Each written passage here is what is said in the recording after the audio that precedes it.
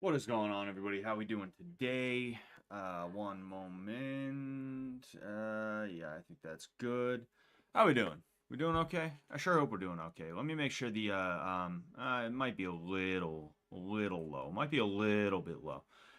All right, yeah, I think that's a little bit better. You see, I'm trying to find a happy medium between too loud and too soft because if it's too loud, it peaks, and my all like, I don't know why. I don't know why, but all of a sudden I give a shit about my audio. All of a sudden I care about my audio. And I'm tired of having like dog shit audio, and because of that, I'm like, all right, let's see if we can fix that problem.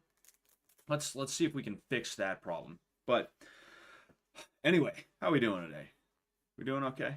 As usual, I'm gonna ask that question 5 times before I actually get into what we're doing today. Today is Mike Tyson versus Jake Paul. Highly anticipated boxing match between a social media influencer turned boxer, and yes, I do consider him to be a boxer, a straight up boxer at this point.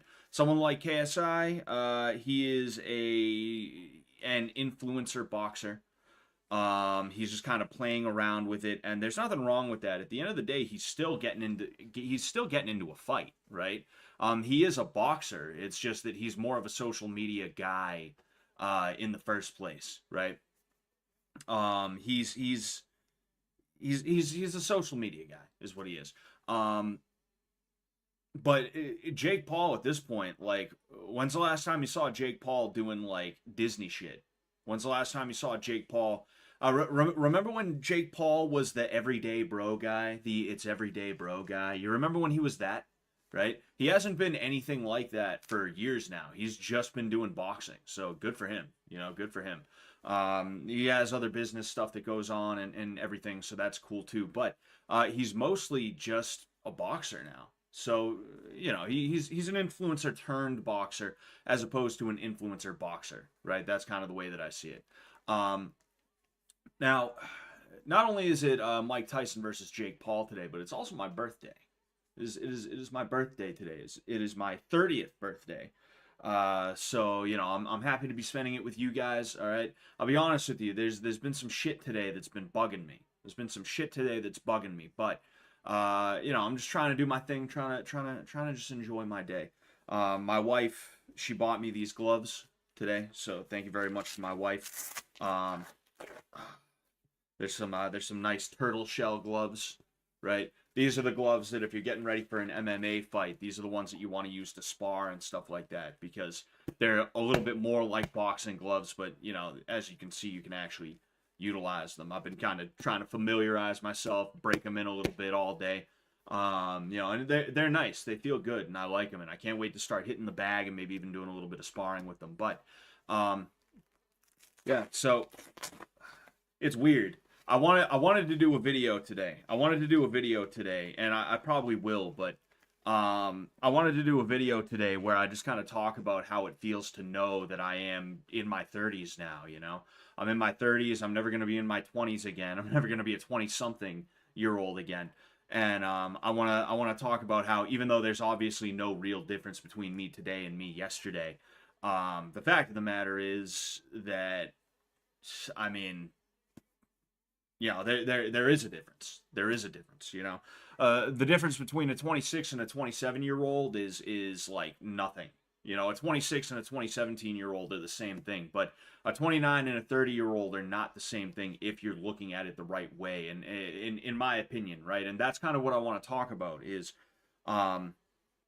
just how I've been reflecting upon that and how I've been kind of coping with it and stuff like that. Both healthy and unhealthy ways and things like that. But so I'll try and make that video. I'll release it to the Patreon first, then I will release it to the main channel. So there's that. Yeah. So there's that. Right now, I don't know exactly what's going on. They've had like 5 or 6 different announcers of different types on right now, and I'm nervous because the Netflix card could be a very good thing for boxing. You could see promotion start taking you could see pay-per-view events on Netflix, which is like a really cool thing, right? Even though technically this isn't pay-per-view, you're just paying for a Netflix subscription and you get this, but you might start seeing events like this on Netflix in the future, which I think is a good thing. I think it's a good thing overall. But one thing I'm worried about is a Triller situation where, like, you remember Jake Paul versus Ben Askren? Jake Paul versus Ben Askren was a Triller event, and they had like 4 boxing matches and like 10 musical acts. And the musical, it was like Justin Bieber, E40, whose birthday is also today, by the way. I'm going to tell you guys the celebrity birthdays that are today. Doja Cat. We're going to have Doja Cat. Yeah. That was awful. That was like terrible. I hated watching that. That was the worst, especially with how Jake Paul Ben Askren ended. That was like, yo, this fucking sucks, dude. I hate this. And I'm so glad Triller's not doing that shit anymore, you know? And I'm nervous about the potential for Netflix to decide to do something like that too. I'm hoping Jake Paul learned from that because, I mean, after all, it's not like Netflix knows anything about fight promotion. They had to go through a promoter, probably Jake Paul's promotion company. You know, it's probably an MVP production, whatever you want to call it, right here. So I'm hoping that Jake Paul is like, yeah, no, we ain't. Snoop Dogg's like 50 something, bro. He should hang it up. Fucking, we ain't having his old ass here anymore. You know, fuck that. I would hope that that's the attitude towards musical acts. If you want to have like a song or two performed by somebody in between fights, that's totally cool. But I'm talking, there were fights that were like 10 to 15 minutes long, and then musical acts that were like 45 minutes to an hour, and then they had another card. And this was billed as a boxing event. It was billed as a boxing event. And it's just like, holy fucking shit, dude. That is awful. Anyway.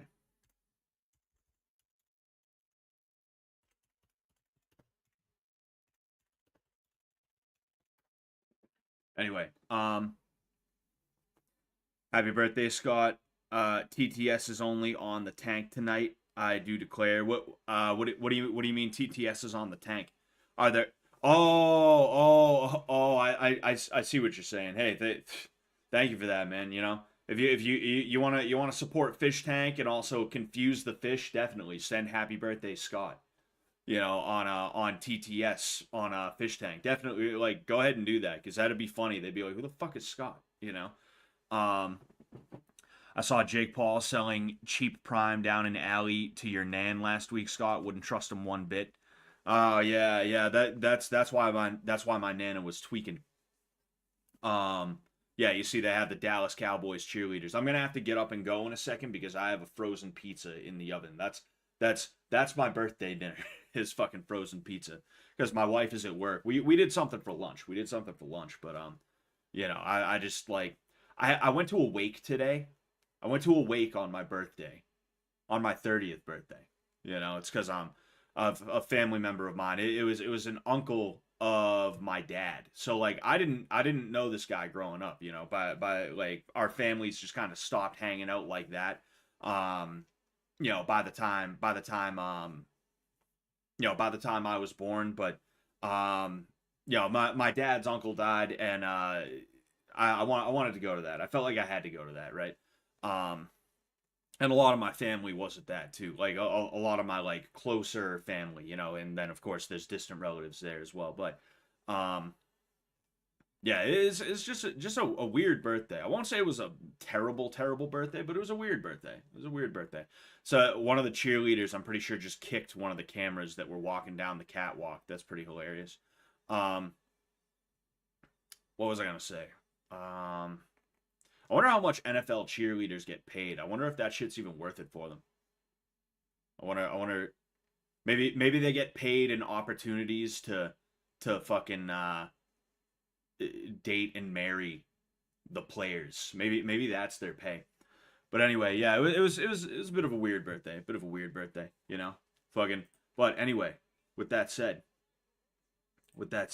right? Oh nah, fuck that. hold on. I wanna show you guys. There's some interesting ones on there. There's some interesting ones on here. All right, okay. Famous birthdays. Jeffree Star. I have the same fucking birthday as Jeffree Star. Apparently, this bitch, who I'm pretty sure I've seen her before, she's the one who confused magician for musician. I guess Matt Pat as well. I don't know who the fuck this. I want to hurt this guy. She's cute, but she's probably had plastic surgery. Yeah, no thanks. There's a few, right? E40, like I said, B.O.B. That was a weird one. When I got curious and looked that up, that was a weird one. Randy Savage, that's my favorite. I love the Macho Man, dude. Fucking, that was cool when I figured out we had the same birthday. The lead singer of Nickelback. And then there's like, I think there's like one or two more. I could be wrong. That I was like, oh shit, that's pretty cool. Oh yeah, Erwin Rommel as well. The Desert Fox. Yeah, no, Georgia O'Keeffe, really? See, this is like art class teaches us about this chick. I don't know what you guys got, right? But art class teaches us about this chick because it's a way for them to shove women down our throats, you know? Like this chick right here, you only learn about her in art class, and it's specifically because they want to try and shove women down your throat as though like, oh yeah, women painters are like so good and they're so influential, and they're just not. Like this chick is just not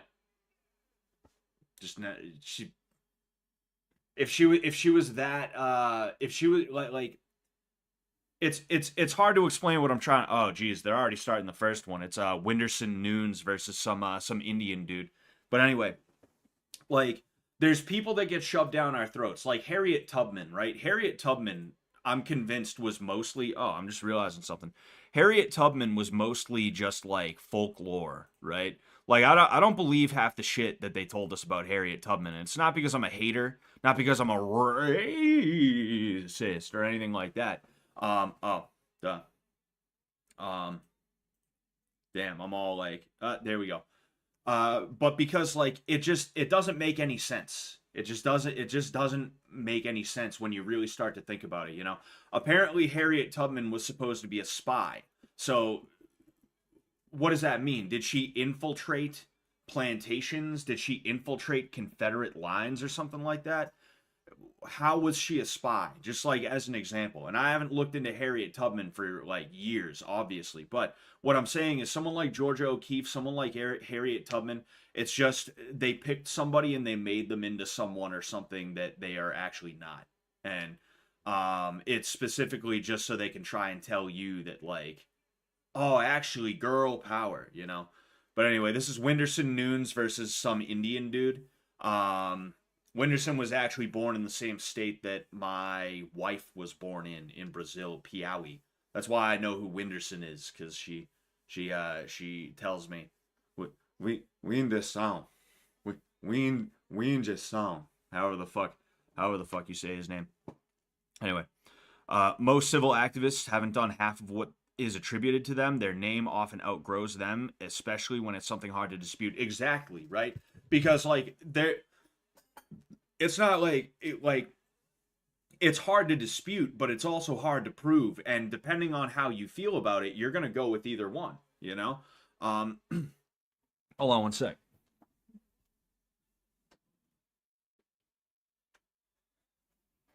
Anyway, I'll say this. I'll grab my pizza and then I'll fucking be back for the first fight.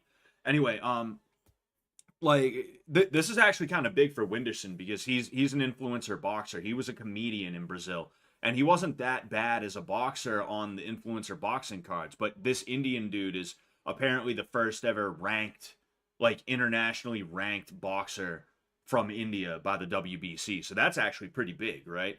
India superpower 2020. It's coming, guys. It's coming. Anyway, but yeah, like that's how they do it. Is they know that like 1864. It's not like anyone had video cameras. How is someone going to say it didn't happen? I mean, stranger things have happened. So, I mean, I guess you could try, I guess you could say that, it did happen. It did happen. You could say that. You could say that. So we're just gonna say it did. But anyway, I'm gonna grab my pizza real quick. All right, they're doing the announcing right now. I have to grab my pizza, slap it down here, cut it, and I'm gonna be calling the fight as I'm fucking doing the as I'm eating the pizza. I'll be right there.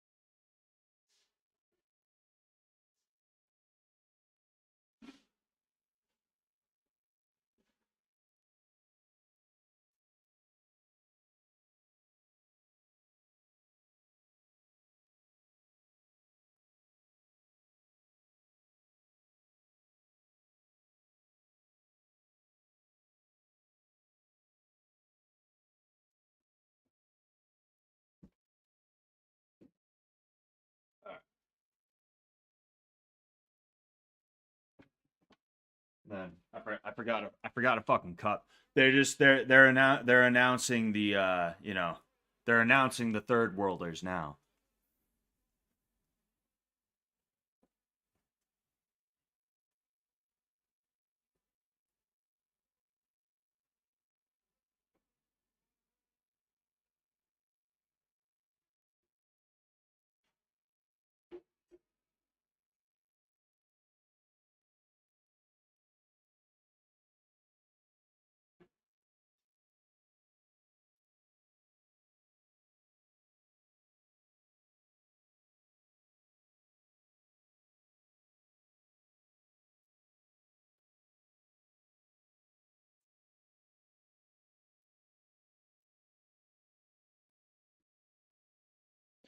Oh, I'm gonna wash my hands real quick. We're gonna miss like the first like 10 to 15 seconds of the fight.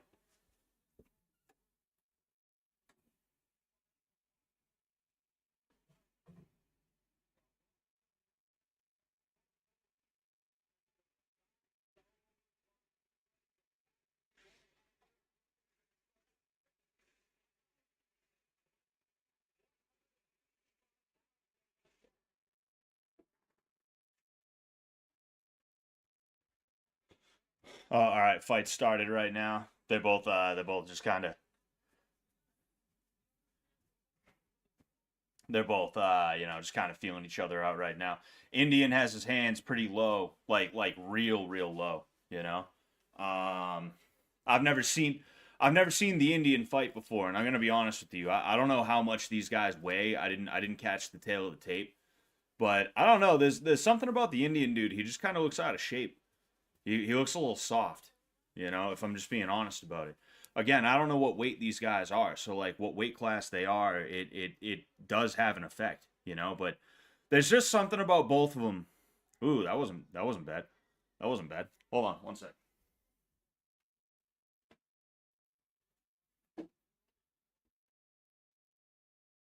I mean, it's round one of six. They're gonna be feeling each other out, of course. So I guess I can't really say anything too huge right now, obviously, but um, right now they're just trading single shots. Uh,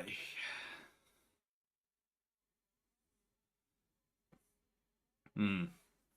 Yeah, the in it's so tough to say anything about how I feel about the Indian dude because like it's real weird the way he throws. The way he throws is real weird, and it's like I'm trying to figure out if it's because he's just playing around right now. He's just trying to find openings and make reads and stuff like that, or if it's that he's just from a nation that isn't really known for its boxing because boxing is cultural. All sports are cultural to some degree, and because of that, you're typically not going to see a Jamaican bobsled team do that well. That's just the way it is because the culture, partially driven by the Ooh, okay. Some inside work from the Indian is looking pretty good right now.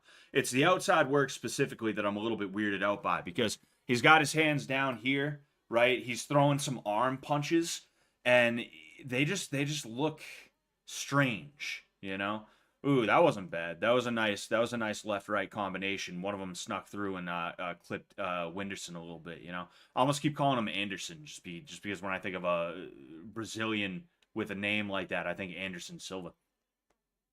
Yeah, I don't know. I think he's probably just taking it easy this round, specifically because he knows he's fighting an influencer boxer. That's probably what's going on right now. Um, but there's just something weird about the way he throws. Like even there, like he threw this left hook and it was like a slap, and it's kind of hard to make the read on him. All I know is, oh yeah, these dudes are small. These dudes are fucking small. These dudes are barely taller than the top rope. Yeah, there's just like the Indian dude's hard to read because he's the way he's throwing what he's throwing is just it's just it's weird, right? It's weird. He has his hands way down low. He's even getting on the inside with his hands low, and that's not a good thing. And I'm curious to see where this is gonna go for the rest of the fight. Like even right there, right? They're showing a replay right now where his hands are down low and he's standing in the pocket, and his head movement wasn't even really that good. He was trying to do a little bit of head movement, but he just ended up sitting there. If he decides he's going to go to the body like that again, Winderson might throw a left hook that absolutely cleans this dude's clock. But anyway, this is the beginning of round 2 right here. I think what it's going to come down to is how quick is Winderson. Is he, how quick and how comfortable is he going to be under fire? Because the last round when we saw anything in close, it seemed like the Indian dude. I guess his last name is Goyat. I'll call him Goyat just because it's easier. On the inside, the Indian dude was sort of he was winning those exchanges and stuff like that. I think overall Winderson should probably open up a little bit more because round 2 Goyat is opening up a little bit more, but you can tell he's not throwing with a ton of power. He's really not powerful, and it partially comes down to the way that he's throwing. He's throwing. I think I know what it is. He's throwing arm first, rotation second, and I can show you in between rounds what I mean by that, right? Specifically with his right hand. If you watch his right hand when it's a wide angle instead of this sort of this whatever you would call this angle, you're kind of able to see he's throwing arm punches a lot, and when they get through, they don't hurt that much. Like Winderson, you haven't seen Winderson scared. He's been hit, but he hasn't been scared. And right now, he's just kind of not opening up more. And I don't know, maybe it's going to be a round 3 sort of thing. He's going to be like, all right, let's open up a little bit more. But, Winderson is definitely going to be able to throw harder than this guy. I know that. It's just a question of if he's going to be able to hit the dude. That was some all right head movement from Goyat, and that was some all right head movement too. He's good. One thing he's doing that is good, Goyat, meaning is he's slipping the jab and he's following it back in to throw. But again, the way he's throwing is just really not good for him. He's throwing with his hands down. Like even here right now, he's literally just walking in and peppering the body in a way that doesn't really hurt. Like none of these punches hurt right now. Are they scoring blows? Yeah, they're scoring blows, but all Winderson needs to do is just be comfortable with getting touched in the stomach a little bit, and he can open up on the dude's head, and he's absolutely positively going to K the fuck O this guy, I don't have a dog in this fight, I just happen to know who Winderson Nunes is because, because I'm married to a Brazilian who knows who he is. But overall, if I'm just being honest here, this Goyat guy, he's got such a weird style, and I think it's something that I think it goes beyond, oh, he's able to make it work. I think he's just probably not boxing dudes that are that good, because he's ranked. I don't think he's number 1 ranked, right? Chances are he's just ranked insofar as oh, he's number 22 or something like that, I don't see this Goyat guy going that far, specifically under the tutelage that he's under now. You know, I just don't think it's going to be a thing. And then Squid Game too. So let's go ahead and real quick here.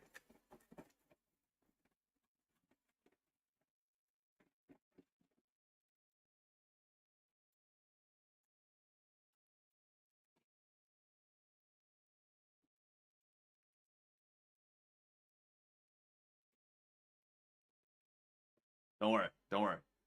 I ain't going nowhere. But yeah, so I'll see if I can show you real quick now that I think of it. So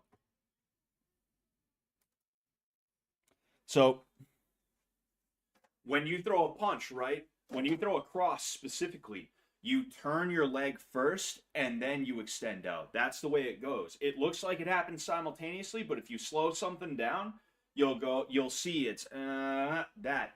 This guy seems to be going arm first and then turn, which that's why his punches aren't really doing damage in the way that they could, you know? Like even you just saw an uppercut from Winderson. The way he threw that uppercut was exactly the way he needed to. You know, he turned first, and then the uppercut came. And you know, if he can just get comfortable and if he can time this dude, which it should be pretty easy if he's gonna keep throwing like this while walking in, he's gonna KO this guy. You know, he's definitely going to KO this guy. That was a hard shot to the body, almost a little bit low, but you know, that is what it is. Yeah, and you see what I'm talking about where Winderson's throwing and Goyat is like, like when he isn't even getting hit. It's hitting the gloves and he's still being forced to kind of like absorb the blow. He has to move with the blow, right? That was an all right shot from what's his face. You see, one thing you can say about Goyat is that he is pretty quick and he's got okay timing, but I'm still nervous about it, right? He could definitely outpoint Winderson to take this, right? He could definitely outpoint Winderson to take this, and that was some pretty good head movement as well. But the second Winderson catches him, his hands are down and his chin is out, and that's not going to be good for him at all, you know? Oh, excuse me. See, what Winderson's doing right now is when he's on the inside, he's bringing his arms down to here, you know, and that's why he's partially getting caught, you know. Like there are aspects of Goyat that are good, you know, like his inside game is not actually that bad. You know, he'll wait for you to throw say a right hook or an uppercut or an overhand or whatever. He'll eat that on his arm and then he'll end up throwing a hook to that same side.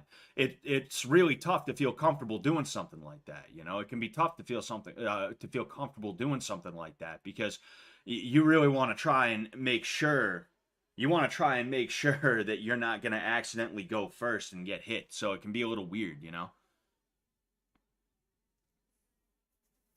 All right, buddy. He literally just walked him in the corner and started humping him. That's a little bit suspect, especially because again, you're fighting an influencer boxer. Congratulations, you know. I've never heard of this Goyat guy before, and there's an almost 100% chance that his rank with the WBC is like, oh, he's ranked 53 out of 98. You know, he's ranked 53 out of 98 active fucking guys in this region. You know, because that's how rankings are.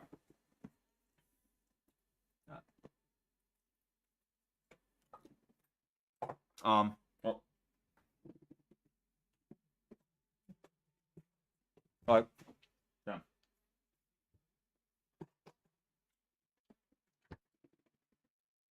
You know, when you realize the fight world is a lot of smoke and mirrors a lot of the time, you stop being impressed by certain things. You know, you stop being impressed by certain things, and you start realizing things for what they are.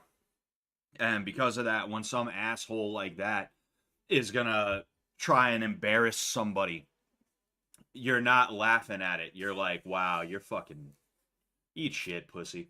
You know? Eat the shit that you leave in the street, pussy. You know? That's that's the shit that you end up thinking about.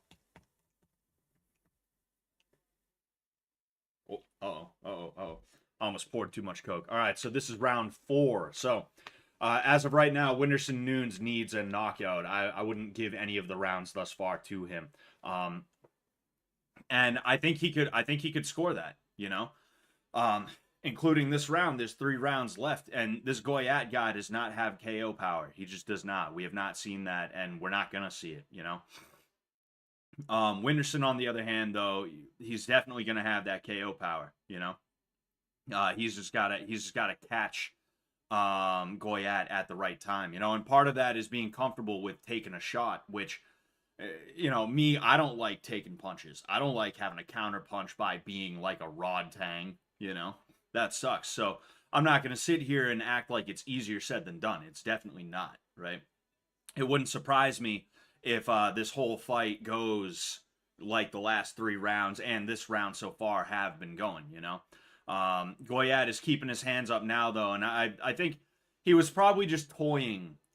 Even now, he's got his hands down a little bit, right? What Winderson could do, and if you watch me and Sam training and even sometimes sparring in Fish Tank, you'll see that we work a lot of both of these things. Either one, he can frame off of Goyat's head when he uses that head movement with his hands down. He can put a glove on the dude's head to control him, and then bang, he can go uppercut. He can go, you know, cross on the way down, things like that, right? Either that, or when what's his face? Ooh, it almost looked like he went to do that, but I think that was just incidental. When Goyat has his guard up high, he can peel the guard. Which actually, if you watch the Alex Pereira versus Roundtree fight again, I got excited when we were watching that together because Pereira did that to Roundtree. You know, I was really excited because it's always cool to see something that you like to do and you like to tell people to do. It's always cool to see something like that in the whatever it is in you know in the UFC and stuff like that, you know. Take another bite of this here pizza.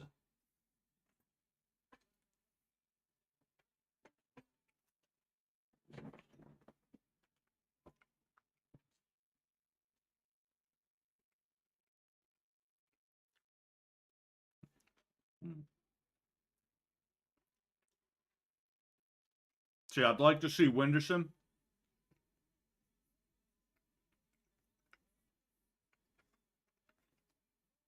I'd like to see Winderson turn this into a street fight, you know?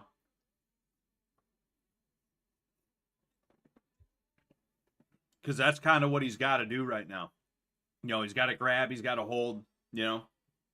Like I said, he's got to peel the guard, he's got to push, he's got to shove. That's really what he needs to do more than anything because he is getting outboxed right now. He definitely is getting outboxed.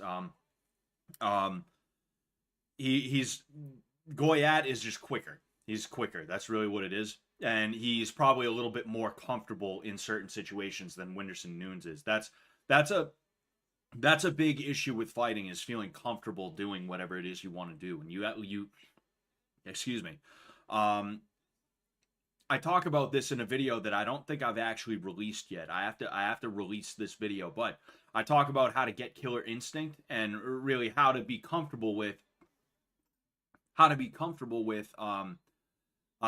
trying to hit somebody when you're not comfortable with it. And one of the things that I said is you have to give yourself permission to fail, meaning you have to go in there during sparring and think, okay, I'm going to try throwing a jab and then have it fail. The guy counters it. He gets out of the way of it, whatever. Because that's how you're going to learn. And when you're not comfortable in a situation, you're not going to want to throw from that. And I think that's part of the reason why Winderson's in the spot he's in. Winderson just switched to a lefty stance. That's interesting. And now he's back in a righty stance. I think he was just messing around, you know?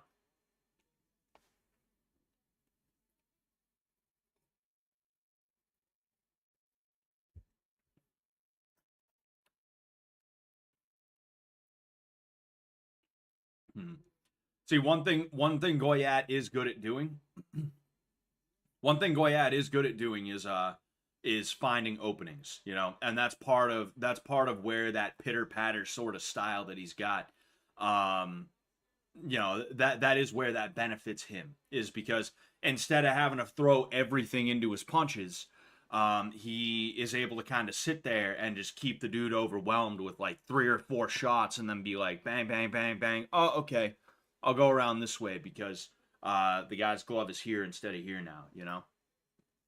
And that's why Winderson's been getting outboxed. It's not even that Winderson's a bad boxer. It's just that he's not comfortable with taking a lot of those shots.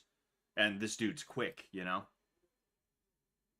You can see he's throwing with power, you know, and I'm sure Goyat doesn't like that. You know, you see the difference between the punches between Goyat and Winderson, but it just, you know, it just doesn't work out. You know, Winderson's got to be willing to throw. Winderson's got to be willing to do many things, but one of the things he's got to be willing to do is throw when he's under fire. You know, that's going to help him. But then in addition to that, it would also help him to try and time those flurries, which that can be tough because one of the things that Goyat has been doing is he's been counterpunching a little bit. That's where a lot of his best moments have come from, is Winderson throws a jab or a cross or an uppercut or a hook or whatever he throws, and it's defended, and then he goes bang, bang, bang, bang, right? There's like 3 or 4 punches coming back at him. But there have been situations where Goyat has been the aggressor, you know? And if he could time that aggression and just wait and bang, just throw a check hook on the way in, he would absolutely positively end this fight. He'd be going home the winner, you know? Because it just, like right there, again, you're seeing, especially when he goes down to the body, Goyat, he lets his hands drop down here, and he's throwing like this, and his head is on the center line.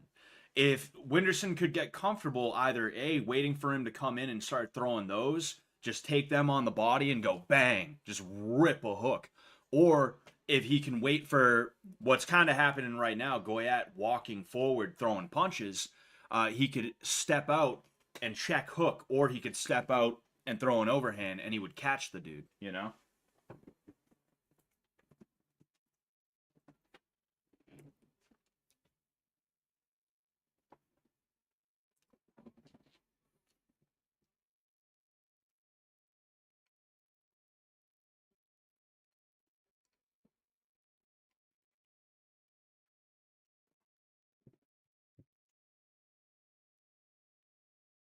Oh, I'll turn it up a little bit.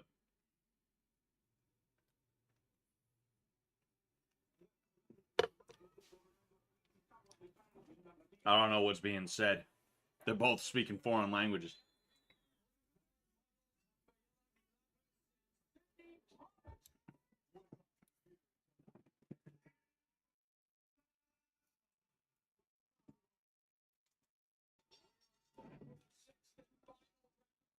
All right. Start of round 6 of 6.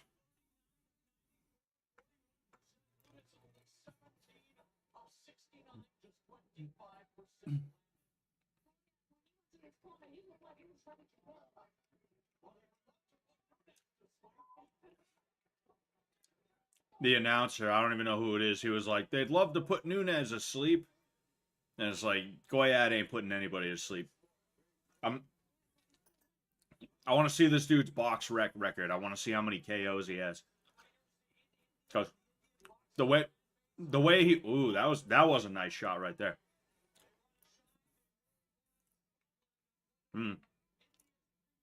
And you see right there, Goyat was doing exactly what Winderson should have been doing this whole time when Goyat comes in, right? He ended up splitting the guard. He shoved a glove in the middle, right up the middle. And when Winderson got uncomfortable and he tried to peel the glove out, right? So there's a glove right here.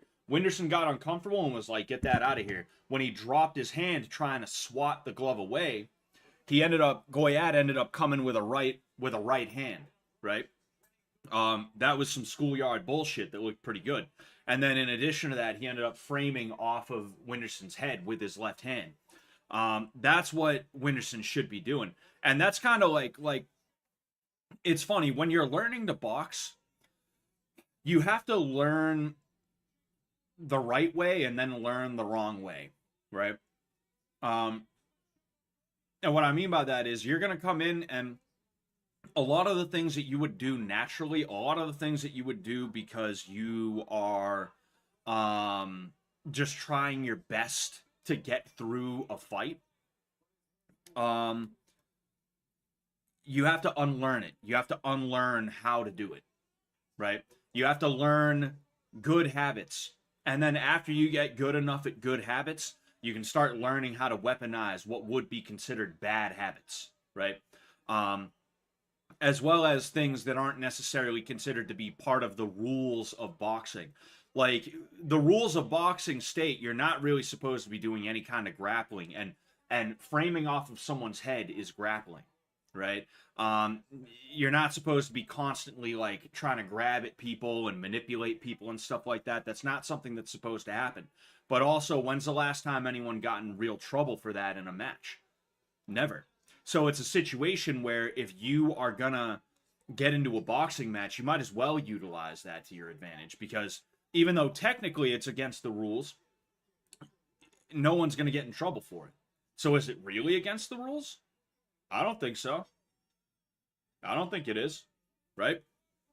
Um, you you have to look at the reality of what a fight is, and you have to be willing to like skirt that line a little bit. Um, and that's what Goyat was doing. But Winderson, I think he's still so new to boxing that he's probably not thinking in those ways. He's not thinking in terms of that, you know? He's thinking in terms of, okay, on the inside, we're just going to go ahead. We're going to throw a couple of punches at each other. He probably wasn't used to the idea of somebody trying to shove a hand in his face, you know? I know you guys understand what I'm saying. I just don't like how I was able to explain that. You know, it was something that I decided I'd explain on the fly. You know, so yeah, obviously I think Goyat is you know, it's pretty obvious he's gonna be the winner. You know, I'd be pretty surprised. You know, yeah, and you see even there like Goyat literally he puts an arm across Winderson's chest, um, to push him up against the ropes, and also to try and negate his own punches a little bit, right? And again, that's like not legal. You're not allowed to do that. But did the ref jump in like, hey, don't do that, we're taking away a point? Did he do that? No, he didn't. Of course not. Um, because and like what are you gonna do? You know, it's actually a sign of somebody who is like seasoned that they would do something like that in the first place. You know, there's a certain caginess that people have, if caginess is the right word. You know, there's a certain street smarts that it pays to have in boxing, and a novice boxer is gonna play by the rules. A more advanced boxer is gonna think, how can I use the rules to my advantage, or how can I bend the rules just a teeny tiny bit, just a teeny tiny bit, you know? Um, nah, man, fuck it.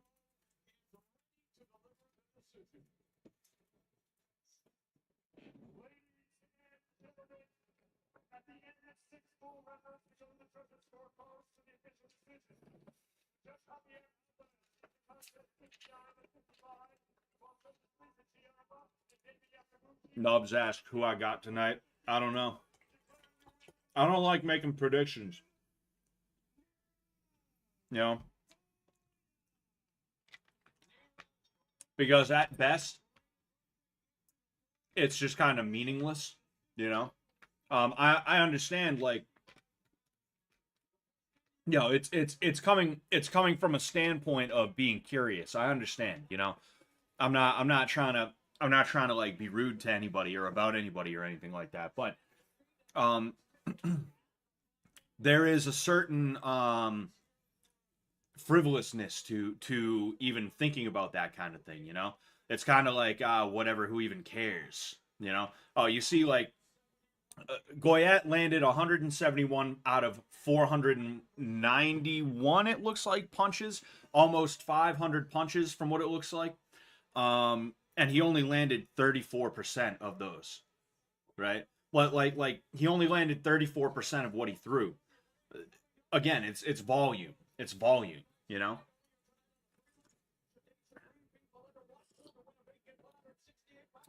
But anyway, like it's just kind of it's a frivolous thing to talk about in my opinion because I can talk about who I think is going to win, but like I'd rather just wait and see. Truth be told, you know, I'd rather just wait and see and be either surprised or not surprised, you know?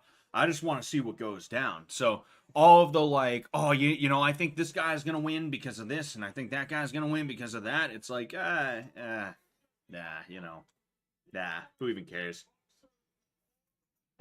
Oh, excuse me. Oh, okay. I figured they were. I figured they were bringing out the next person already. It sounded like it.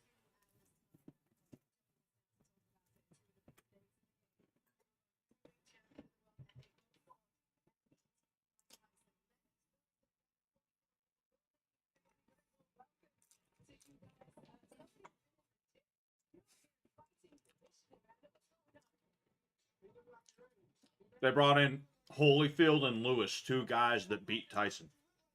They they brought in two guys that beat Mike Tyson. That's pretty funny.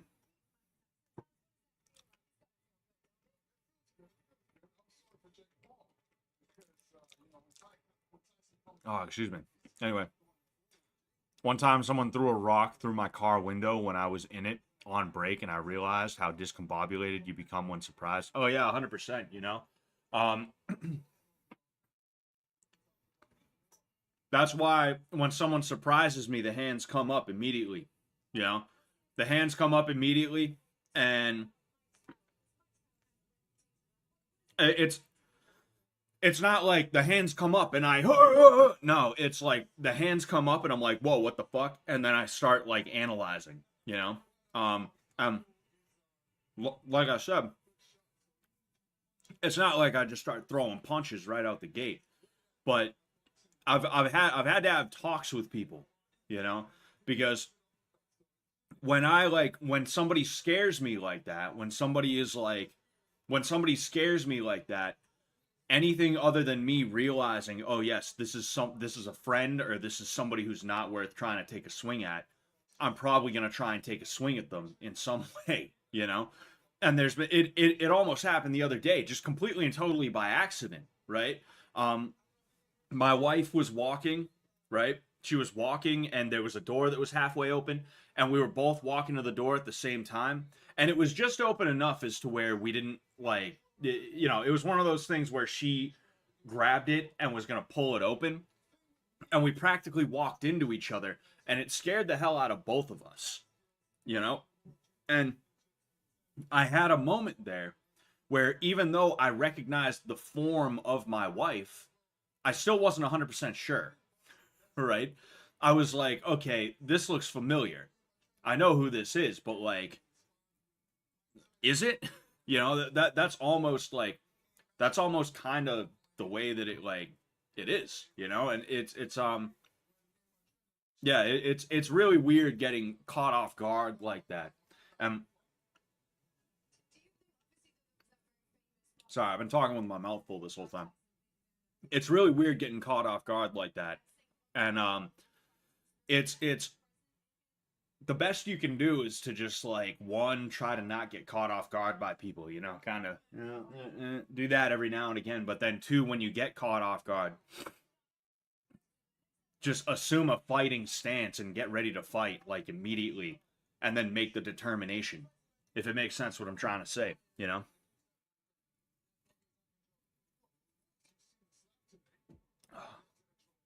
Floyd Mayweather, good or overrated? I don't know much about boxing, but all I hear is he's the GOAT. Is he the greatest of all time? I don't believe so. He was very selective about who he fought and when. That's why we didn't get the Pacquiao fight until 2015 when they were talking about that since like 2008, 2009, right? Is because he was waiting for Pacquiao to be past his prime. Um, but yeah, he is extremely, extremely talented, and He is up there. He is up there. I would be comfortable ranking him in the top 10. But could you say he's the greatest of all time? No. Um, if he's the greatest of all time simply because he retired at 50 or 51 and 0, I forget what it was. Um, then that means Rocky Marciano was the greatest up until that point. And nobody thought that Rocky Marciano was the greatest, right? Um, they respected his undefeated record to a degree. There were a lot of people who try and knock Rocky Marciano down because they're racists. They don't like white people, you know. There's a lot of black boxing fans that are upset because the only guy up until Floyd Mayweather to have an undefeated record was a white dude, an Italian white guy, right? Yeah, got to make the distinction. Got to make the distinction here. No, but nobody was saying that Rocky Marciano was the greatest ever. So just having an undefeated record is not that cannot be the criteria, right? That can't be a big enough part of the criteria to call someone the greatest ever. That's just the way it is. Same thing with Khabib. The only thing Khabib has is his undefeated record. That is literally it. Nothing else. He hasn't fought the caliber of opponent that even Islam Makhachev has fought. Islam Makhachev actually challenges himself in a real way. So because of that, I actually have a certain amount of respect for him. Even though I would like to see him lose, if I'm being honest. There's still a respect that I have for him. Khabib is someone who I don't have that same respect for him that I have for Islam because you can tell that a lot of his a lot of his career was just backroom dealings and stuff like that, you know? It's like I was talking about, what's his face, John Jones. He's ducking Aspinall right now. He's ducking Tom Aspinall. And he said, and I quote, "I don't want to do business with that guy." He literally said, "I don't want to do business with him." And that's significant because that's exactly what MMA and fighting in general has become at that high level. It's no longer about two dudes getting in there, seeing which one's the better guy that night. No, it's about the business of the fight world. Oh no, I don't want my guy to fight that guy. I want him to fight an easier opponent. No. I don't want. No, he's not going to be fighting this dude. He's going to be fighting that dude. Like, it's managers and coaches making careers now, not fights, not fighters. It's managers and coaches hand picking opponents for their guys, even at such a high level, as to where people have these accolades that they don't really deserve. Because it's like that Indian dude, right? He's ranked WBC guy. He's not bad. He's not amazing, but he's not bad, you know? And he's like beating the hell out of a YouTube star, not even a YouTube star, a comedian who just did boxing because he enjoys it. Like, that's ridiculous. But that's gonna go down as a legitimate win on his record. Instead of whatever he's at, 20-0, 25-0, 30-0, it's now going to be 31-0. And he's going to be able to flaunt that around, and nobody's going to even know better. Because when somebody says they're 30-0, you're not thinking, oh, how many bums did he fight? How many comedians did he fight? You're not thinking about that. You're thinking about, like, oh, wow, that means he beat 30 guys and he hasn't lost once. It's annoying. It's annoying and it's dumb as hell. And I need to eat a piece of my pizza. Yo, what's going on, PK Eclipse? How you doing, man?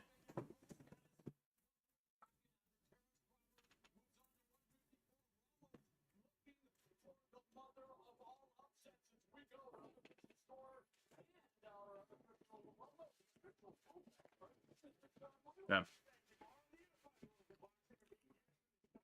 Sorry. No.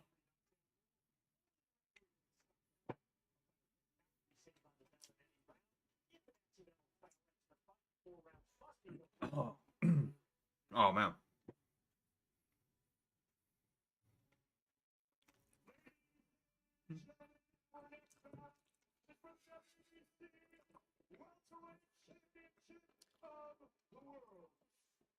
JC, I've actually trained and fought under Rocky Marciano's nephew. Because I grew up in the Brockton area, you know. Um, I grew up in the Brockton area, and I still have ties to there and shit like that. So, um, there's dudes of that legacy that are still around, you know. Um, yeah, he's a big part of the culture in Brockton, you know. He's a big part of the culture in the area. A lot of kids grow up seeing Rocky Marciano, seeing Marvin Hagler as well, and they're like, man, I want to be like that guy, you know. They're big inspirations to us, you know. And I think movies can and should be made about both of their lives, you know. Well, like a Marvin Hagler movie would be perfect right now, if we're being honest, or it would have been perfect like 3 to 5 years ago, if anything. And the reason I say that is because they were making a bunch of these woke movies, and the thing is, like, if we're being honest here, Marvin Hagler dealt with racism in the boxing world. And that's just the way it is. Like, he went over to England. He won a championship and he got booed out of the stadium. They were calling him racial slurs and shit like that. Like, that one of the best moments of that guy's life ruined by people who were like, "Get out of here, you know." That would have been a perfect movie back in like 2018. That would have been such a good movie. I would have saw that, and I wouldn't have cared if they threw some Black Power shit in there, right? I wouldn't even have cared. Marvin Hagler, to my understanding, wasn't like that, right? He wasn't some weird like Malcolm X. That wasn't his thing, right? But he did have to deal with it, and he did obviously denounce it. That would have been the perfect movie to make, but they didn't bother. Instead, they want to ruin other things and stuff like that, right? But I like Marvin Hagler especially because he's someone who he didn't get the credit that he deserved. You know, Rocky Marciano got the credit that he deserved, and it still pisses people off to this day that he gets the credit that he deserves. But Marvin Hagler, like, I think he was the greatest middleweight of all time, and if not, he's definitely top three. And you absolutely positively cannot understate how great of a boxer and how good of an example of what a fighter is supposed to be. You can't point to many. You can't point to many people who are better examples of what a fighter is supposed to be. You know, to the point where he is a big inspiration to me. You know, I started looking into Marvin Hagler, and that changed how I looked at fighting and stuff like that. You know, it changed how I looked at like what I'm doing and how I should be doing it.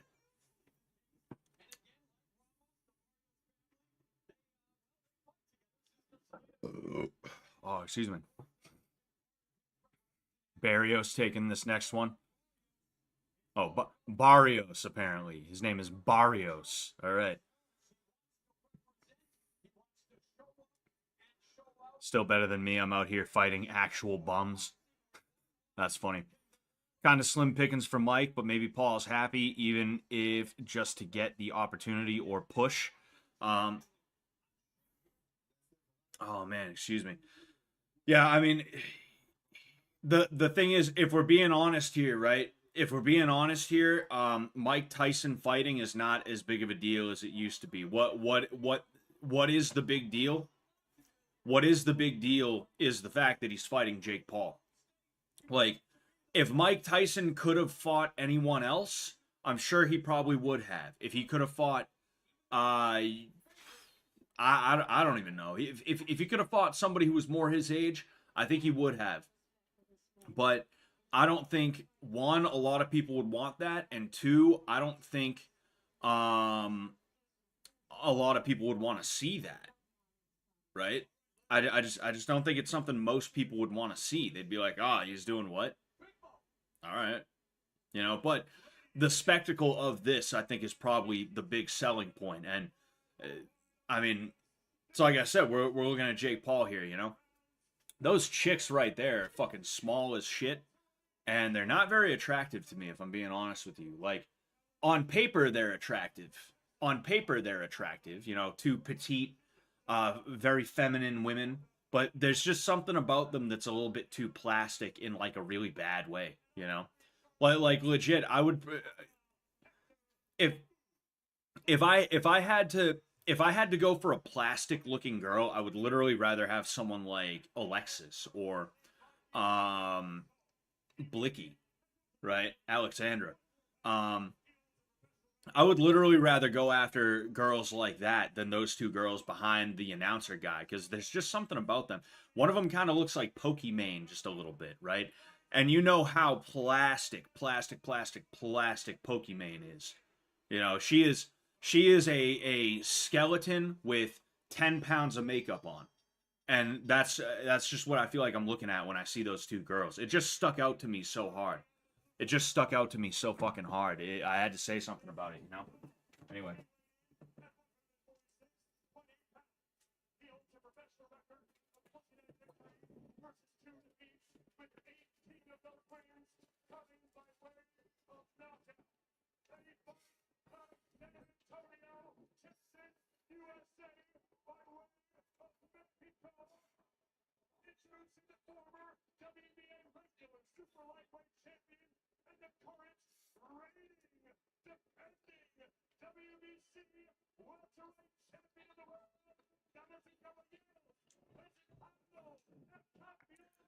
Carl Uberg sent me $5. We're going to go ahead. We're going to read a Bible verse after this next fight.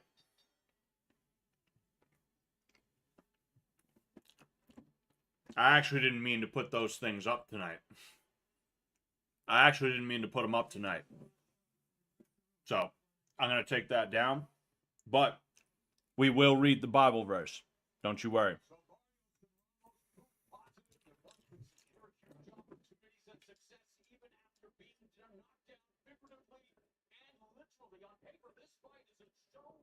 Oh, man. All right. So, I think they're 145ers.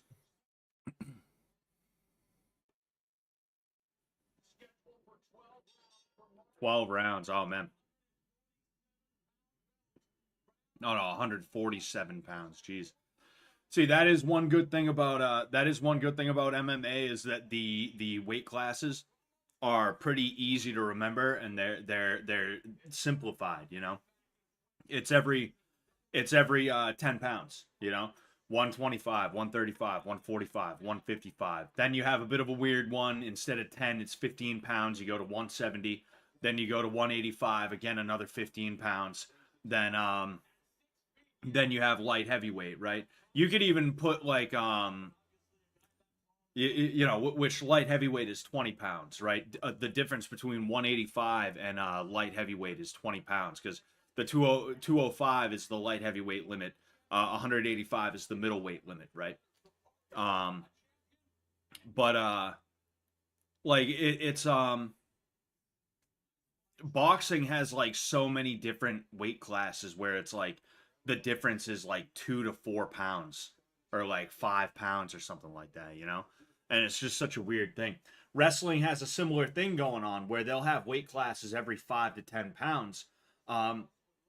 But that's good because it's a team sport where there's individuals. So like it pays to have dudes. Ooh, okay. Anyway, it pays to have dudes that no, it pays to have two weight classes that are close together because you might have two dudes that are really good and you don't want to have them wrestle off all the time. So you can just be like, all right, you're going to go up a weight class or you're going to go down a weight class or something like that, you know? But when it's boxing like this, it's like, no, there's no team environment, you know? But anyway, let's actually start calling this. So, what's his face? Barrios is in the pink and Ramos is in the red and black. All right, they're both looking kind of crisp right now. Who's swinging a miss by Barrios and Ramos ends up capitalizing on that. I don't know if he actually hit though.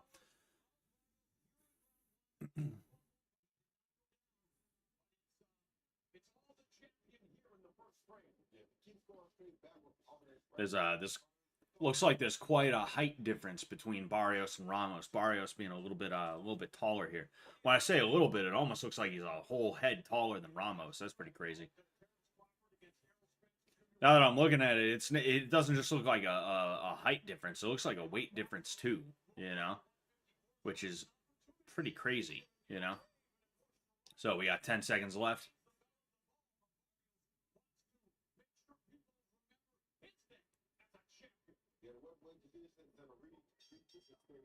All right.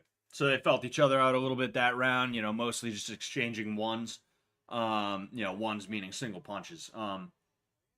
You know, and I don't know who I'd give it to specifically because I really only started watching like halfway through the round. You know, I was yapping away.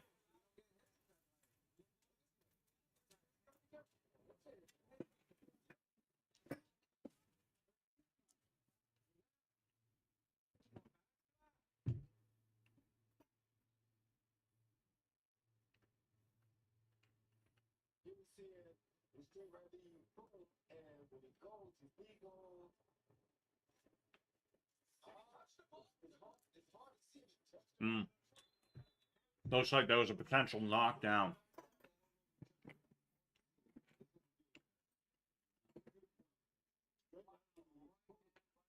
Mm. Oh, yeah. A straight right down the middle. Drop the dude. But they didn't call it a knockdown.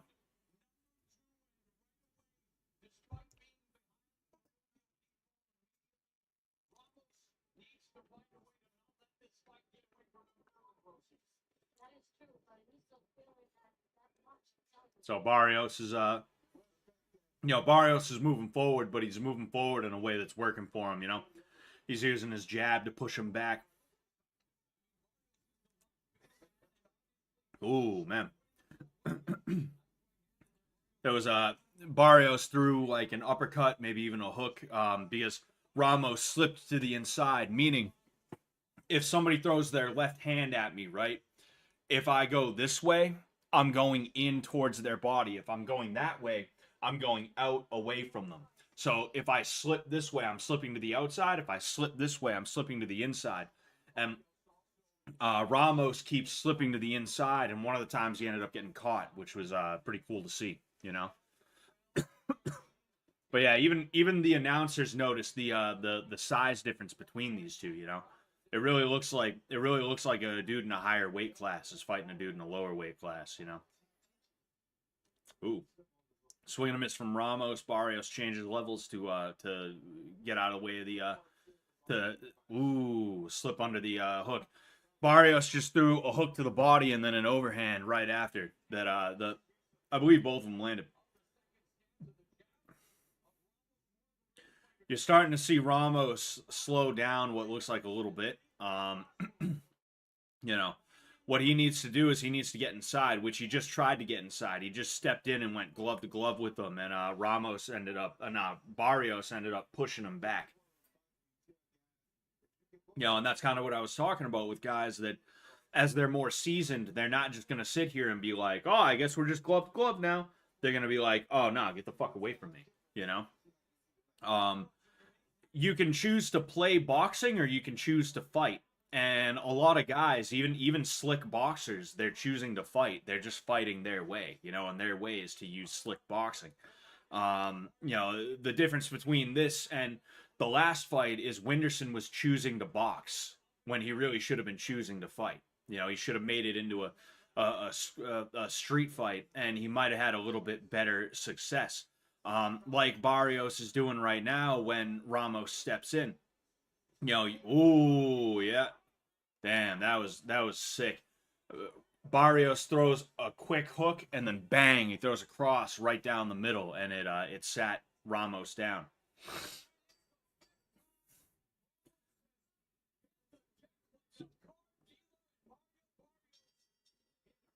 Hit the deck like a car dealer? What the fuck is this guy talking about?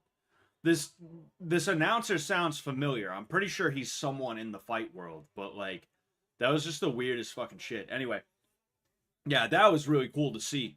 Cuz that was nice and quick. That was like real quick. I'm sure they're gonna show it again. It's gonna be a left hook, and then oh yeah, bang, bang. So yeah, I mean, Barrios was countering a counter there. Yeah, Ramos. There's so many Os names. Yeah, but oh yeah, I mean, Ramos threw a jab, and Barrios threw a check hook, and then that cross that he followed up with ended up sitting him down. That was pretty sick. That was a pretty sick look. Excuse me. It's Roge Hogan commentating. That's exactly who it is. I'm gonna take a bite of this before we go into this next round. This is an interesting fight.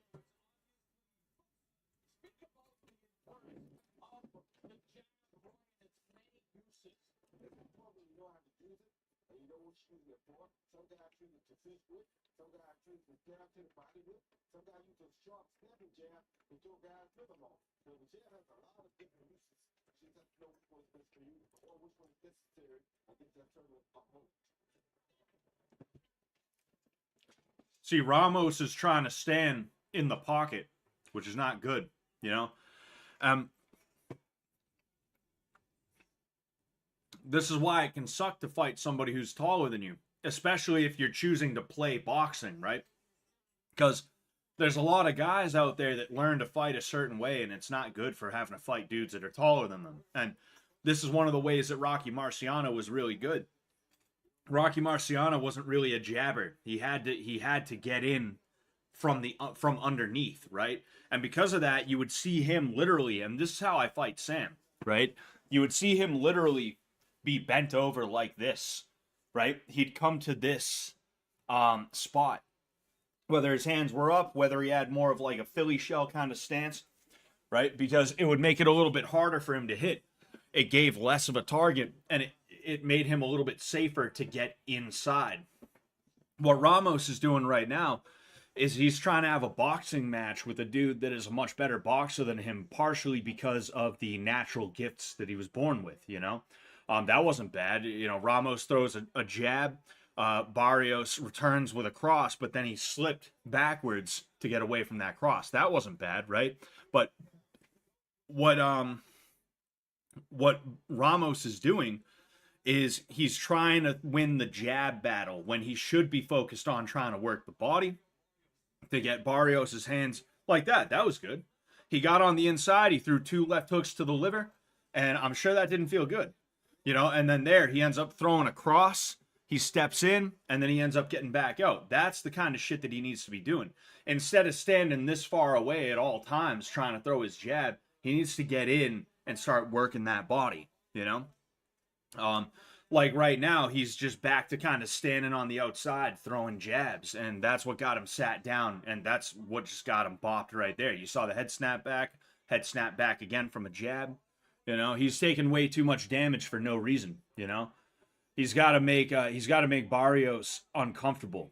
He shouldn't even be bothering to be in that space. He should either be, because like if this is where the pocket is, you know, this is where the end of Barrios' punches are. Ramos should either be here or he should be here. He should never, ever, ever, under any circumstances, be here. But that's where he's trying to fight from.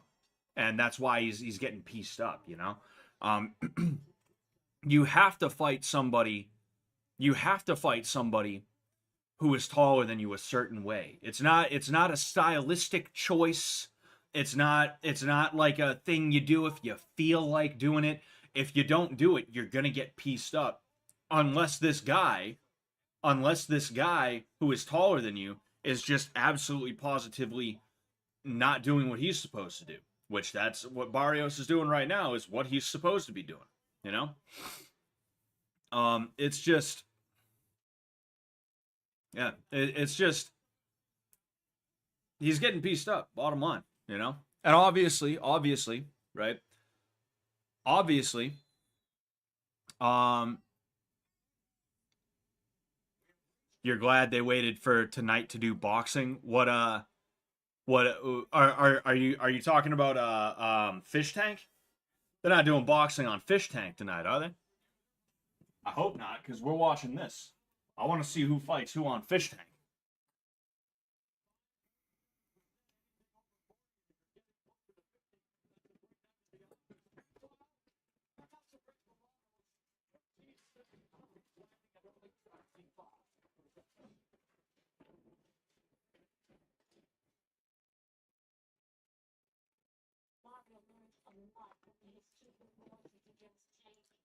No, they're not doing boxing. I don't believe you guys.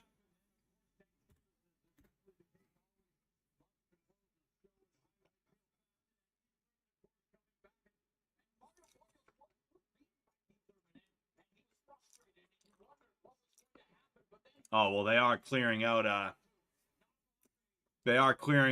whatever it's called. They are clearing out, what's it called? Furniture and stuff like that. Maybe we'll tune in on that a little bit, between these fights. Yeah, no. They're doing boxing. What's going on, babe?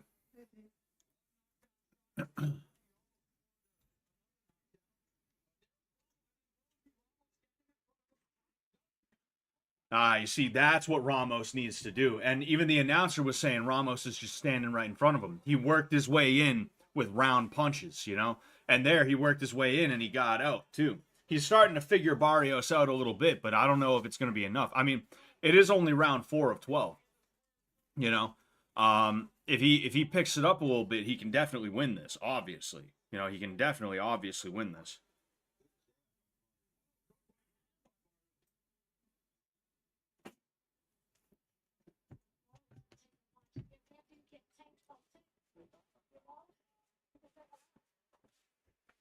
Yeah, they're about to get started with boxing on fish tank. I know you guys are gonna. I know you guys are gonna get. I know you guys are gonna get footage of that. Definitely send me any footage and I'll react to it. You know, I'm gonna stick to this though.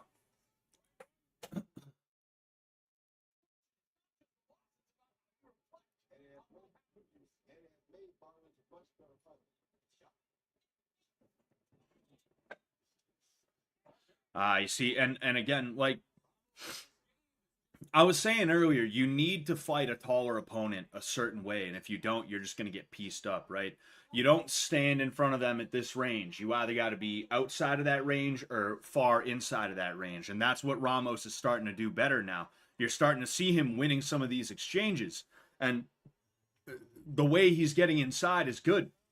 He's leading with punches, but he's getting to the inside after the punches. In addition to that, when Barrios does start throwing jabs or crosses or whatever, right, he ends up following it back in. He follows it back in, usually with a punch of some kind. So that's, you know, that's good for him that he's starting to get that figured out, you know?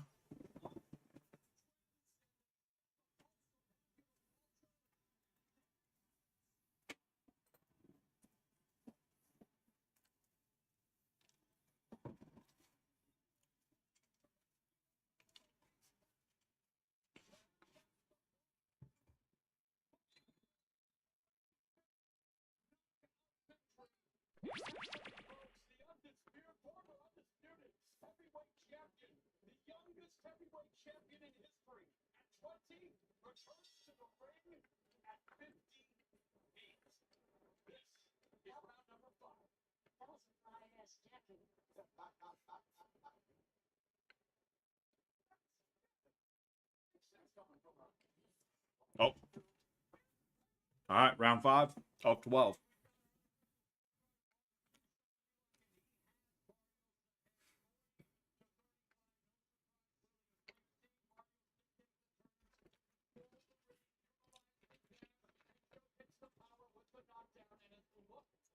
Yeah, I mean,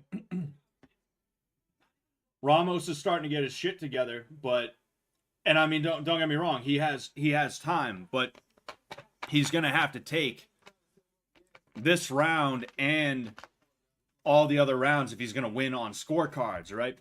Um, if he's gonna win on scorecards, then he can't take a round off. He can't have a bad round. Other than that, he's absolutely positively going to have to knock what's his face Barrios out, you know. And I don't know, could he do that? I'm sure he could, right? But we'll see if it actually happens, you know. And actually, you know what? Even if he won all 7 rounds, that might Um, I'm not sure actually. I'm not sure. It depends because there is a 10-8 round in there. There is a 10-8 round in there for sure. There was one knockdown that was scored, so it was a 10-8 round. But we'll we'll we'll see.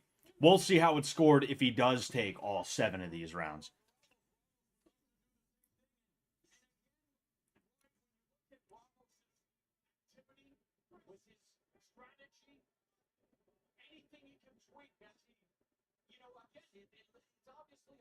So did they bring back the beef bell on Fish Tank, or was Sam just like, all right, time to introduce boxing as a game mechanic? I'm curious how that's working out. I have Fish Tank up and I'm not like watching it, but I have the site up and I can see the previews and stuff like that. So I'm kind of like going back and forth, like, oh, what's going on? What's going on? Um,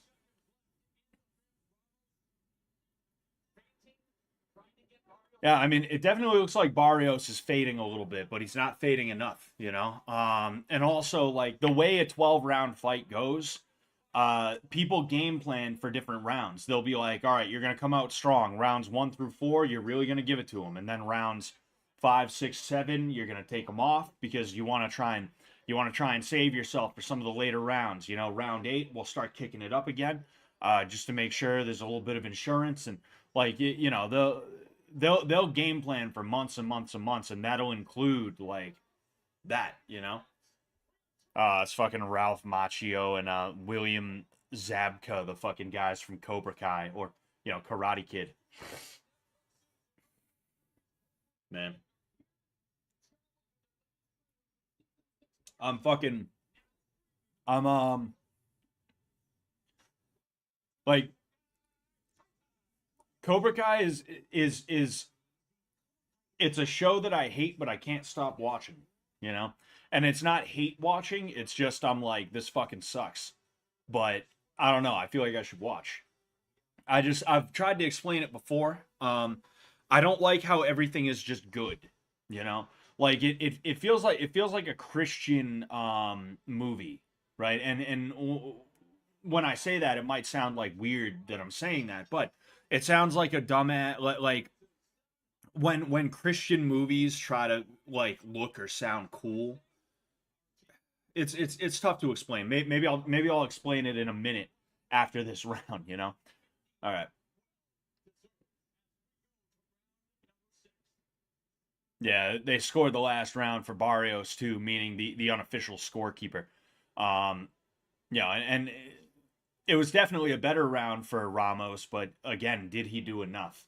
That's kind of the story of this right now is that he's really not doing enough. And I think the back 6 are really going to be a determining factor as to whether or not he can uh, do anything.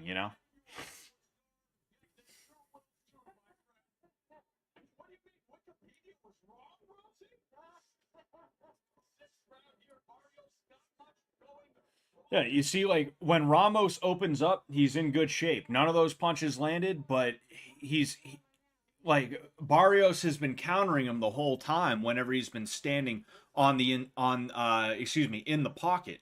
Whenever he's been in the pocket, Ramos has been getting countered successfully. But when he moves in, he's got free reign on Barrios for at least like 2 to 3 seconds. It's pretty cool to see.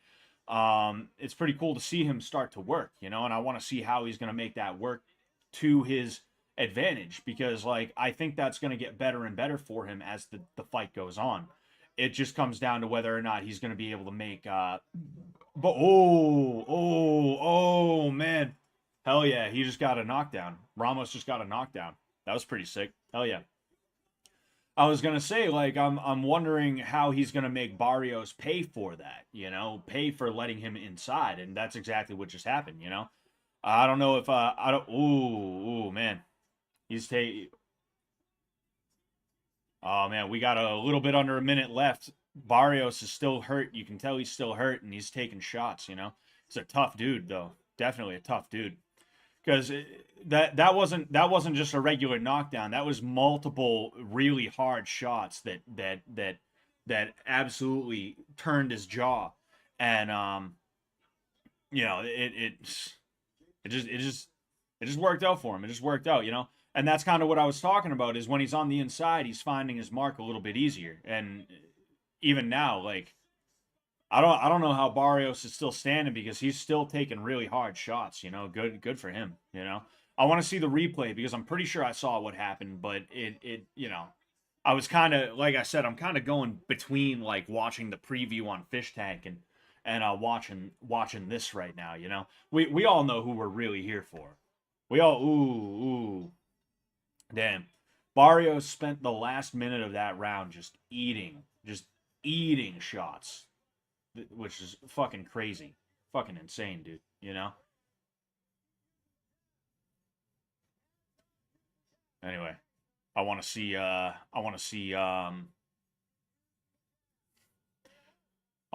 replay. I know they're going to show that replay. They better anyway. Yeah, here it is, I'm sure. So, bang. Ooh, yeah. He just caught him with his hands down. He caught him with a, you know, kind of a cross overhand combination. You know, with his hands down, and then he was just able to follow up, you know. He didn't admire his work, and that was good because when you hit someone hard like that, it's real easy to just be like, "Oh, I have to admire my work." You know? And or it's not that you're thinking that, it's more that you're just like, oh, I got him, cool, and then you don't follow up with anything because you kind of freeze up. It's almost a shock when you hit somebody like that. It can be a shock almost. You're like, oh, I got him. That'll almost happen with some people, and because of that, they'll just about knock somebody out on their feet, but then they'll let them recover, you know. And Ramos did a really good job not doing that, and because of that, I think Ramos is back in the fight, you know? Like I said, he's going to have to win every round convincingly to win on the scorecards. But, I mean, I think Barrios is probably respecting him a little bit more. And in addition to that, like I said, we've been seeing Barrios fade a little bit this entire fight. So, you know, I'm curious to see how it's going to go the rest of the fight. This just became a really interesting fight. Not that it wasn't interesting before, it's just it became even more interesting, if you will, you know?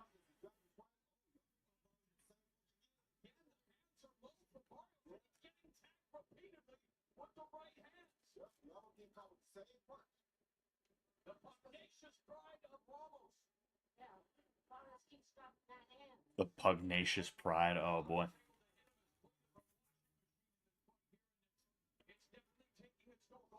Oof, man. Yeah, some of the announcers just mentioned that they're getting hit hard, you know. Specifically Barrios is getting hit hard right now, and it's just like, man, that's crazy, you know. They're both doing really well, you know. They're both doing really well. This is a fun fight. You know, you never know when someone might end up going down.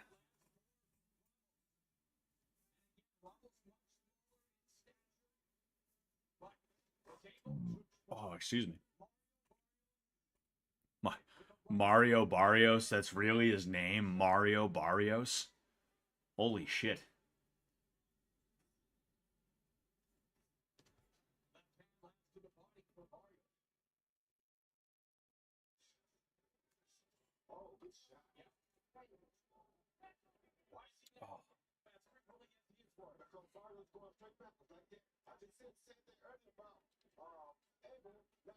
Ooh, man.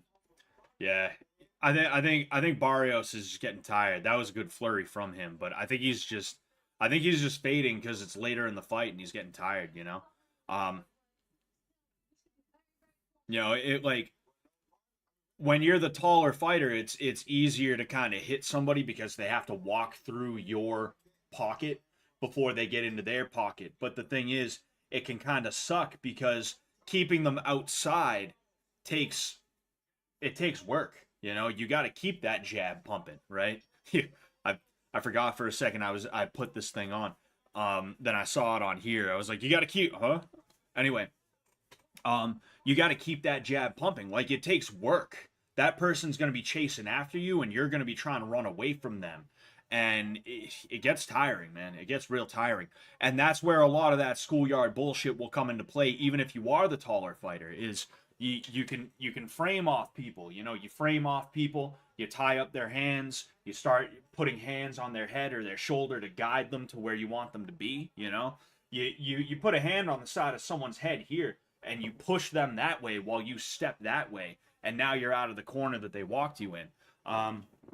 I forget who it is that is in the commentary booth right now, but they are saying that Barrios is doing a lot of backwards movement. He's not circling, right? Because you don't want to just go straight back, because eventually you'll hit something. You want to circle so that you don't end up running into whatever it is you might end up hitting, which in this case, it's obviously the ropes. And it wouldn't surprise me if that's part of it. I really wasn't paying attention to that piece of it, but now I'm going to be looking out for that, you know? And again, like, part of the reason why he's moving straight back is because he knows, oh, in order to keep this guy away from me and at the end of my punches, all I have to do is take a single step back. I take one step back, and it's all good. We're all set, you know?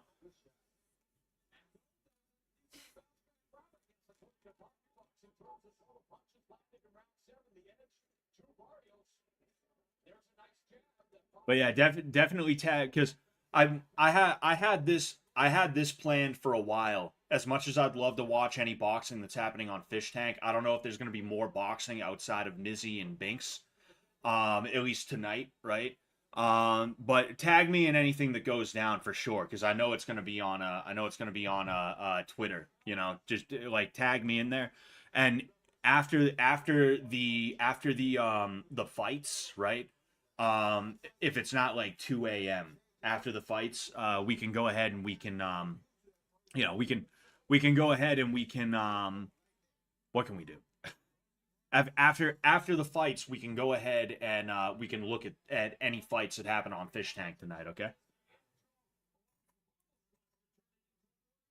Ramos low key has a shot. Oh yeah, I think he high key has a shot at this point, you know, because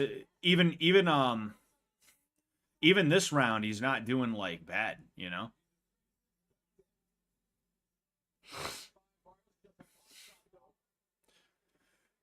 Yeah, Ramos Barrios is not doing enough to get off the ropes, you know. He's not doing enough to get off the ropes. Like me personally, I'm actually comfortable on the ropes, right? I'm comfortable on the ropes. So I can understand if you feel comfortable on the ropes, you're like, nah, whatever, it's cool. I'm all right here. I'm cool with that. Um, but I don't think Barrios is actually comfortable on the ropes. I think he's just kind of there, and he's like, whatever. Like I'm more worried about not getting hit than I am trying to circle out. You know. You see, here he is now. Ramos cut the ring off, so now he's practically in a corner. Oh yeah, this is a really good fight. You know, this is a really good fight. I'm sick of these Mexicans get the Irish lass on ASAP. Apparently, the Amanda Serrano fight is going to be a rematch from the 2022 Fight of the Year, and I don't know if it really was Fight of the Year material, right? It's funny. I got into this argument with True Geordie, right? Because there used to be influencer boxing spaces on Twitter, and I used to go in there and shit up the place every now and again. And I just remember hearing True Geordie try and talk like he actually gives a shit about women's boxing.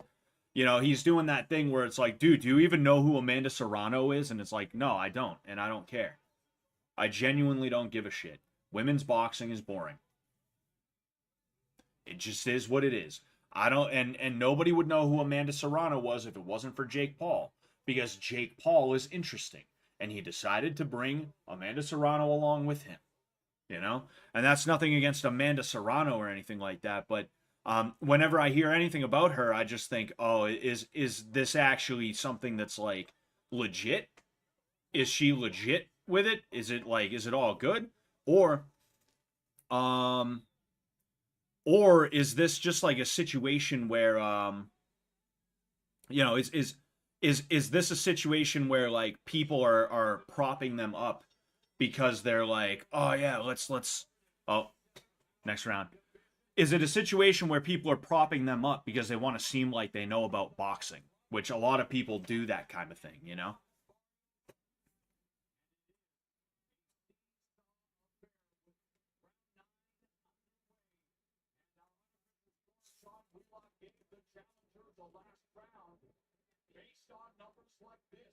Yeah, I'd say Ramos had that last round too.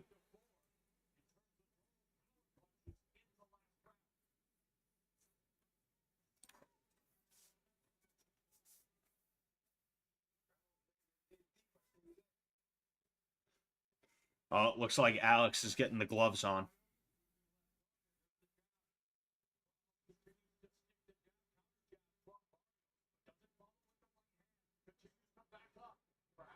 Yeah.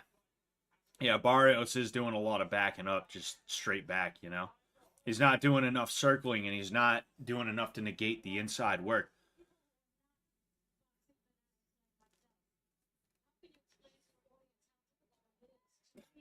This chick needs to shut up. To people who are not boxing fanatics like myself, like nobody asked about you.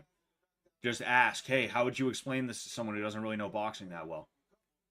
You know, nobody was questioning you. You know, you don't got to prove yourself. Just ask the fucking question. That's literally like, oh, I know what it is, but I just want to see if you know. I just want to see if you know. You know. I know what it is, but why don't you tell me just so I can make sure you know? Oh, I know what it is, but why don't you explain it to the fucking idiots, huh? The fucking idiots who don't know. It's like I'm not against women in the commentary booth. I'm not against it, right? But like a lot of the time when you have them in there, they do say some stupid shit like that, even if they were boxers themselves. It's like there's almost like a chip on their shoulder. There's almost like a chip on their shoulder, and they're like, oh man, you know, like I need to prove to everybody that I'm real, and it's like nobody doubted that you were real. All you're doing is commentating the fights. Just tell us what's happening. Say what's going on, you know?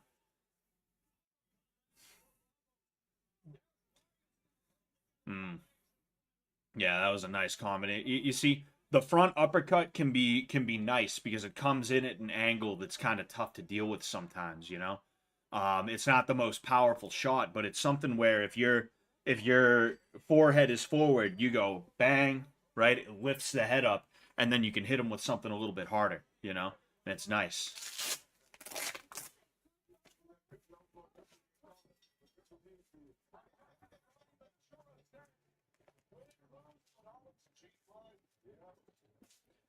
All right. See, this is a good fight, you know, and even these back rounds have been pretty close, you know.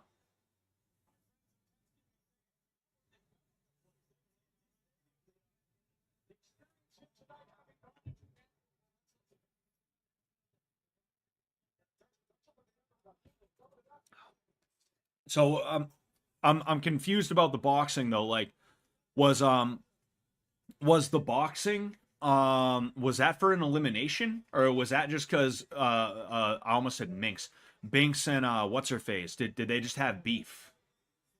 You know, it seems like Sam's got his gloves, so I saw Alex throwing on gloves earlier, so I would assume Alex is gonna fight somebody. I'm not sure, you know.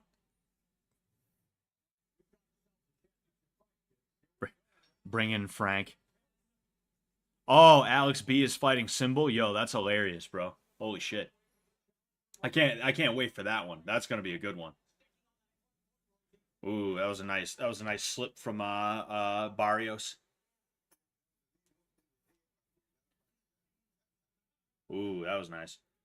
Barrios throws a hook to the body, followed by a cross to the head. Both of them seem to slip through. Few jabs from Barrios right now. They're both bloodied a little bit, you know, as they probably should be. This hasn't been like a slugfest, but it's been just enough of one as to where you know it's pretty entertaining, you know, and they're really starting to let each other have it now. This is round 10 out of 12, so you know, ooh, nice stiff jab from Ramos, you know, okay. I think that jab hurt Ramos a little bit, and he was kind of trying to recover from it, you know. Um,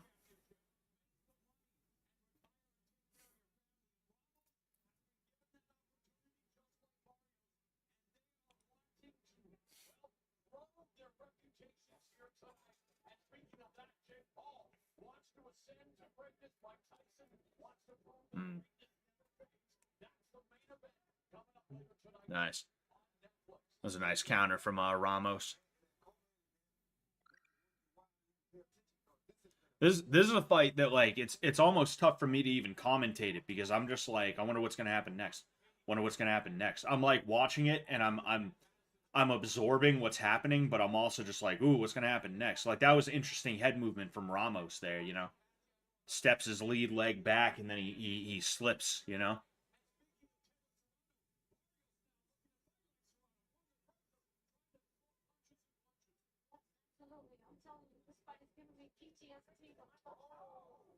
Oh man, dude, I looked at fish tank for 2 seconds and I missed what sounded like a pretty tough punch. Oh man, they're standing in the pocket. They're just trading. This is actually a really good fight. I'm enjoying this right now.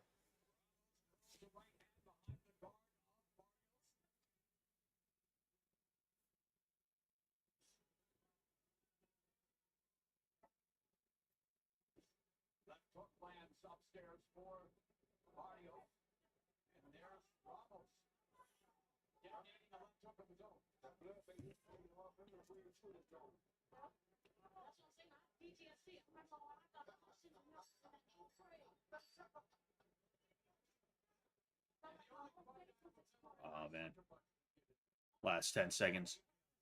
Last 10 seconds of the round, of course. Ooh, that was a nice shot from Barrios from Ramos. Their names are just similar enough. I keep confusing them. Barrios let his left hand down, and Ramos came with an overhand right. I gotta take a piss real quick. I'll be right back. All right.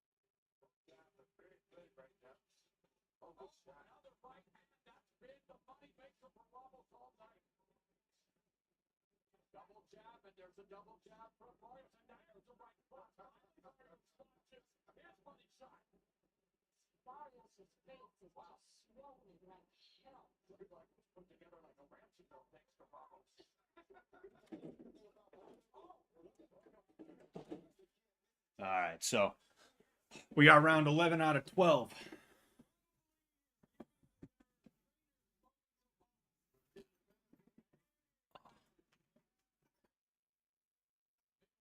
Ramos landing a couple of jabs, followed by a combination by Barrios that I don't think many of them really landed, if any of them did. Swing and a miss by Barrios.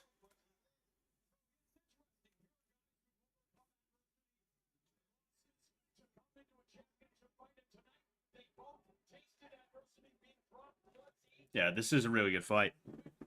You know, this is a really good fight.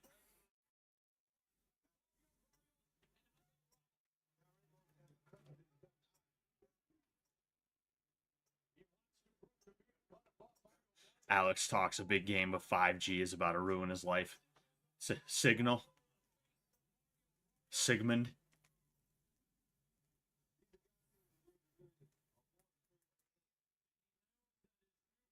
Nice head movement from Ramos there.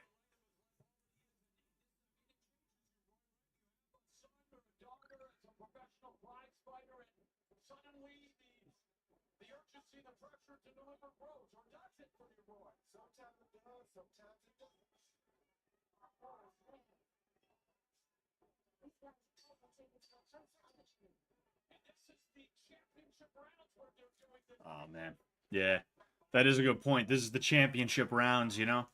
Fucking typically you wouldn't have a 12-round fight unless there's a championship belt on the line, you know. Fucking they both really want this, and it's just such a good fight to watch, you know. It's so fun to watch. Hell yeah.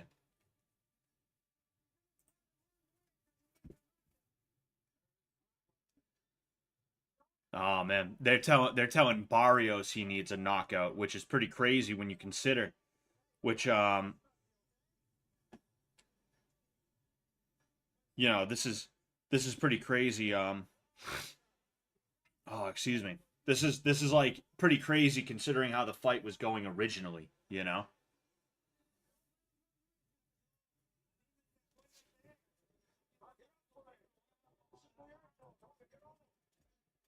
Oh, excuse me. That's wrong. That's wrong.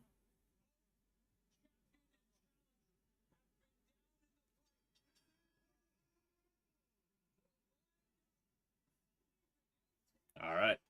Final round.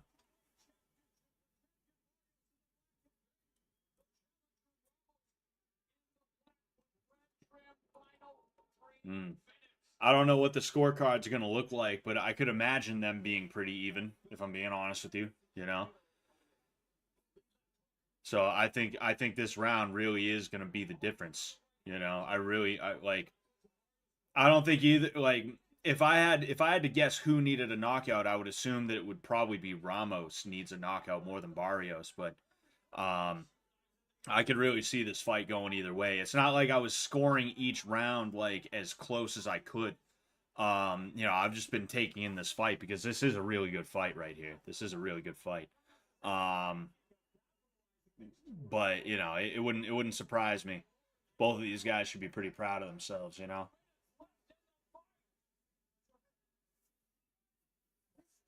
Slapping hook, then a hook to the body fall by a two-piece by Barrios. I don't think any of them really landed square.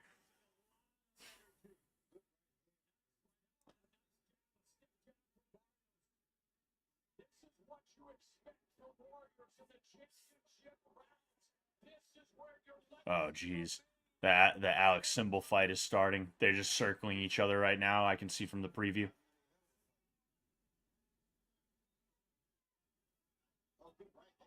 Holy shit, this is fucking crazy watching them move around.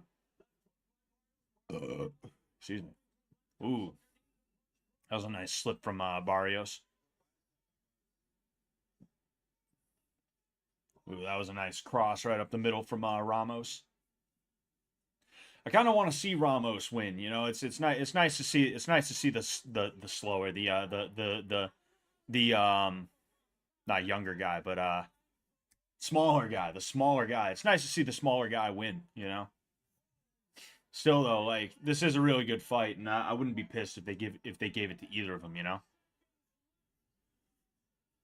Man, they're starting to open up on each other a little bit more now. Hell yeah.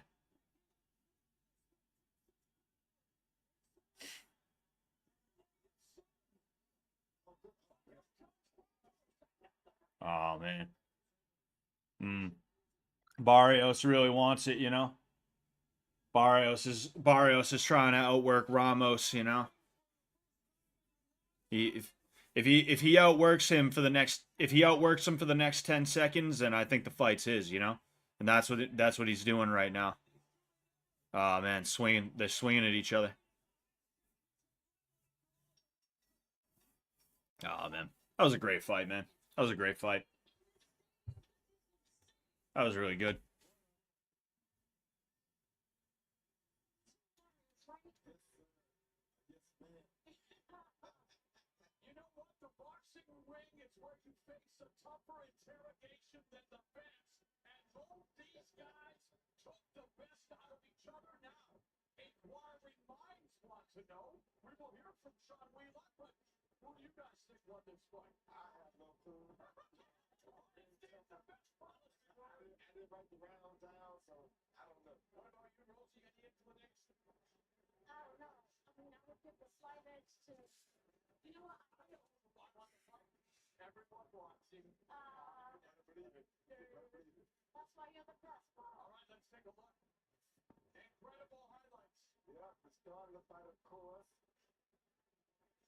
Barrios, WBC champ.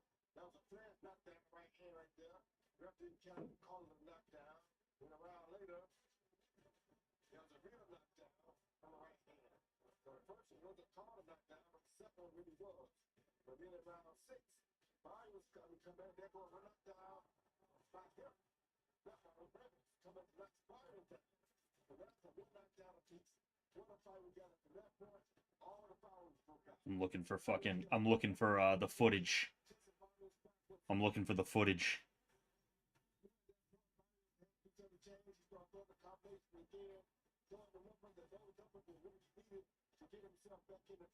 And there we go, a really, really good doggone fight there, sir. An incredible championship fight, championship grit and heart on the part of both fighters. Let's go to Sean Wheelock with his unofficial scorecard. 114, 112, 7 rounds to 5 for Barrios. Oh man, they scored it. The unofficial scorekeeper called it for Barrios by 2 points.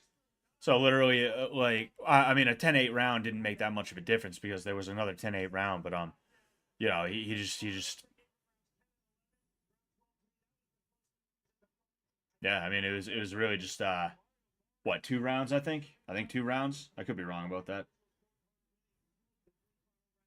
To win this fight, and I believe successfully retained his WBC 147-pound world title. Sean Wheelock on official scorecard. These are the individuals with the official scorecards. Javier Alvarez is next. Oh, excuse me. Who determines who walks out of the ring champion? And we are about to find out here once again is Big Mo. All right, let's see. After 12 full rounds, we go to the judges' scorecards for the official decision. Judge Javier Alvarez sees the contest 114 to 112, Ramos. Judge Mike Ross sees the contest 116 to 110, Barrios. And finally, Judge Doug Robinson sees the contest 113 to 114, a draw. This battle has been... Oh man, they called it a draw. Oh man, and you know what? I'm not even mad about that. I'm not even mad about that. That was a tough one. That was a tough one to call. You know, that definitely was a tough one to call. I'm not even mad about that. You know, that means Barrios, who I believe is the champion, he retains the belt, but they're gonna have to fight again. And honestly, I wouldn't even be upset about that. You know, that's gonna be a good fight. You know, that's I don't know what other fights have taken place this year, but you know, that could be a fight of the year contender, depending on what else has happened. You know, we'll see though. We'll see. That was really good. I'm gonna grab the other glove because I want to wear that one for a minute too.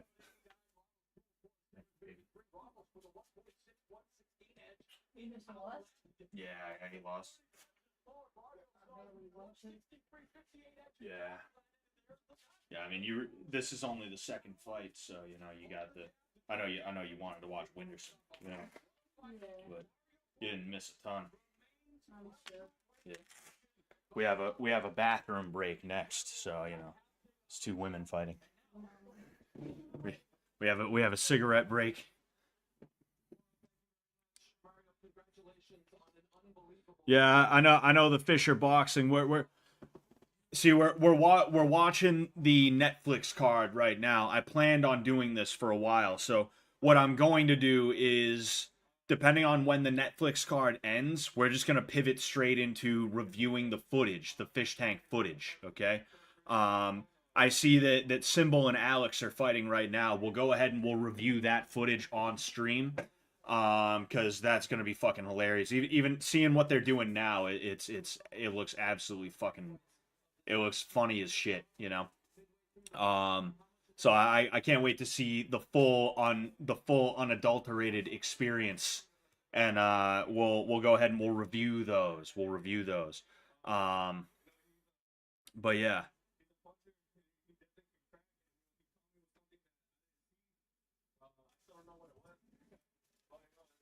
I still don't know what it was. I might have a concussion. I, I might have a concussion. Where am I right now? Oh, no.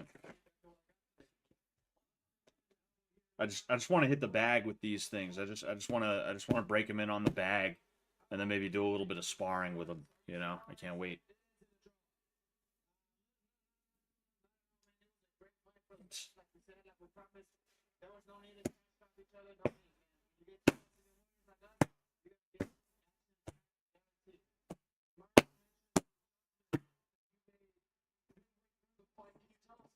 Symbol fighting for all of India right now. That's pretty funny. Heath Holloway says this fight is lame. Sorry, Scott. Which fight? What, the one that just got done? Nah, it was a really good fight.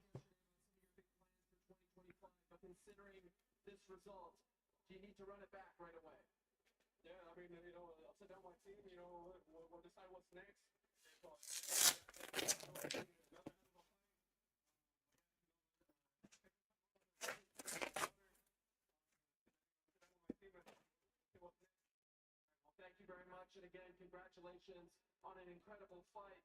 AT&T Stadium, make some noise for Mario Barrios and Ramos. Mario Barrios. I still can't believe that, dude. Mario Barrios.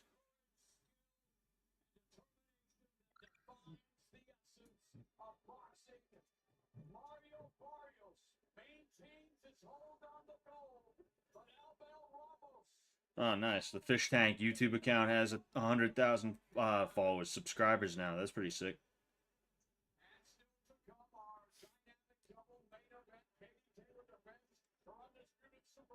Our dynamic double main event. That's a weird way to put that.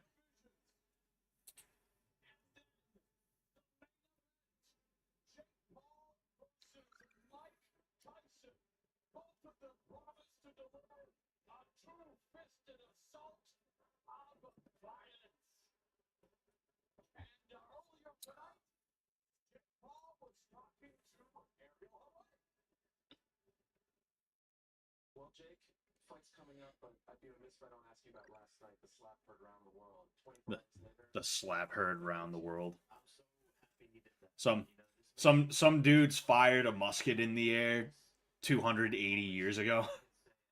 Some dude fired a musket in the air like 250 years ago, and we are never gonna be rid of that euphemism. The slap heard round the world.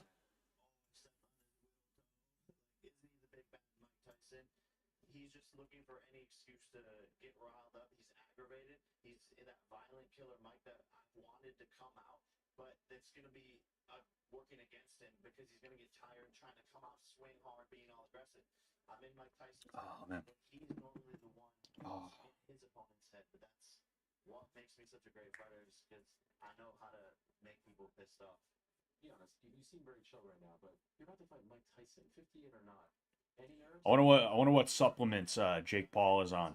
You know, apparently he lives and trains in Puerto Rico, and I have a feeling they probably don't give that much of a shit about certain supplements being in there. You know, it's probably a lot easier to get your hands on them and get around testing and stuff like that when you're in PR.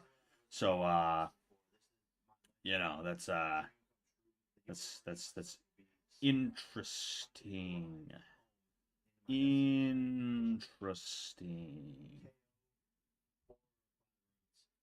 Can't wait. Good luck. Go. I'm fucking him up, Barrios. So Jake Paul getting as he has manifested the main event of his dreams. Coming up, though, it is the co-feature.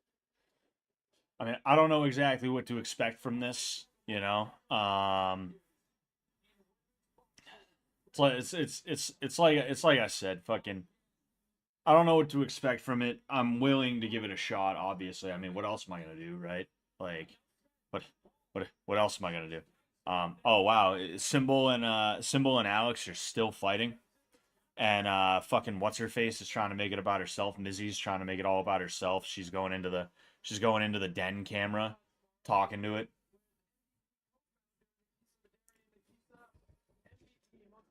They're trying to stall. You know, they're trying to stall.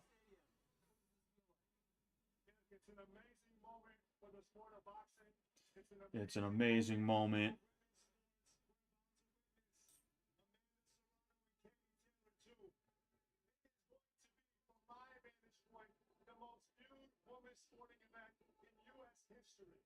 Who would have thought that was possible when MVP started 3 years ago and put a focus on women's boxing? And then you have Jake Paul and Mike Tyson. 6 different generations. From the boomers to Generation Alpha. It's truly a magical moment. From the boomers to Generation Alpha. Both Mike and Jake yesterday slapped her around the world. Your assessment of what happened, and did he swing at you as well, Mike? My assessment is Mike wasn't wearing his shoes, Jake was. Jake accidentally stepped on Mike's toes, and Mike snapped like Mike. They're really riding that angle hard, where Mike Tyson slapped Jake, and it's like they're about to get into a real fist fight here. You know, ooh, I just happened to glance at Fish Tank, and Symbol caught Alex with a nice little overhand, but where fucking they're trying as hard as they can to hype that up into something it wasn't. It's like, all right, he got slapped. They're literally about to start trying to fight each other for real.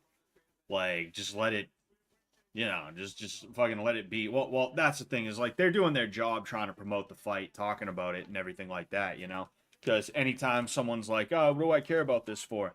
They can be like, oh, whoa, Mike slapped Jake. Mike slapped Jake. Mike Tyson slapped Jake Paul. They can be like that. You know, but overall, it's just like, fucking whatever, bro. Whatever, bro. I don't even care.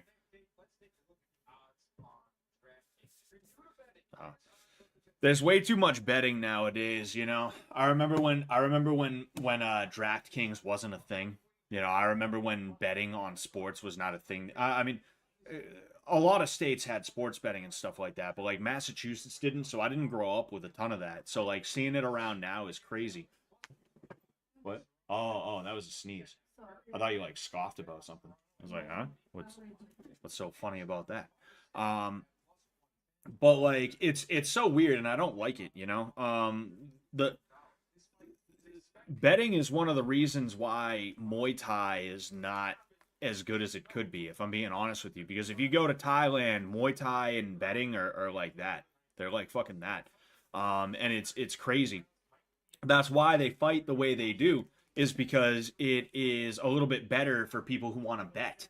And they can also bet on their own fighters. Like you'll have gyms where they bring a fighter, and they'll be like, they'll wait until round 2 or round 3, and they'll go and they'll bet on their own fighter, or even against their own fighter, depending on what's going on, so that they can make more money. Like that's how ingrained in Muay Thai betting is. That you have things that would be illegal in the United States, you know. Imagine a coach in the middle of a Muay Thai match, in the middle of a UFC match, right? Imagine a coach being like, "All right, I think this guy's gonna beat your ass. We're gonna go ahead and bet against you. Look, don't try and kill him. All right, just try and be safe. Try not to get hurt. You know, we're betting against you though. Imagine that." You also have in certain stadiums, I don't know if they can do this in Lumpini Stadium. Maybe they can, maybe they can't. But, oh boy, Alex throwing fucking kicks now. Oh boy. Anyway, Alex literally throwing kicks at people. I don't know what the hell he's trying to do. We just saw everything that he's capable of, and he's not capable of anything. But anyway, he's probably literally saying like, "Oh yeah, you see, I'm better with kicks. You see, if I hit you with this kick, ha, you'd be dead. You'd be dead. You know, or that kick, huh? Right? That's fucking crazy. That's wild. But yeah, there was actually a guy. His name was James Krause. He was a fighter. Who ended up becoming a coach after his UFC stint. He may have still been in the UFC, but that aside, James Krause, he he actually got banned from the UFC, and anyone who trains under him is banned from the UFC because he got into this like weird hot water situation with sports betting. He was betting for or against his fighters depending on how they were going into the fights and stuff like that. If he knew that a guy he was going to send in there was injured, he'd be like, "Hey, you should probably bet against this guy." You know, betting is not a good side of sports. It's just not a good thing. You know, you don't want that kind of thing. You don't want that kind of thing. You know. But yeah, it is what it is. It is what it is.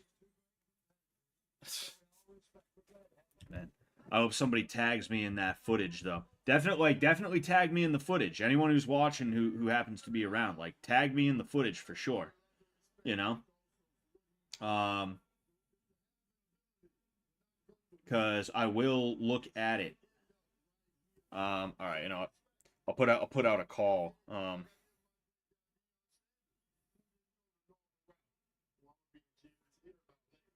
just something else we're talking about. Michael, I didn't mean to interrupt you. I gotta say, Michael's had the greatest days that a human being can have. Doing his deal, getting up off that mat just like those guys did tonight. Out here in front of these stands, walking down. One time I asked him, I said, "Michael, can you hear those people talking when you're running around and catching a pass?" He said, "I can hear every word." Sorry.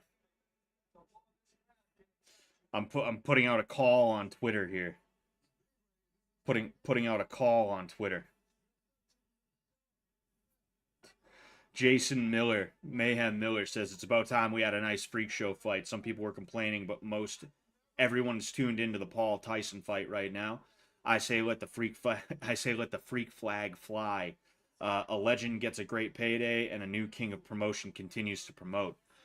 Yeah, and that's kind of the way that I feel about it too. Is you know, you might as well just have a little bit of fun with it, because that's one of the things that made Pride Fighting Championships so fun, is that they would have dudes like Bob Sapp who like they literally had Bob Sapp on they had Bob Sapp on the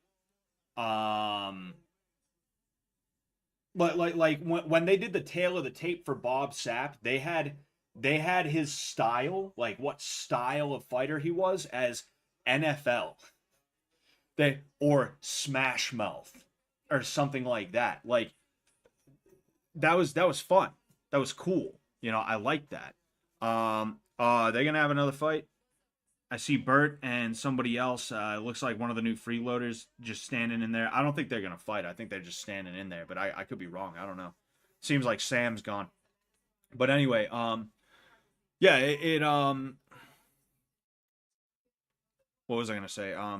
Yeah, like that's what made Pride Fighting Championships fun every now and again, was you got to see cool shit like Bob Sapp beat Ernesto Hoost. Like it would happen every now and again. And if not, then it was an exciting fight with fireworks anyway that typically would end in a knockout. That's really cool. That's fun as hell, dude, you know?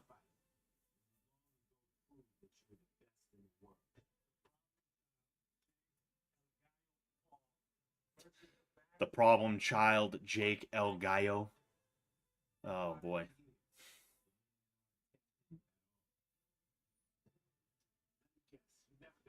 See, that is one thing that I kind of like but don't like about Jake Paul, is he doesn't take himself too seriously, but a lot of the time his shit is just mad cringe in a bad way, you know? like calling himself El Gallo. That's just like dumb as hell, you know? It's like fucking A. Fucking A, kid. That's fucking dumb, dude. Two of the greatest to ever do it. Threw down for the ages in an epic battle, and then decided the only resolution was to punish each other even more in the rematch of the century tonight. It's that kind of resolve that defines what a fighter is. Yeah. Jake fall into the game. As big as my words are, my actions actually speak louder. There are a lot of young men more successful than Jake Paul. Goon hanging out with John. He says, who wants to start a streamer house in Bend, Oregon? That'd be pretty hilarious, seeing John in a streamer house environment. That'd be fucking wild. That'd be fun. That'd be funny as hell. Tyson came to fight in a more typical way. It was the only choice he had. 1-2 was one of the wild. What the fuck, dude? Fish tank sharing a photo on Twitter of a chick's feet because she had fish tank tattooed on her toes. That is, whew. Okay.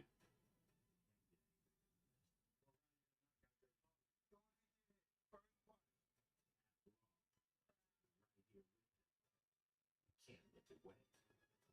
Katie Taylor, Amanda Serrano, Jake Paul, and Mike Tyson. I'm just kind of waiting for the next fight right now. I'm waiting for the next fight, and I'm still trying to track down that footage. That's why I'm not doing a lot of talking right now. I apologize, you know. Oh, it looks like oh, no, Bert's just taking swings at somebody's fucking head, unprotected. Yeah. Again, like people, I saw talk from people talking about Bert being able to like beat up me or Sam, and again, that was like, it really just shows the cuck fetish shit that a lot of people have that they don't even realize they have a lot of the time. You know, oh dude, but like Bert's big and black, dude. Dude, Bert would totally fuck my wife and I couldn't do anything about it. That's why I endorse him. That's why I endorse him on Fish Tank Live. Dude, he'd totally beat up Scott and Sam, dude. And it's like, all right, man. The guy moves like a baby giraffe. You know? The guy moves like a fucking a baby deer. Like it would no, you know, fucking.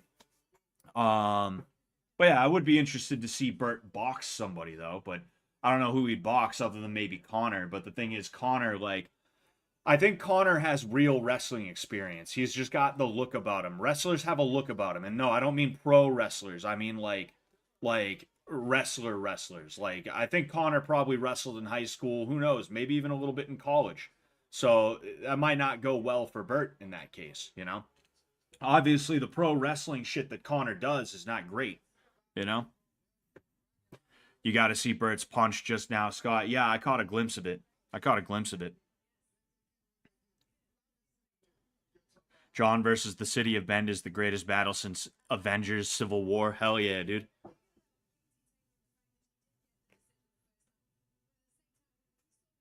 Oh, Jeff. Yeah. Because they added 2 new freeloaders last night. Gene and Jeff.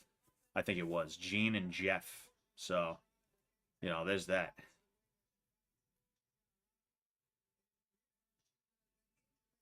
Oh, so what's it going to be? Bert versus Job, looks like, maybe? I don't know. Yeah, they're doing a lot of it seems like they're doing a little bit of they're doing a little bit of stalling right now with this Netflix shit. You know. And they got Cedric the Entertainer pretending to know anything about boxing. I think that's a little bit funny, you know. Oh no, Bert's just gonna be taking punches. Bert's just taking shots at fucking Job's head. I don't know what the hell's going on there.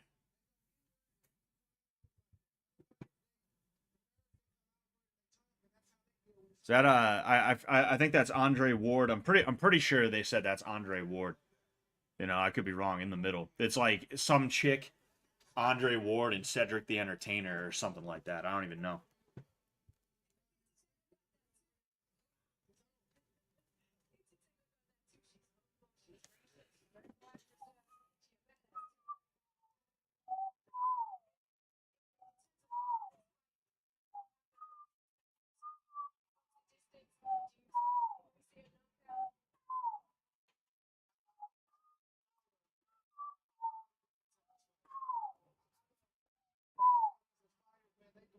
I just want them to get on to the next ones. I don't have a ton to talk about right now, so I'm just kind of chilling, waiting for the next fight to start. You know, um, he looks like a legitimate amateur wrestler. Yeah, and that's kind of what I'm talking about. Cavalog is like he looks like it.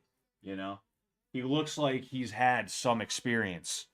Um, you know, and New Jersey puts out some pretty good wrestlers too. You know, you go to Maryland, New Jersey, certain parts of New York, they have a pretty good wrestling culture there, and you know, so it wouldn't surprise me if Connor has a little bit of experience. You know, the techniques will be passed on by a survivor.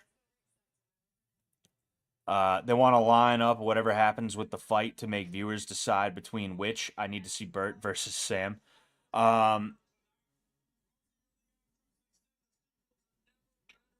Decide between which what catalog? You mean decide between which to like kick out or something like that? Is that what this is? Is this an elimination challenge?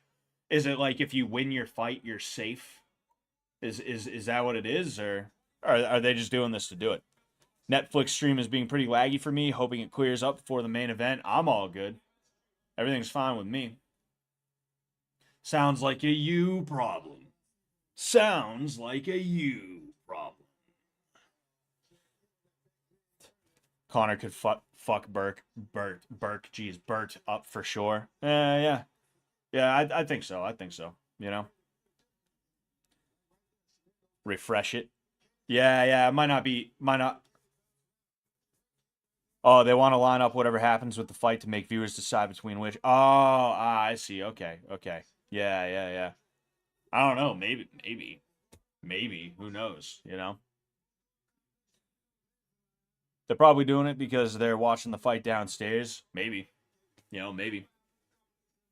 Oh, geez. Fucking Mizzy and Binks throwing on Sam's glove in the confessional. Trying to be cutesy with it. I'm just assuming typical MDE crew style would be make viewers decide are they going to watch the main card or whatever nuts is about to happen on the tank. Yeah, it wouldn't surprise me if this is partially a topical choice, you know. Sam said the beef bell was coming back. You know, Sam said the beef bell was coming back, and either A, they're gonna have the beef bell, or B, this is just their way of being like, yo, we're boxing tonight. Who wants to start throwing hands? Haha. You know, either way.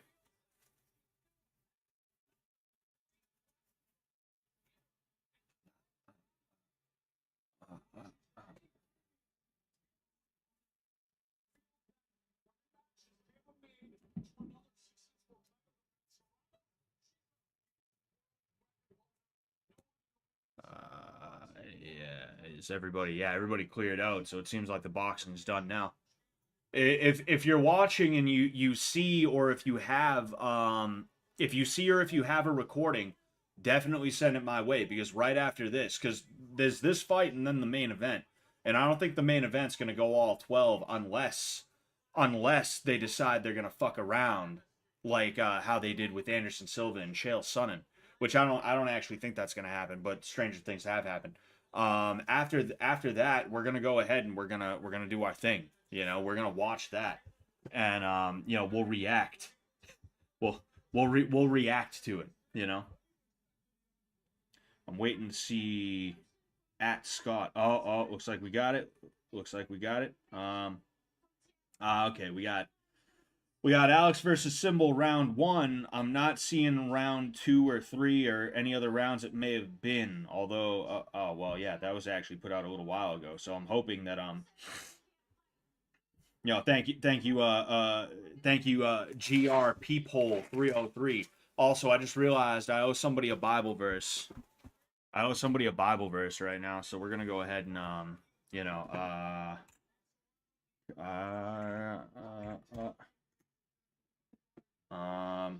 we'll do New Testament. Oh, excuse me. No. 2 Corinthians. This isn't that long of a chapter, so we might as well just do the whole thing. So, 2 Corinthians, chapter 1. Paul, an apostle of Jesus Christ, by the will of God, and Timothy, our brother, unto the church of God, which is at Corinth, with all the saints which are in all Achaia. Grace be to you and peace from God our Father and from the Lord Jesus Christ. Blessed be God, even the Father of our Lord Jesus Christ, the Father of mercies and the God of all comfort. I'm pretty sure I didn't do this one because there was it sounds familiar, but I don't know. It might just be because it's clearly a letter, right? It's a letter, but who comforteth us in all our tribulation, that we may be able to comfort them which are in any trouble, by the comfort wherewith we ourselves are comforted of God. For as the sufferings of Christ abound in us, so our consolation also aboundeth by Christ. And whether we be afflicted, it is for your consolation and salvation, which is effectual in the enduring of the same sufferings which we also suffer. Or whether we be comforted, it is for your consolation and salvation. And our hope of you is steadfast, knowing that as ye are partakers of the sufferings, so shall ye be also of the consolation. For we would not, brethren, have you ignorant of our trouble with which came to us in Asia, that we were pressed out of measure, above strength, insomuch that we despaired even of life. But we had the sentence of death in ourselves, that we should not trust in ourselves, but in God which raiseth the dead. We're about halfway through right here. Who delivered us from so great a death, and doth deliver, in whom we trust that he will yet deliver us. Ye also helping together by prayer for us, that for the gift bestowed upon us by the means of any persons, thanks may be given by many on our behalf. For our rejoicing is this, the testimony of our conscience, that in simplicity and godly sincerity, not with fleshly wisdom, but by the grace of God, we have had our conversation in the world, and more abundantly to you word. For we write none other things unto you, that what ye read or acknowledge, and I trust ye shall acknowledge even to the end. As also ye have acknowledged us in part, that we are your rejoicing, even as ye also are ours in the day of the Lord Jesus. Every time I see ye, I almost say yea. I almost keep saying yea. And in this confidence, I was minded to come unto you before, that ye might have a second benefit, and to pass by you into Macedonia, and to come again out of Macedonia unto you, and of you to be brought on my way towards Judea. When I therefore was thus minded, did I use lightness, or the things that I purpose? Do I purpose according to the flesh, that with me there should be yea, yea, and nay, nay? But as God is true, our word toward you was not yea and nay. For the Son of God, Jesus Christ, who was preached among you by us, even by me and Silvanus and Timotheus, I don't know, was not yea and nay, but in him was yea. For all the promises of God in him are yea, and in him amen, unto the glory of God by us. Now he which establisheth us with you in Christ, and hath anointed us, is God, who hath also sealed us and given the earnest of the Spirit in our hearts. Moreover, I call God for a record upon my soul, that to spare you I came not as yet unto Corinth, excuse me. Uh, not for that we have dominion over your faith, but are helpers of your joy, for by faith ye stand. So I mean, I wasn't reading this in a way that was meant to be like really really hardcore, like, you know, diving into it and stuff like that. But you know, it seems like just a general, hey, have faith in the Lord, right? Have faith in the Lord. Don't be of two minds, right? It says it says, oh, excuse me. But as God is true, our word toward you was not yea and nay. You know, one mind, one decision, one faith. You know, and that faith is undying, is what it seems to be kind of hinting at, right? But like I said, I wasn't reading that hoping that I was gonna like dissect every little piece of it. You know, Pastor Scott W. Oh boy. People like Alex bother me because they talk so much about fighting, and you see them fight and they suck. Oh yeah, 100%. You know, that's what was going to happen. You know, I had no doubt about that. You know, I play Agony by Young Lean and listen to Scott's Bible readouts on repeat. It's my version of meditation. Oh boy. Don't be wishy-washy. Yes, please pray for me, bros. I'm wishy-washy. I think all of us are a little bit more wishy-washy than we may want to admit, JC. You know, I think you're I think you're all good. You know,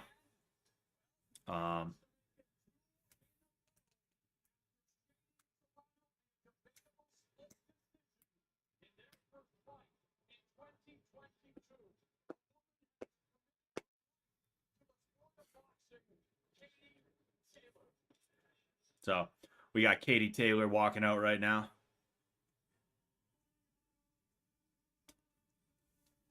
By the nine divines, praise Talos and Kinnereth. Yeah, I mean, I don't know what's going on with season 3. You know, me potentially being in season 3. Nah, you didn't miss Tyson Demo Sush. How's it going, man? It feels like it's been a while since I've seen you, Demo. How's it going, man? Anyway, yeah, I don't know what's going on with Fish Tank or anything like that, right? Whether I'm gonna get in there or not, probably not. You know, in you know, just the way everything's going, that's fine. That's all good.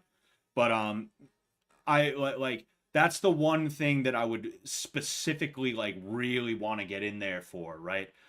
Not just like, oh, I want to get in there because it's Fish Tank and I love Fish Tank and I want to be a part of it. Like taking that and throwing that in the trash. If there was one thing that I really would want to get in there for, it would specifically to be being in a room with Alex, so that either every time he's like, dude, if you use a TV remote as a fist pack, dude, you'll totally kill somebody, dude. And I either A, tell him no, or B, I'm like, dude, that's crazy. Dude, I'm totally going to do that. Dude, I'm going to take that back to my Muay Thai class, and I'm going to teach them that. I'm going to buy up a bunch of used TV remotes, right? And I'm going to tell people to stuff them in their gloves. I'm going to have people that stuff in their gloves so that they're basically like this inside of their gloves, and I'm gonna have like I would either A, lead him on, or B, I'd be like, nah, fuck off. You know, I'd literally just be like, shut the fuck up. You know, because with Jimmy, I recognized very quickly that he is talking a big game, because the way that Jimmy protects himself is by talking a big game, combined with the fact that I genuinely think he may have been taken advantage of to a degree, right? You know, so like I immediately recognized that Jimmy was not full of malice or anything like that. And I immediately was like, you know what? I'll actually try and teach Jimmy a thing or two. And that's where me and Jimmy rolling during season 2 came from. We rolled during season 2, and you know, I tried to show him a little bit of something. I think I showed him how to pass the guard or something like that. I just showed him some like very basic sport jujitsu. you know, but someone like Alex, it's like I know that if I walked in and they introduced me as a boxing trainer or a karate guy or whatever they introduced me as, or if they didn't introduce me, if I just walked in like with season 1 where I didn't really get an introduction, I just kind of walked in and, you know, went into the garage or something like that. I know Alex would like try and be like, dude, if you use a Sharpie, if you use this industrial size Sharpie as a fist pack, dude, fucking it'll increase your power by 1,000,000%, dude. You'll punch a hole clean through somebody's head, dude. I know he would do that. I know he would do that, you know? And that's annoying. And that's annoying. Cavalog says, Scott, if Katie loses, you have to ban me from your page. No, sir. No, sir. No, sir. Really? Ass Smasher, he's telling Sam how to fight? He's really trying to tell Sam how to fight? Oh, boy. Oh, boy. What's he saying, Ass Smasher? Because you know what, I'll tune into it real quick. I'll tune into it real quick because we have a second or two before the fight starts. Oh, too many people are fucking talking to here right now.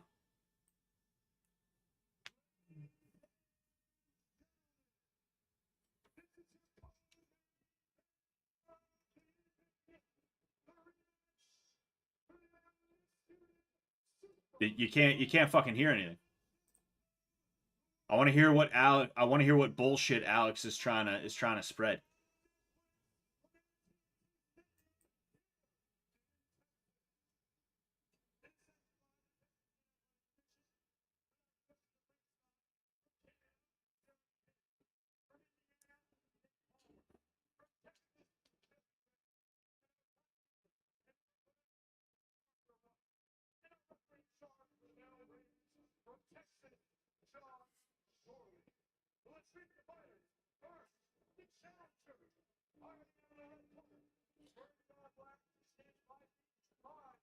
Did anyone bet on our match? Symbol walks in. Oh boy.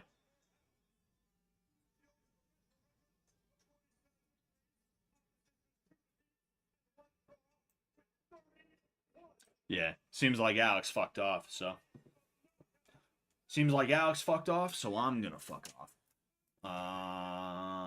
Boink, boink. All right, there we go. I got my daily bonus. Alex is mad because because Sam said Symbol won the fight. That's pretty hilarious. Damn, India's doing pretty well tonight. The Indian won the fight versus Winderson, and Symbol won the fight versus Alex. Kentucky BTFO. Sorry, Fun Young. Sorry, Kaylee.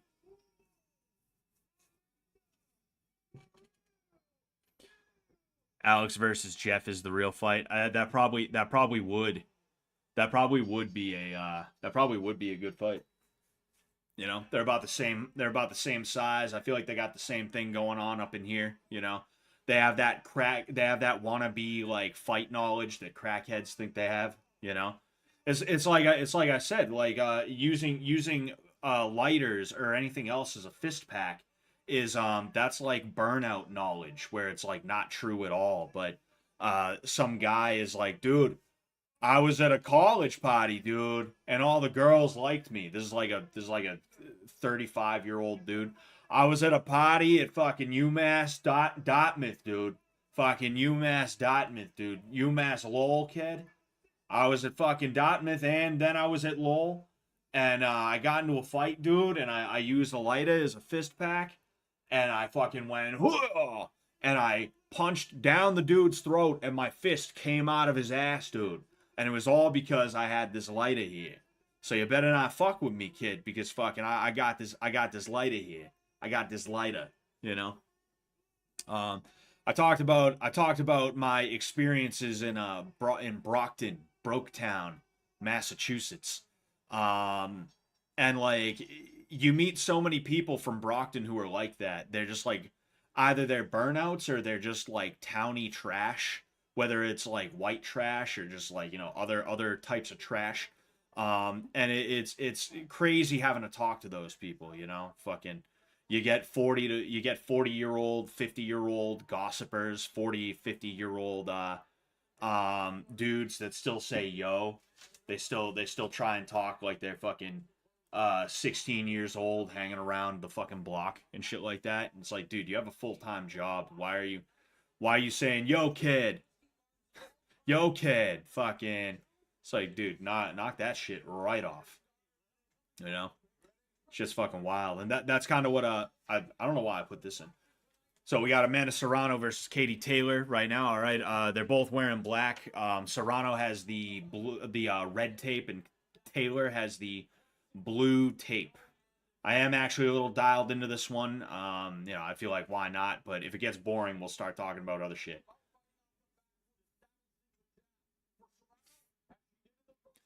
So yeah, just kind of pawing at each other with some jabs right now.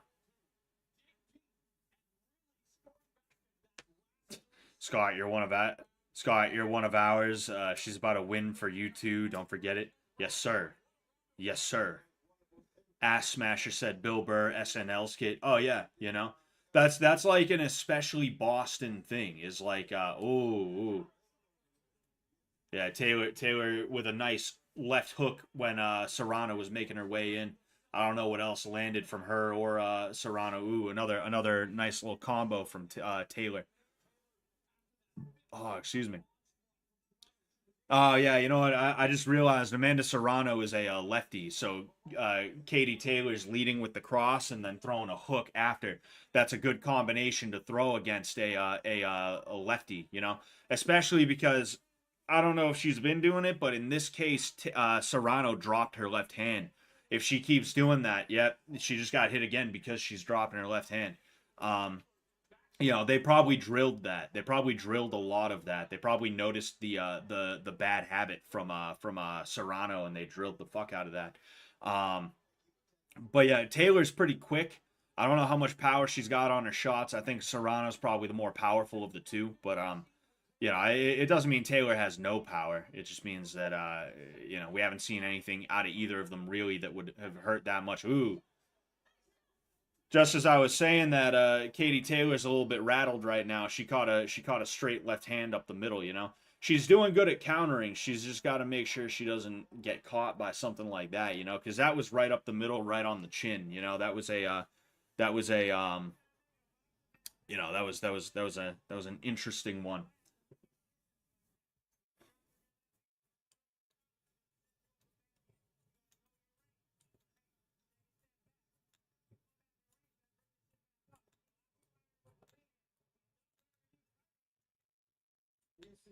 Yeah, it's about a. Oh yeah, yeah. It was a looping right hand, Oh yeah, yeah. You see, what's it called? Taylor dropped her. You see, she did the same thing that Serrano's been doing. She dropped her right hand, and that's how she ended up getting bopped like that,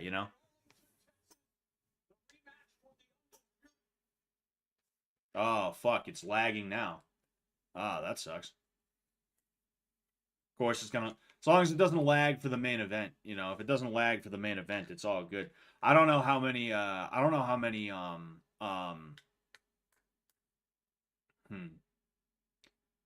don't know how many live events they've ever done on Netflix. So if this is the first time, I can see why they're having those issues. Do you want to exit it? Oh wait, I have the remote. Silly me. I'm gonna exit out, and then we're gonna go back, watch live. Come on, baby. Don't be stupid. All right, here we are. Yeah, so this round is just starting over basically. So we're a little bit behind where we were now, but at the very least it probably won't buffer as much. Knock on wood there. Knock on wood there, Katie gonna give her the 1-2 uni flu and bam. Oh boy. When Alex make a fist, he curves his fingertips into his palm. What do you mean like this? Because that'd be weird. You want to go here and then there. Oh, dude, it's doing it again. Oh man, you know what? Fucking A, dude.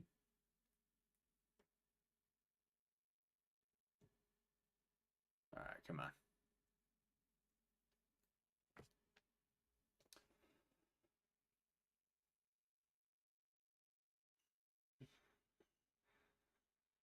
Fuck, man. Wow. That's pretty crazy. Yeah, the lag is fucked, man. The lag is fucked. They need to do more boxing on Netflix right now. This on Netflix on a Fish Tank. They need to do more boxing on Fish Tank so we can be entertained while we're waiting, you know?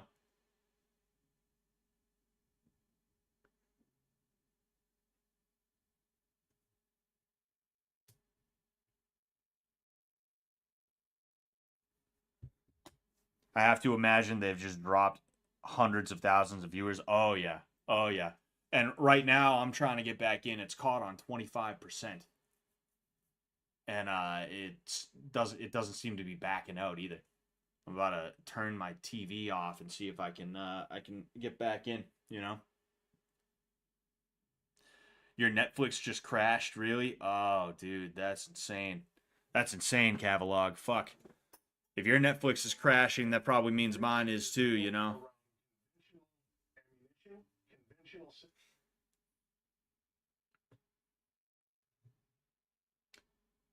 My ass smasher says mine is working fine. I just have ADD.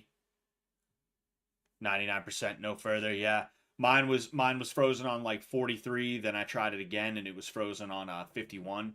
Then it was frozen on like 25, and then I turned the TV off, turned it back on, went into Netflix, now it's on 25.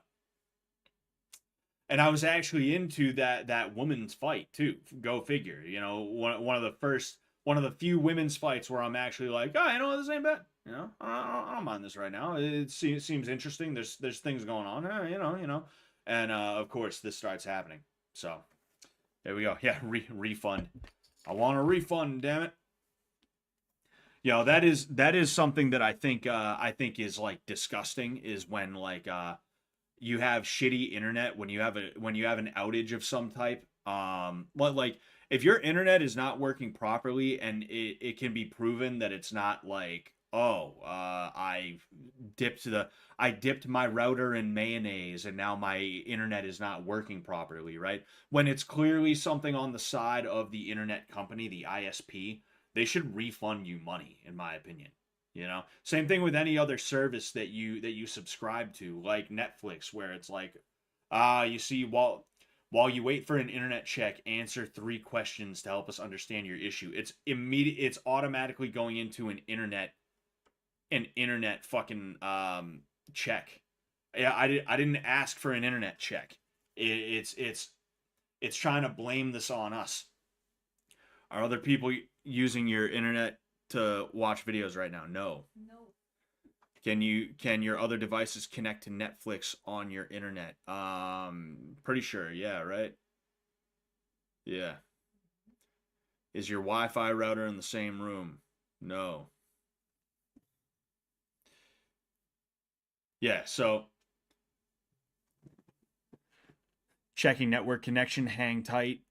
This will just take a few moments. You see, everything else is looking good, and apparently there's an error code now. So I guess that's interesting. Move router. Go fuck yourself, dude. Go fuck yourself. It's trying to blame it on me. It's trying to blame it on me, you know? And that's what these companies would do. That's what these companies would do. It was working just fine. It was working just fine up until a minute ago. And now it's trying to say, oh, actually, it's you? It's you, actually. Yeah, go ahead and try on your phone. You see, now it's up to 76, so I guess that's a good sign, but, who's to say it's not going to get frozen 76, you know? My router isn't even in the same building, and mine's fine. Oh, yeah, you know? Fucking. But yeah, like Netflix should refund you, you know? Your ISP should refund you. Like I'm not one for laws and all this stuff, but like you would see a lot less issues. You would see a lot less issues with things like throttling and other stuff like that if these ISPs had to pay money for when they fuck up like that, you know. I'm watching you, Fish Tank, and Netflix. Everything is fine, but Netflix. Oh yeah, you know. And they'll blame you and me for it is what they'll do. They'll be like, oh well, you know, you were watching that Netflix thing. See, now it's on 99, which is cool. How is it on your phone, babe? It's working on my phone. Working fine. Totally the TV by my phone. Okay. All right.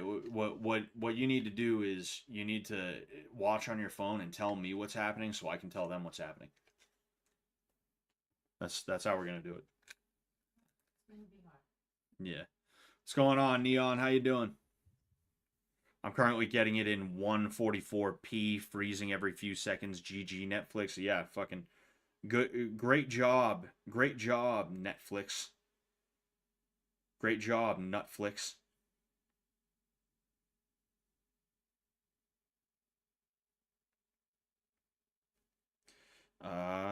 Do we have full fights? Ah, nice. Yeah. Somebody tagged me in what is basically the full fight for Alex and Symbol. All I need is the Binks and Mizzy. I almost said Miffy. The Binks Mizzy fight is all I need, you know. Ah, there it is. Well, my wife connected her phone to the TV, so I suppose that's nice. And then stop working. Oh, it stopped working then? Uh-huh. Oh my. Oh, here we are. Okay. All right. Yeah, and we're getting it in like 144p. You know? Oh man. You got to be kidding me. Are you watching it on are you watching it on the Wi-Fi or are you watching it on cellular service? Wi-Fi. Yeah. You might want to do cell service if it fucks up too much, you know? Yeah. So we got Amanda Serrano with a cut. I don't know what caused the cut, obviously, but seeing as how it's over her right brow ridge, I would assume it's probably from those left hooks that we were seeing, you know? Oh, excuse me. So that's what's up? I just wanted to put my phone. Oh, all right. I'm gonna see what happens if I do this.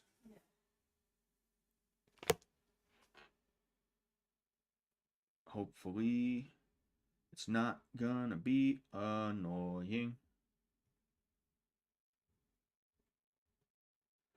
Hoping and praying. A headbutt? I mean, it could be from a headbutt, but I don't know if it is specifically a headbutt, you know? Okay. Yeah, it's a pretty nasty cut, but it's not bleeding a ton. Oh, no, it was from a headbutt. Okay. Yep. Oh, huh, interesting.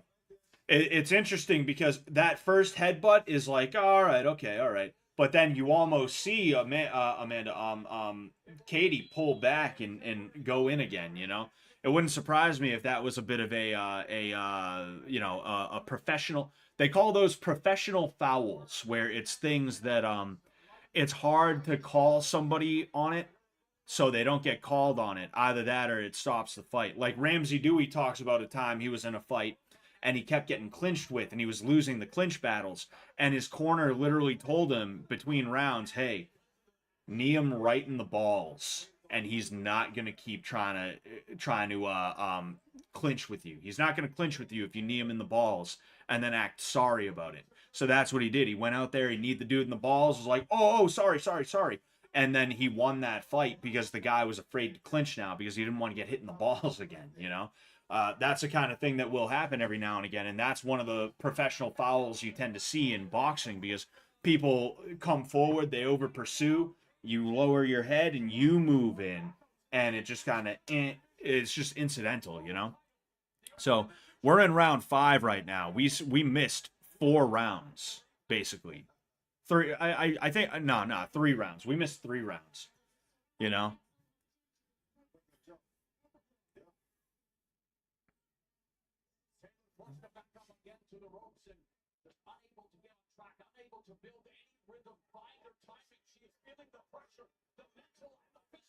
I mean, we haven't seen the last few rounds, but I mean, as like again, Amanda Serrano is being pushed by Jake Paul. This is Jake Paul's promotion. Everybody is going to try and make Amanda Serrano look good, right? And I mean, I'm not seeing anything amazing out of Taylor right now. But I mean, they're saying things like, "Oh, you see, there it is again. There's the headbutt again." I think that's a purposeful move by Taylor. I think that is a purposeful move by Taylor. You know. Anyway, but you are seeing certain things like that left hook is making its mark. You know. That left hook is landing from Taylor. And even though I don't necessarily condone fighting dirty, if she was doing those headbutts on purpose, those headbutts do pair well with that left hook, you know? Because as you can see, there's that cut, and it's right over here. If Serrano keeps getting hit with that left hook, that cut's just going to open more and more and more and more and more.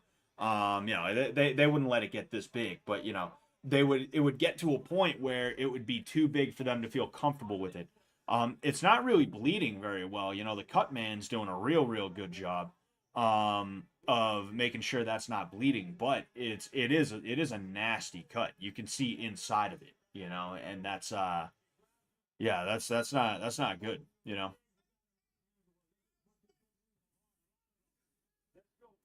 Serrano nearly hit the ref. That's pretty funny. Tagged you and Mizzy, Banks, and a couple other funny moments. Thank you very much, Jackson904. Thank you so much, man. They were probably thinking they had it all correct and were proud of themselves, and now it's chaos. I wish I could be a fly on the wall in some of those offices right now, dude. I could only imagine. I could only fucking imagine, you know? Keeping it clean, but it's open. Exactly, Cavalog, you know?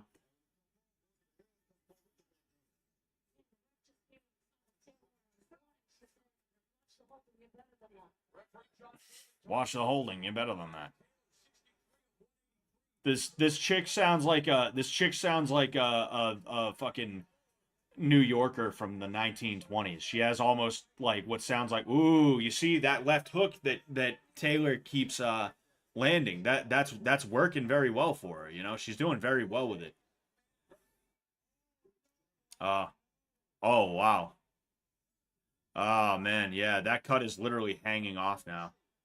You know. Oh man, they're gonna stop that. I don't see that continuing on. You know, I really don't see that continuing on. Like you could, I didn't even get a good look. Like, there's no way they're gonna let that continue. There's no way. That is a nasty. That needs stitches and then some. There's. Can you continue? Really? Wow.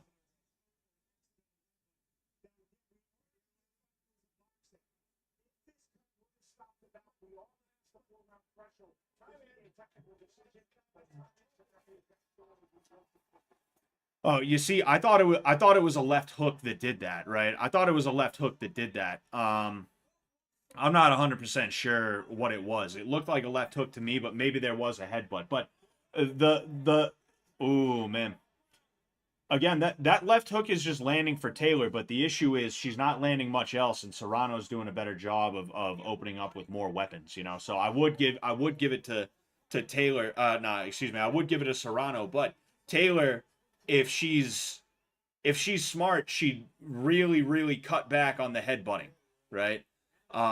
If she's smart, she would make sure she doesn't continue doing that, and she would just keep on sticking her with that left hook, just nonstop hook, because she's even able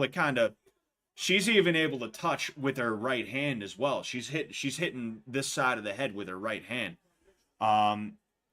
You know, this was definitely a game plan. She definitely game planned based around opening up a cut and just making it worse and worse. You know, I'm actually very surprised they aren't stopping this fight right now, because that's the kind of cut you want to get closed ASAP. You know, there's like last round I was like, that's a pretty nasty cut. Oh, okay, yeah. That, you see, that one was incidental. That one was incidental. There's no question about whether or not that one was incidental, you know. I'd have to see replays of the last couple of headbutts, because there was a headbutt in a couple of rounds, right? Like, That one I think was incidental. They just kind of went at the same time. But I think Taylor may have game planned around trying to open up a cut and then just make it worse and worse and worse until, you know, it just has to end, you know. The last round when we saw that cut, I was like, okay, that's a nasty cut, but it's not bleeding. It's not that bad. But now her eyebrow is hanging down. Her brow is hanging down. That is not good, you know. This is pretty good. I'm liking this, you know.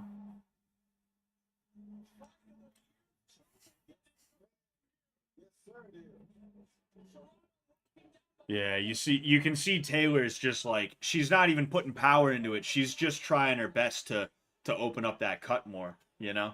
She's not turning into anything. She's just trying her best to be like, right brow, right brow, right brow. You know, it only takes one or two more of those punches to really open it up, you know?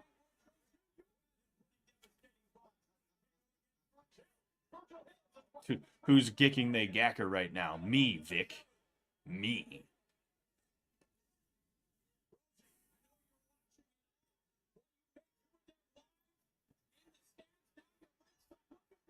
See, they're trading back and forth, you know, and that's good.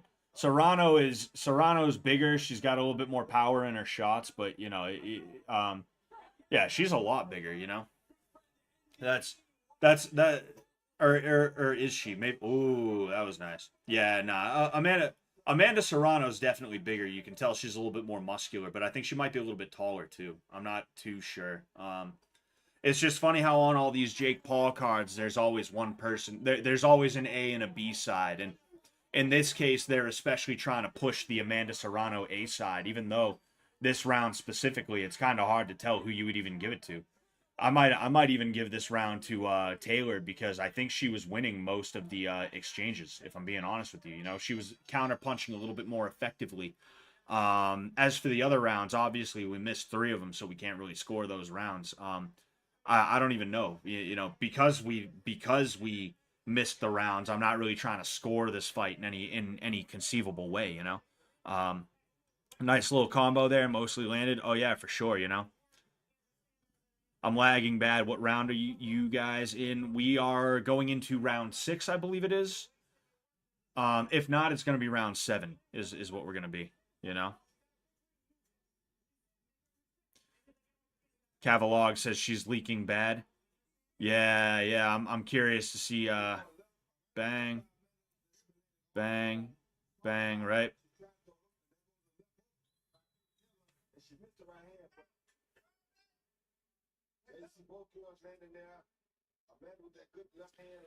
You see that's kind of what I'm talking about is like even when Amanda's landing a lot of the time, what's it called? Taylor is landing a little bit more in that specific round. You know.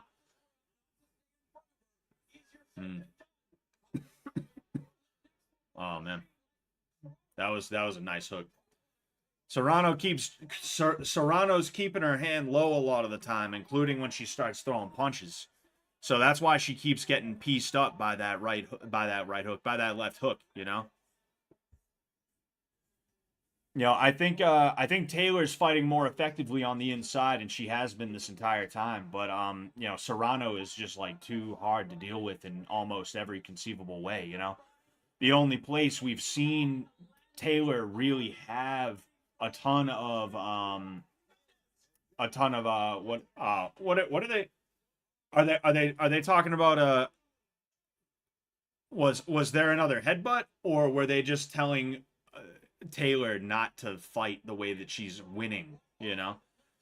If it was a warning for a headbutt, I totally understand, but like again, if the ref is like, "No, don't, hey, watch the holding." It's like, "No, that's it's perfectly reasonable what she's doing. She's not doing anything wrong at all." What, she's not allowed to walk forward? She has to move away from Amanda all the time, you know? And that's one of the ways that referees ruin fights and fighters is that like that's why you don't listen to the ref half the time, you know? Fucking ooh, that was nice. You see, like that's what I'm talking about is Taylor's winning the fight on the inside. And you're seeing, you see what I'm talking about. The ref, wow, really? Are they taking a point away? For what? For fucking what, ref? You fucking idiot. What are you doing that for? There's nothing wrong with what she's doing. You see, it's what I was saying. This is how refs ruin boxing matches. Amanda Serrano is not doing enough to keep Katie Taylor out. She's not doing enough to keep Taylor out. And because of that, fucking, he's walking around saying, oh, we're taking a point away for what? Taylor winning? Is that what's going on here? That's fucking bullshit. That was easily a Katie Taylor victory right there for that round, right? Katie Taylor easily won that round. You cannot take it away from her, but it was literally taken away from her by a referee who's probably a piece of shit. You know, like look at what's happening here. Look at what's happening here, right? She's being held on to. She's being held on to by, yeah, even the commentary that is biased in favor of Amanda Serrano is saying, I don't know why the hell they did that. That pisses me off, dude. I hate seeing shit like that, you know? No warning to my knowledge, but there was words in the sense that Taylor can fight better than that, so don't do it. Yeah, it's stupid as hell, you know? You see, and now Serrano's just straight up like holding her in close. You know? And what are we gonna get a fucking point deducted from Taylor for fucking landing punches next? That's ridiculous, you know? I don't even have a huge dog in this fight. I know Taylor's from Ireland, so like, oh, Aaron go rah, yeah, but it's like whatever, you know? This is a good fight though. I am liking it. And Taylor's giving it to Serrano these last few rounds, and it's you see, are we gonna, dude, fuck off, ref. Fuck off, dude.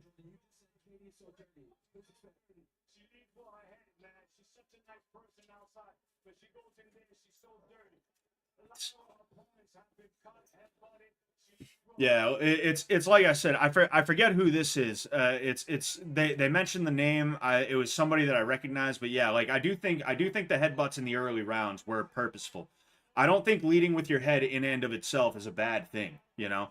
I think you should be a little bit better at being able to defend against somebody who's putting their head forward, you know? Because it's a legitimate tactic to keep yourself safe. Even when she's not headbutting these last few rounds, she's still winning in the pocket. Amanda Serrano really doesn't have an answer for her, you know? So it's just ridiculous to see, like, it's ridiculous to see headbutts, right? Headbutts should not be happening. All right, I'll say that. But it's ridiculous to see the referee not warn and take points away for headbutts, but instead warn, not even give a hard warning, but just taking points away for legitimate inside boxing, you know? Like Amanda Serrano is losing right now. Maybe not the entire fight, but she's been losing these last 3 rounds since we tuned back in.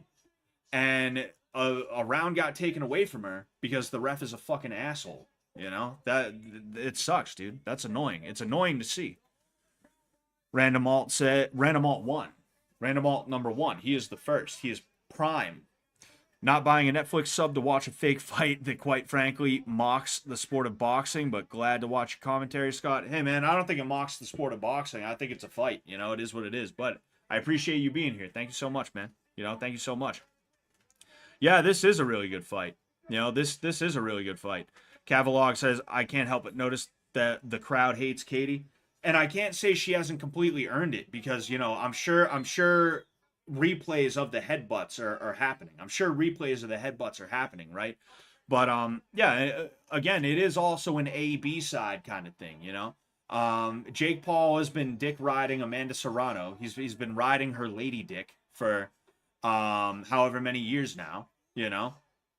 And because of that, he wanted her to have a fucking victory. And here it is, you know? Anyway.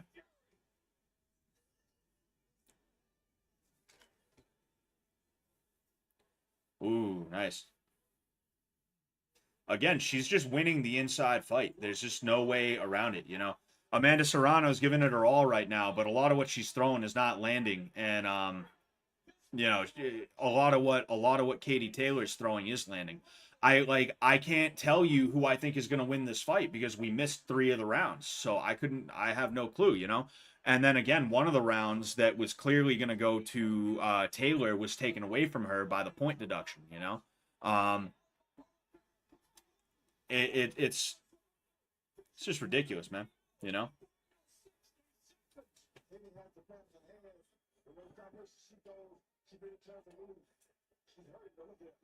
Oh, man.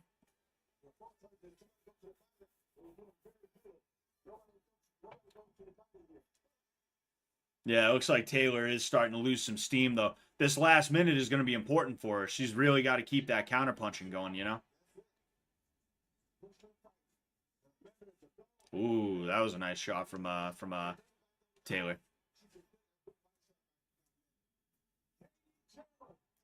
Man, that left hook has been money for her this entire time.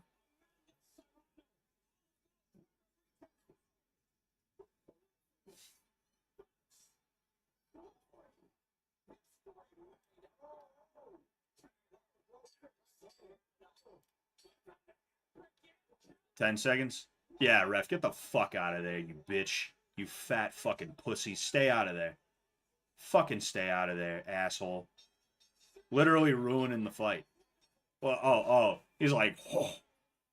Dude, honestly, fly me to Texas right now. Fly me to Texas right now so I can hop in the ring and just start kicking this dude's shit in. I fucking hate that shit, dude. I hate refs that make it all about themselves, you know? I can't stand that shit, bro. Jax904 says, I think Taylor won that. I don't know. Maybe not, you know? Regardless of hate earned, I think it's fair to say that this is a Jake Paul heavy crowd. Oh, yeah, 100%. Of course, you know? Why wouldn't it be? The female commentator is annoying as fuck, as are many of them, you know? It's like I said, right?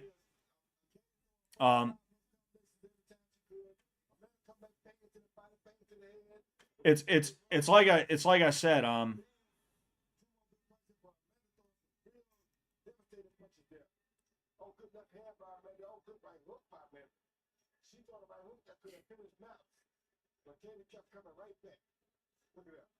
just want to hear how the commentary is going to try and sell this, you know? Anyway, yeah, like a lot, like I don't mind female commentators, you know, but like a lot of them are just like annoying a lot of the time, you know. And it's like, is it that hard to get a good one, you know? Is it that hard to get one that's good? I think the UFC had a female commentator once, and I didn't mind her, but like a lot of female, like earlier they were said, the unofficial scorecard gave it a Serrano 96-93, you know.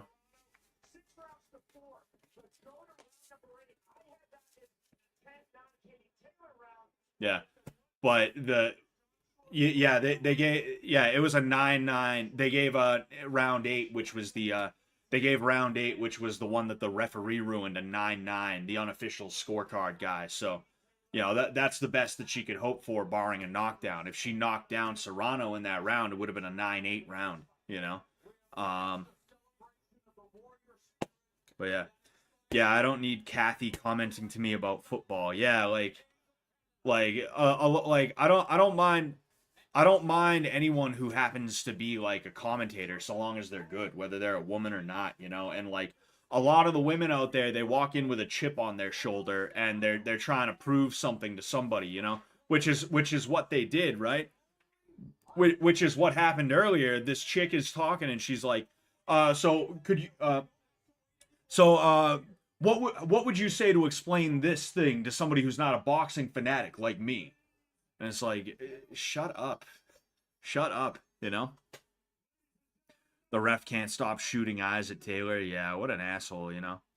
You see, a lot of people who have never boxed, or they have a dumb or a bad understanding of what it is to be in a boxing match or a fight or anything like that, they become something meta, right? They become a judge, they become a referee, they become a promoter, right? People who have never fought, like, hold on. Oh, they gave it to Taylor. All right.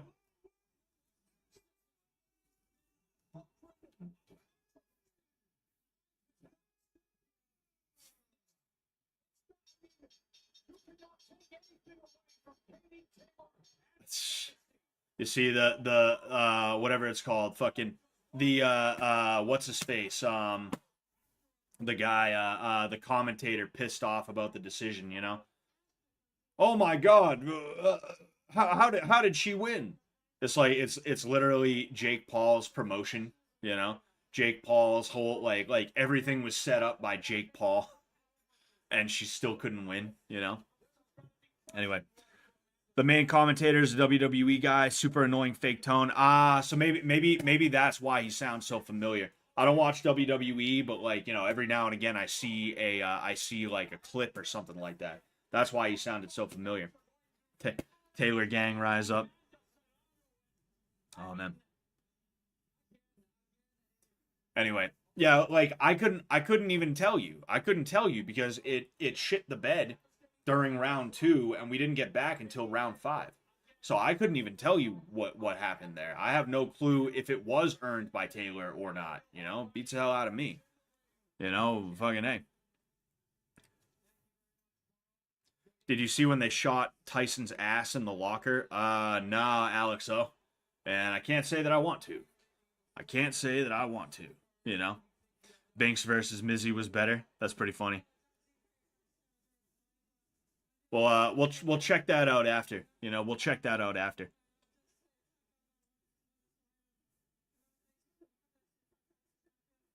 The Mexican is in bits. Taylor is physically worn, but that's all hers. Yeah. There's a little bit more damage on Amanda Serrano's face. You know, that's for sure.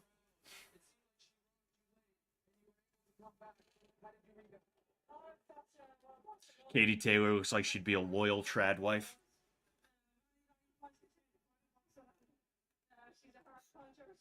Holy shit.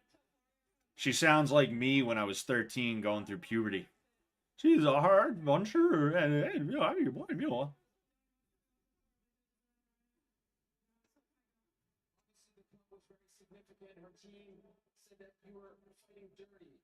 What is your response then, and of course, the point deduction as well?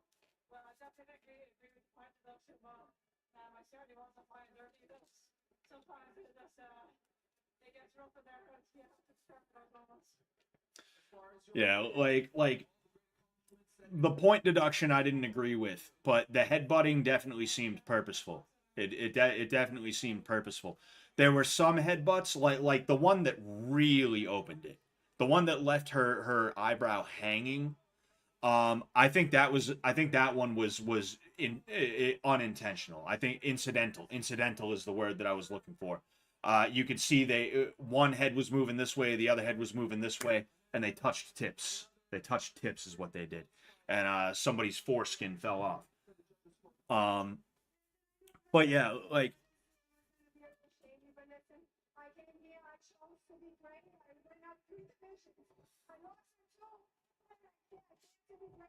I know everyone in the judges was going to be a little shady. Oh, yeah? You knew the judges were going to be shady on Jake Paul's card, the one that you're always the co-main on because Jake Paul is trying to push you as hard as he can? Yeah, sure. Yeah, okay. Whatever you say. Whatever you say. What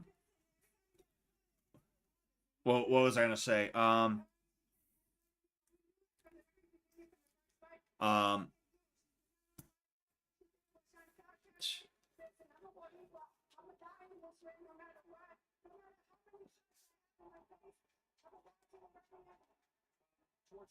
I just think it's funny how she hugs the girl and then immediately goes to talk shit after, you know?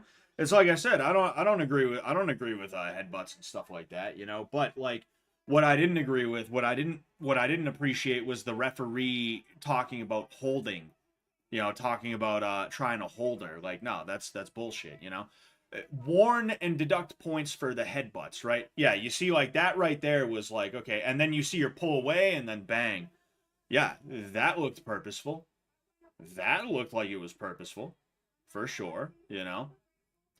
And then that right there was the one that I was talking about where I don't think it was on purpose, right? Leading with there's nothing inherently wrong with leading with your head, All right.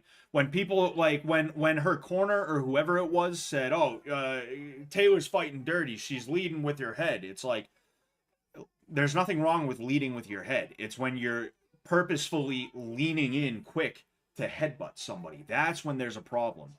And you know, it's just there's a piece of me that's kind of like, oh, there's fucking excuses going on here. That's the other thing too, because the headbutts, I don't agree with them, but headbutts aren't scoring blows, and opening up a cut on someone is not a scoring blow either.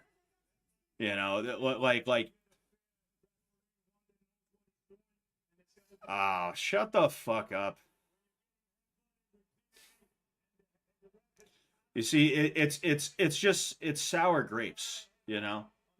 Fucking like me, like any fight that I've lost, I can tell you why I lost it.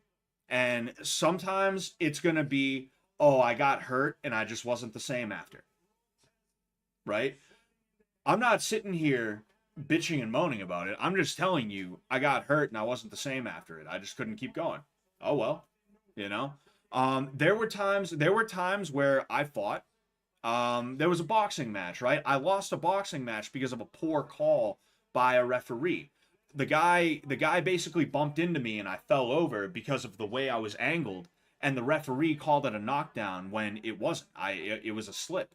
The guy bumped into me and I slipped. When I tell that story, I don't do what this guy's fucking doing right now, and I don't do what Amanda's doing right now. I might say, oh yeah, and plus, I'll be honest with you, I think I would have won that fight if there wasn't a knockdown in the third. I didn't think it was a knockdown, but you know, oh well. Like apparently the ref called it that, and you know, I probably shouldn't have been positioned the way that I was to fall over after getting bumped into. So you know, I'm just gonna like whatever, right? But like this is just like stupid as hell. It's just stupid as hell, and these guys need to shut up. You know, it's just being sore losers, because it's like I said, the headbutts I obviously don't agree with, right? People shouldn't be fighting dirty. I don't like John Jones for the same reason. But the headbutts and the cuts aren't losing rounds for her, you know? The cut didn't even bleed. I guarantee you she has 20/20 vision right now. She's just got a fucking piece of skin hanging down here that's not really affecting her vision like that. If she really wanted to make a claim as to winning that fight, she probably shouldn't be throwing punches like this, leaving her fucking head open for that left hook that she was getting caught with the entire fight, you know? It's just, and then they're talking about the ref that took away a point. Literally, the ref helped him out, you know? It's just dumb. I think you're allowed to full mount. I think you're allowed to headbutt from full mount 12-6. Nah, you're allowed to elbow 12-6 from full mount now. You're allowed to 12-6 elbow from full mount. You're allowed to 12-6 elbow in general, as long as you're not doing it to the back of the head. No headbutts, though. No headbutts, though.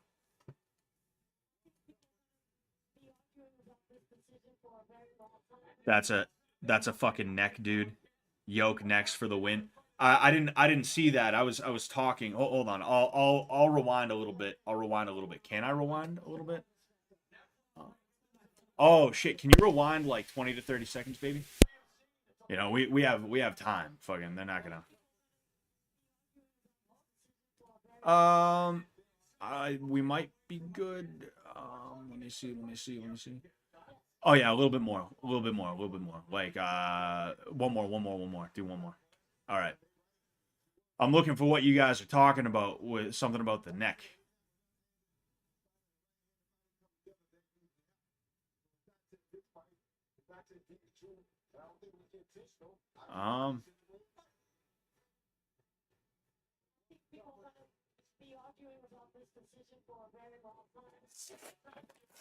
Yeah, I don't know if you guys were talking about something or not. Scott, about a punches monitor with them gloves, dude. Exactly, bro. People absolutely hating on Katie. Yeah, of course they are. You know, of course they are. You know, I could, yeah, I could. Yeah, you see, whenever the white person wins in boxing, like people get upset, you know, because boxing has been weaponized and it's become a minority racial pride thing. You know, Amanda Serrano, like, I'm a Boricua. I'm a Boricua. You know, it's always got to be like some stupid shit like that. And like it's like I said, like I don't like the headbutts. I'm not cool with that. I don't think that's all right. But the headbutts aren't what lost it for her, you know. And the fact of the matter is, a lot of people just don't want to see a white guy win a boxing match. That's just how it is, you know. And well, sour grapes, you know, fucking sour grapes. I don't think headbutts are a good way to win a fight, but it's like I said, I don't think the headbutts won the fight. Because there were plenty of exchanges. In fact, 99% of those exchanges, right, were all fucking clean. They were all clean exchanges. There was like 2, 3, maybe 4 instances of what looked like clear like attempts at a headbutt. Not all of them even worked. Not all of them even actually like were any good, you know. And it's just dumb seeing people complain like that, you know. Do black guys punch harder naturally from your experience? You see there's that cuck fetish shit coming out. There's that it's not a cuckold fetish, it's race realism thing coming out. I'm not accusing you of that, Alex, though. I'm just saying, like, a lot of people, they see a black dude, especially a yoked black dude, and they assume, dude, that guy must be such a good fighter. He could totally fuck my girlfriend, and I couldn't do anything about it, dude. Whoa, he's just such a physical specimen. But it's okay because I have a higher IQ because I'm a white guy. But that dude could totally fuck my girlfriend, dude. Like, that's what race realism is. It's right wing cuck fetish is literally what it is. You know. No, like nobody nobody punches harder than anybody else because of some weird oblivion create a character bullshit, you know. You don't punch harder because you were born under certain stars and things like that. um that's not how it works, you know. That's not how it works.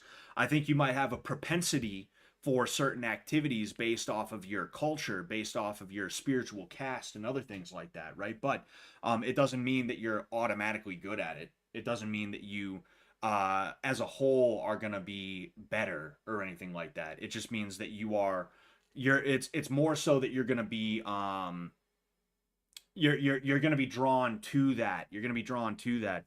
Thank you very much, the Jack 'em Up Kid, for the 5 memberships. Thank you so much, man. You know, that's really cool. I've never had someone do that before. Thank you. You know. Yeah, I'm sorry, baby. Yeah, it's just not working. It's just not fucking working. You know. I'm sorry. Um. But yeah, um. If Amanda Serrano was that good, she would have been able to deal with Katie Taylor on the inside, you know. And you know what? I'm gonna tweet that. I'm gonna tweet that. As ready as he can be at 58. One thing I'm encouraged about with Mike is that he took it serious. He's been training for 6-7 months, and you know when I interviewed him, I said, "Bro, how you doing? How's training, man, brother? I'm training every day." And the look he had in his eyes and the tone in his voice, he's taking it serious. Now, there's an age discrepancy, as we know. That's the big question. Can Mike hold? Yes. Jake Paul could be Mike Tyson could be Jake Paul's father. In real life. So that's the question. One thing you never lose though as an older fighter is the power. No, I like that, dude. I mean, he definitely got that power. He's solid. Jake is serious though. You know, he came into the game as an entertainer when everybody else understands that he made himself a real fighter. So this is gonna be an interesting fight to me. I think as well, we talk about the fact that it's, what, 19 years since he last had a professional fight, but we also did see him against Roy Jones Jr. in 2020, right? So you kind of get a taste of what he may still be. In that fight, he tried to be intimidating, he was coming forward, he was putting the pressure on. We're going to see the same kind of fight tonight. I mean, also, I think that's what everybody. Sorry, I'm shit posting right now. Um.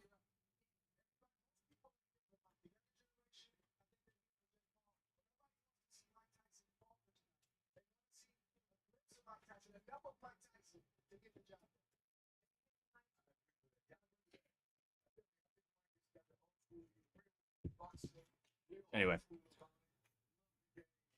black people are more likely to be born with fast twitch muscle, I believe. No, that's just not true.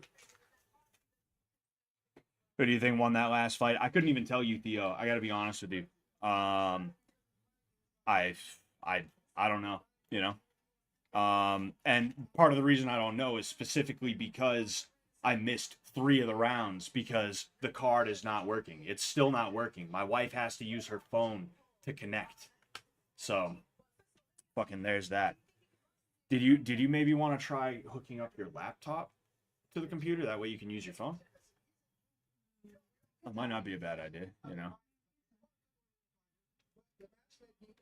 Sensei Scott, we need your expert input on the most recent fish tank boxing match. Don't worry, you'll get it. You'll get it. You sure?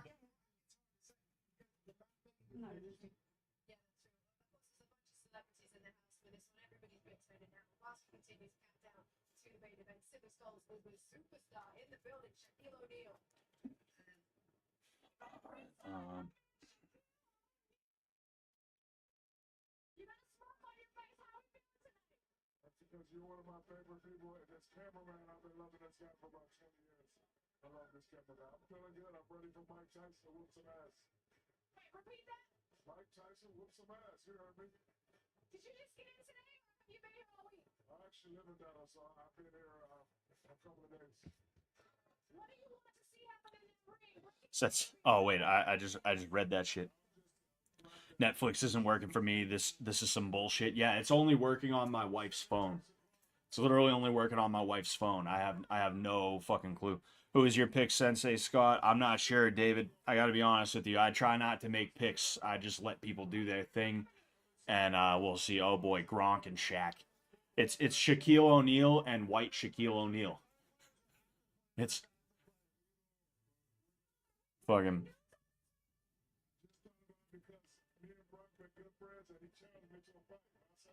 Oh fuck, Shaquille O'Neal and Gronk talking about fighting. Oh boy, that's fucking wild, dude. That'd be fucking insane. Holy shit, bro. You can tell they didn't properly size their service for this shit. It took me a few retries. Yep. Yep, they definitely did not do what they were supposed to do. That is for sure.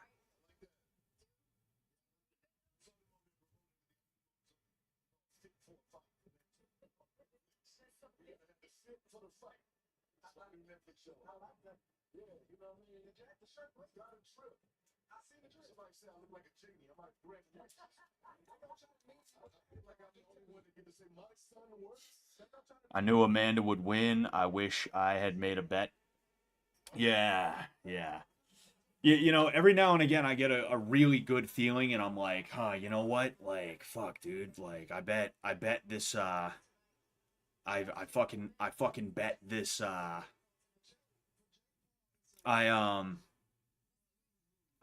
bet this fight isn't gonna go the way you think it's supposed to go.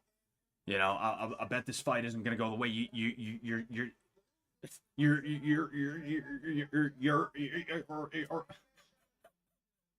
fucking A, having a stroke over here. Fucking like every now and again I get a feeling like that. I'm like, you know, and fucking every now and again it's right, and I'm like, why didn't I bet everything I have on that? Oh man, you know, like Leon Edwards. I had this weird feeling going into the Kamaru Usman fight. I was like, I don't know, man. I don't know. There might be something here. And then that head kick gets thrown, you know? And I had no reason to think about that either. I had literally no reason to think about that either because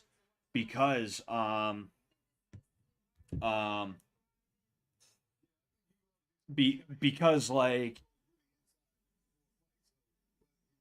what was I gonna say?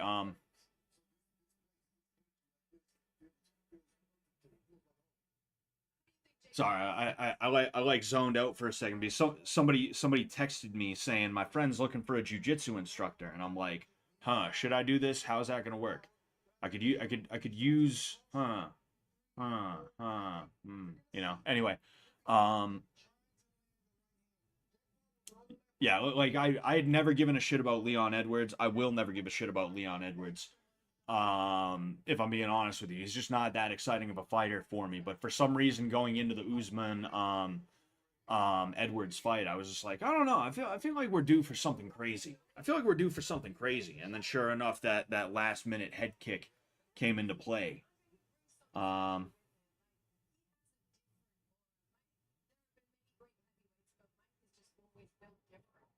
think it's because the world has seen the highs of Mike, but also the lows. Right. People see themselves in Mike's story in one way or another.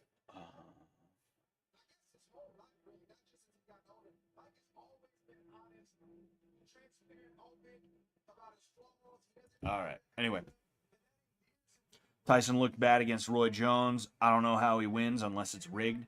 Well, yeah, I mean, I don't think he's supposed to win, you know, because when Jake Paul loses, that means his hype train is derailed just a little bit, you know, and he's not gonna want to have to keep on coming back and shit like that, you know.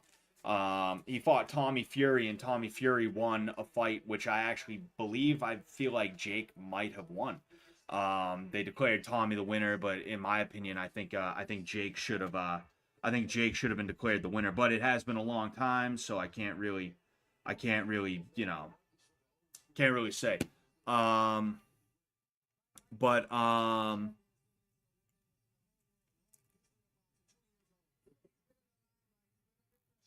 Yeah, like overall, I think it's a you know, I think it's a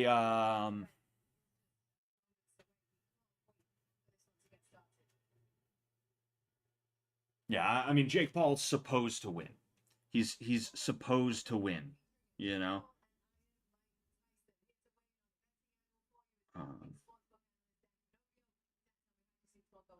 Next game, the time has come. Jake Paul is the betting favorite in this fight. DraftKings has had these odds. Oh yeah, there's a fish tank garage gang site. there's you can't see. Hold on. I'll pull it up on my twatter.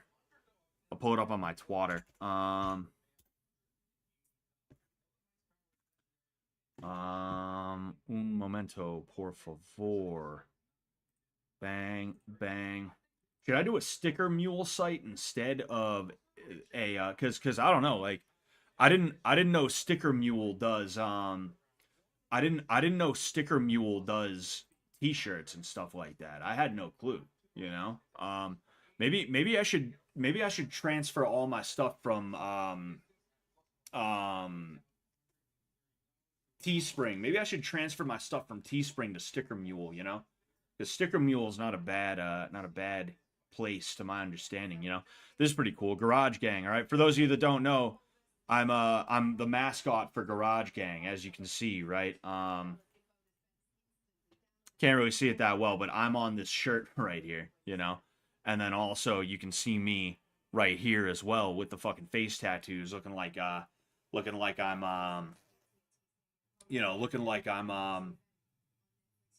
what's his face? Post Malone. I'm looking like Post Malone over here. So yeah, these are pretty cool. You should definitely check these out. I was just curious if I could like them without having a thing. You know, I'll have to check that out later because I wouldn't mind this shirt. I'm literally on the shirt, so I might as well buy it. Plus, it's only $19.95, $20 for a shirt. You know, I'm wondering how much the cost of production is then. I'm wondering how much the production cost is then, because if the production cost is that low, then it definitely would be better for me to bring stuff over to Sticker Mule, because I'm not trying to get rich off of any merch that I have, whether it's season 2 merch, whether it's, you know, other merch. I'm still waiting on a fucking shirt. I have a shirt, not too well, it's not that one. It's not that one, but I'm gonna put that shirt on my Teespring soon. I'm waiting for another shirt to come in from Teespring. And like it's like pretty much this much money to make it. It might even be a little bit more money. So if I can make money off of a $20 t-shirt, then I will gladly do that, you know? because I'm not trying to get rich off you guys. Obviously, I want you guys to have access to high quality, fashionable merch. High quality, fashionable merch for low prices. For low prices.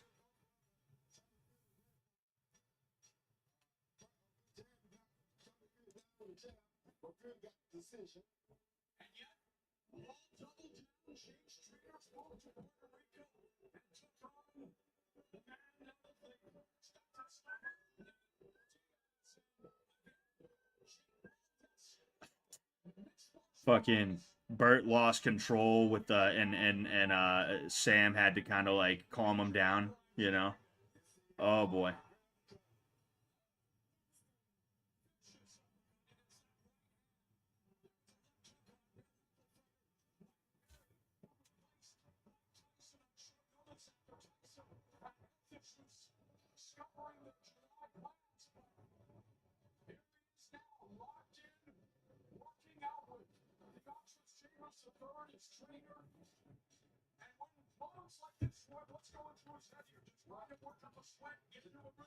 All right, here we are. Here we are. Here we are.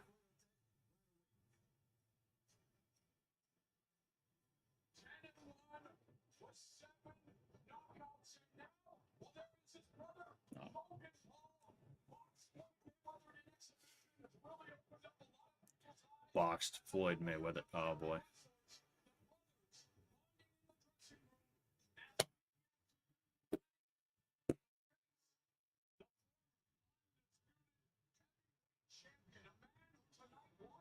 You see, Jake Paul fighting an old ass Mike Tyson, I think, is actually kind of more respectable than Logan Paul fighting a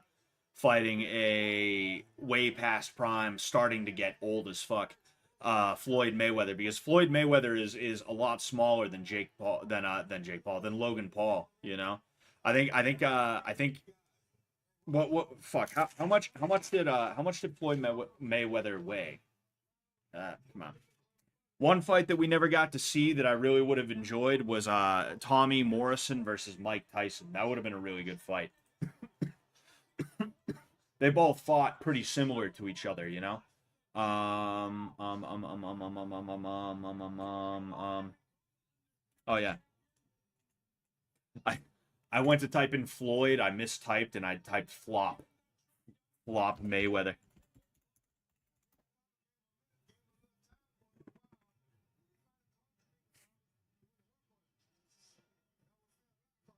Anyway, yeah, super featherweight to light middleweight, right? So let's see what light middleweight. Light middleweight is 147 to 154 pounds. Logan Paul was like 220 pounds, and I guarantee you Floyd Mayweather was no more than like 180. Maybe if he was really, really fat, 190. You know? Actually not even 190. He was probably like 185, you know? So like Logan Paul fighting an old Floyd Mayweather like that is like, it's not, you know, that's not very respectable. It's not very respectable, right? Compared to what Jake Paul is about to do. So I'll give him that, you know, I will give him that. That is good for him.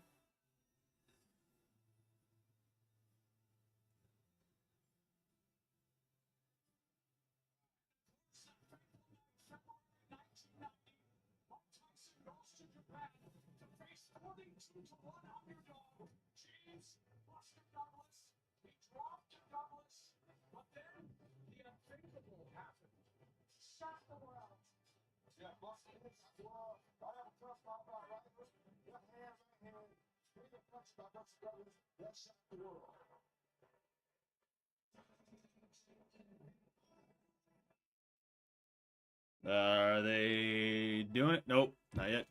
Oh no, I think they're bringing out Tyson. You see, funny thing, Holyfield, right? But they're really showing Holyfield and Lewis when Tyson they're showing Tyson's worst moments. they're showing Tyson's worst moments right now. That's kind of fucking stupid, you know? Yeah, they're really trying to do that right now. They're trying to give Tyson a hack job. That's fucking stupid. But yeah, to my understanding, the reason why Tyson bit Mayweather Holyfield's ear, the reason why Tyson bit Holyfield's ear is because Tyson kept getting headbutted. Apparently, that's what I heard by Holyfield. You know, so that's interesting. You know, are they fighting yet? Not quite yet. Not quite yet. Eventually.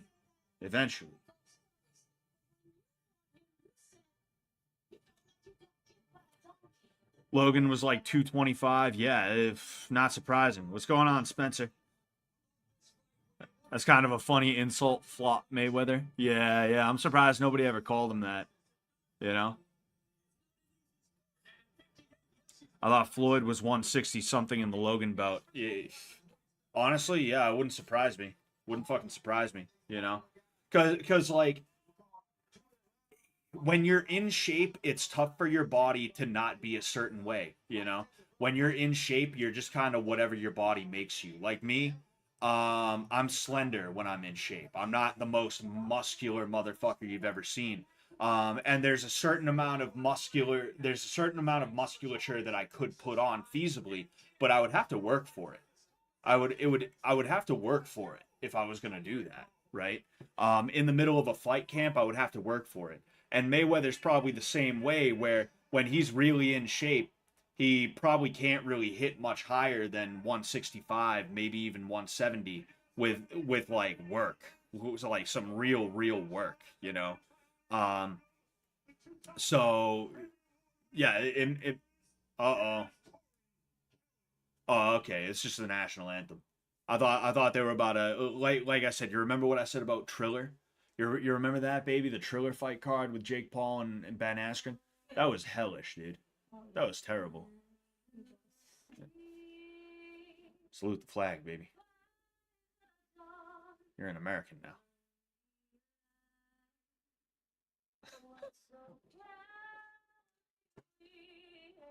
I waited 3 hours for this. Mike and Jake are walking out now. Finally. Of course, my stream goes down as they're starting. Ah, yes. That's the way it goes, Sneed.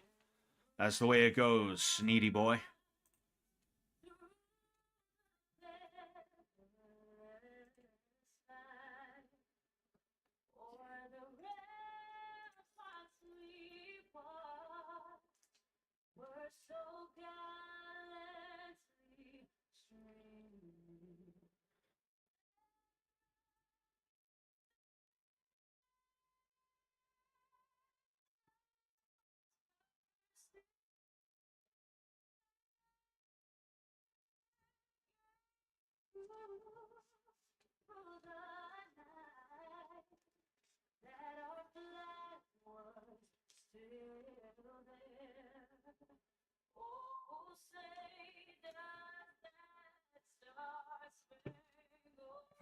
America. America. America. Ba-da-bum, bum, ba-da-bum, bum, ba-da-bum. America. Fuck yeah. Coming again to save the motherfucking day. America. Fuck yeah. Freedom is the only way, yeah. Terrorists, your game is through. Now you have to answer to America. Fuck yeah. Fuck yeah.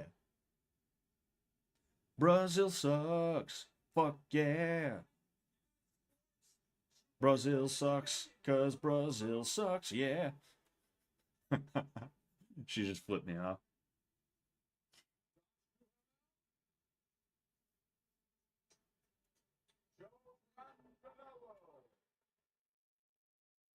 They're just showing random.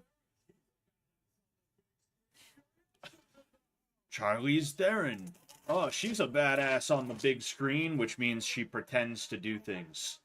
She plays pretend all day for her job. That is what happens.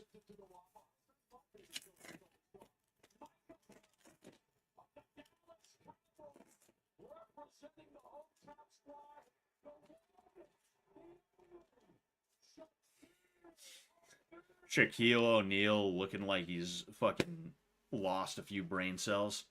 Shaquille O'Neal looks like how Rob Gronkowski should look. Uh-oh. Oh, there it is.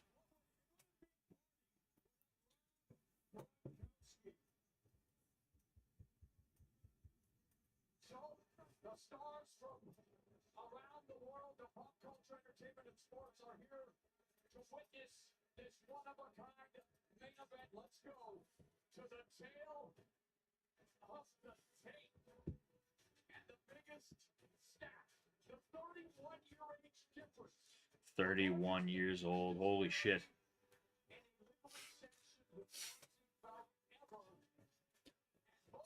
The fuck, Joe Jonas? Is this a Disney movie? Well, I mean, it's a couple of Disney boys, you know? Yeah, Jake Paul, 10-1 with 7 KOs. Mike Tyson, 50-6 with 44 KOs. So, Jake Paul is 6'1", Mike Tyson is 5'10". Weight difference isn't that bad. From the look of it, it seems like Jake Paul has about 7 pounds on Mike Tyson. Oh, excuse me. Other than that, not too sure. Did Lucas knock on? Oh, okay. You could open the door. Huh? No, I am. Jake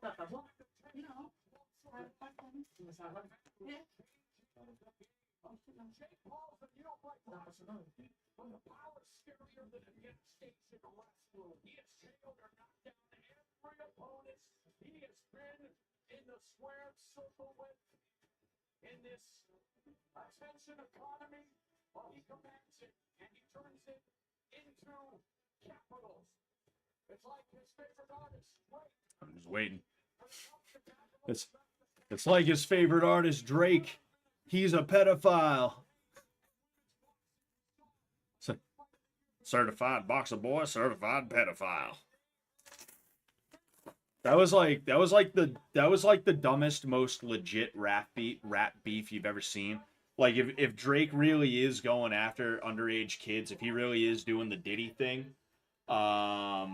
then yeah, like that definitely deserved to be called out. But it's like you waited till you had beef with him, Kendrick. Is that what you did? You waited until he pissed you off to call him out on one of the most like reprehensible crimes you could commit. You know? It's like why? What the hell is wrong with you, bro? What do you think you're doing? You think everyone's supposed to be like, hey, like, nah, fuck off, dude. You know? It was as if Serrano's coach trained her to always keep her head on the center line. Somebody responded to me. So here's I'll show you what I said, right? I said headbutts and cuts didn't lose the fight for Serrano. Her lack of ability to keep Taylor on the outside did. I don't like seeing dirty plays like that, but 99% of the time, no headbutts were occurring. She was just getting pieced up by Taylor, and that's how it happened, you know. And Dixon Sider on Twitter says it was as if Serrano's coaches trained her to always keep her head on the center line, and to always drop her hand when she's throwing her fucking jab, you know. Like, everybody makes mistakes all the time, even the best of the best when it comes to the pros. But, like, Amanda would be leading with a cross, and she would still drop her hand down here. And she's wondering why she keeps getting hit with that left hook, you know? And then she's losing on the inside because she's not as good of an inside fighter, and she's not keeping Taylor on the outside. So it's like, what are we doing here, you know? We're going to blame everybody but ourselves. You know? And it's just dumb as hell. Fucking, it's sour grapes, you know? And then D.H. Gutierrez says, she knew beforehand and didn't have a plan. And exactly, like, she straight up said, we saw her other fights. We knew how she was gonna be, and it's like, well, then why didn't you game plan around that? You know? Like, she leads with her head. Why don't you frame off of the head? It's like I was saying earlier, right? You can frame off the head when somebody's using head movement. If you stick an arm out and you're able to catch them here, anywhere, you can stop them from moving and you can start pushing and moving them around. You can also use both hands too, you know? She literally could have put a hand on the head because it's not like Serrano was even using a lot of like bobbing and weaving and stuff like that. You know, she was basically just coming down in here and then moving forward, right? She was down in here. She was down in here. Right here. Right here. My dog's being a bitch.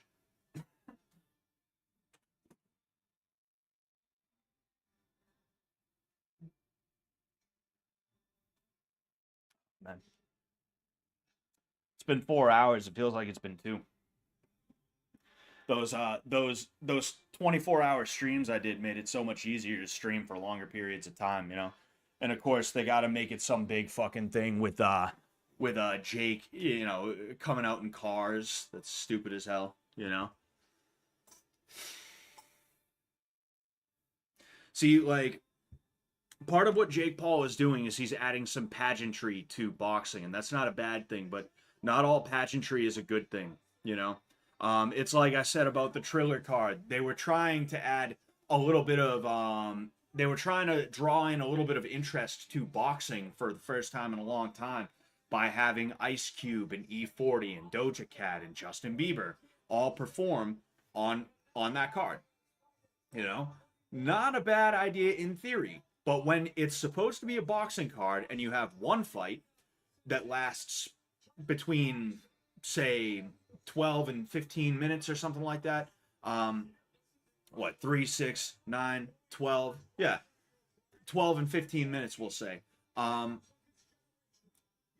When you have that, and then you have 45 minutes of people performing songs, and it's not like, it's not even like it's one person either. It's like, this person comes on, performs 2 songs, then they leave, and then, here's the next person, and then they leave, and then the next person. That's just like, nah, that's such a bad way to have it. And this is also right there too, like doing a slow drive down the fucking ramp in a fucking car that nobody gives a shit about. People watching this aren't going to be like, whoa, that car, dude, that's a fucking whatever it is, dude. Whoa, that's crazy, dude, it's got a lift kit on it. I don't even, it didn't even have a lift kit on it, but you know, like, that's kind of the point, is like, I'm not a car guy. Most people watching this aren't car guys, so they're not going to be like, whoa, dude, that's a 2004 butt fucker. That's a 2004 Ford butt fucker. Holy shit, dude. Wow, they totally pimped that shit out, dude. Whoa. Like, that's just so dumb, and they don't need that, you know?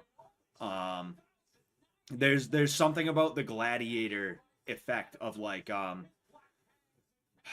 you know, like having the crowd nice and close. They're literally reaching, trying to grab your hat off your head, shit like that, right? There's something really cool about that. Having to have security guards usher you what is through basically the crowd. There's something mad cool about that. The UFC got that really, really good. They did a really, really good job with that in the early days. He could easily bring that back, you know? Like a couple of examples on the card, right? Meaning when I say the card, I mean Creator Clash 2, right?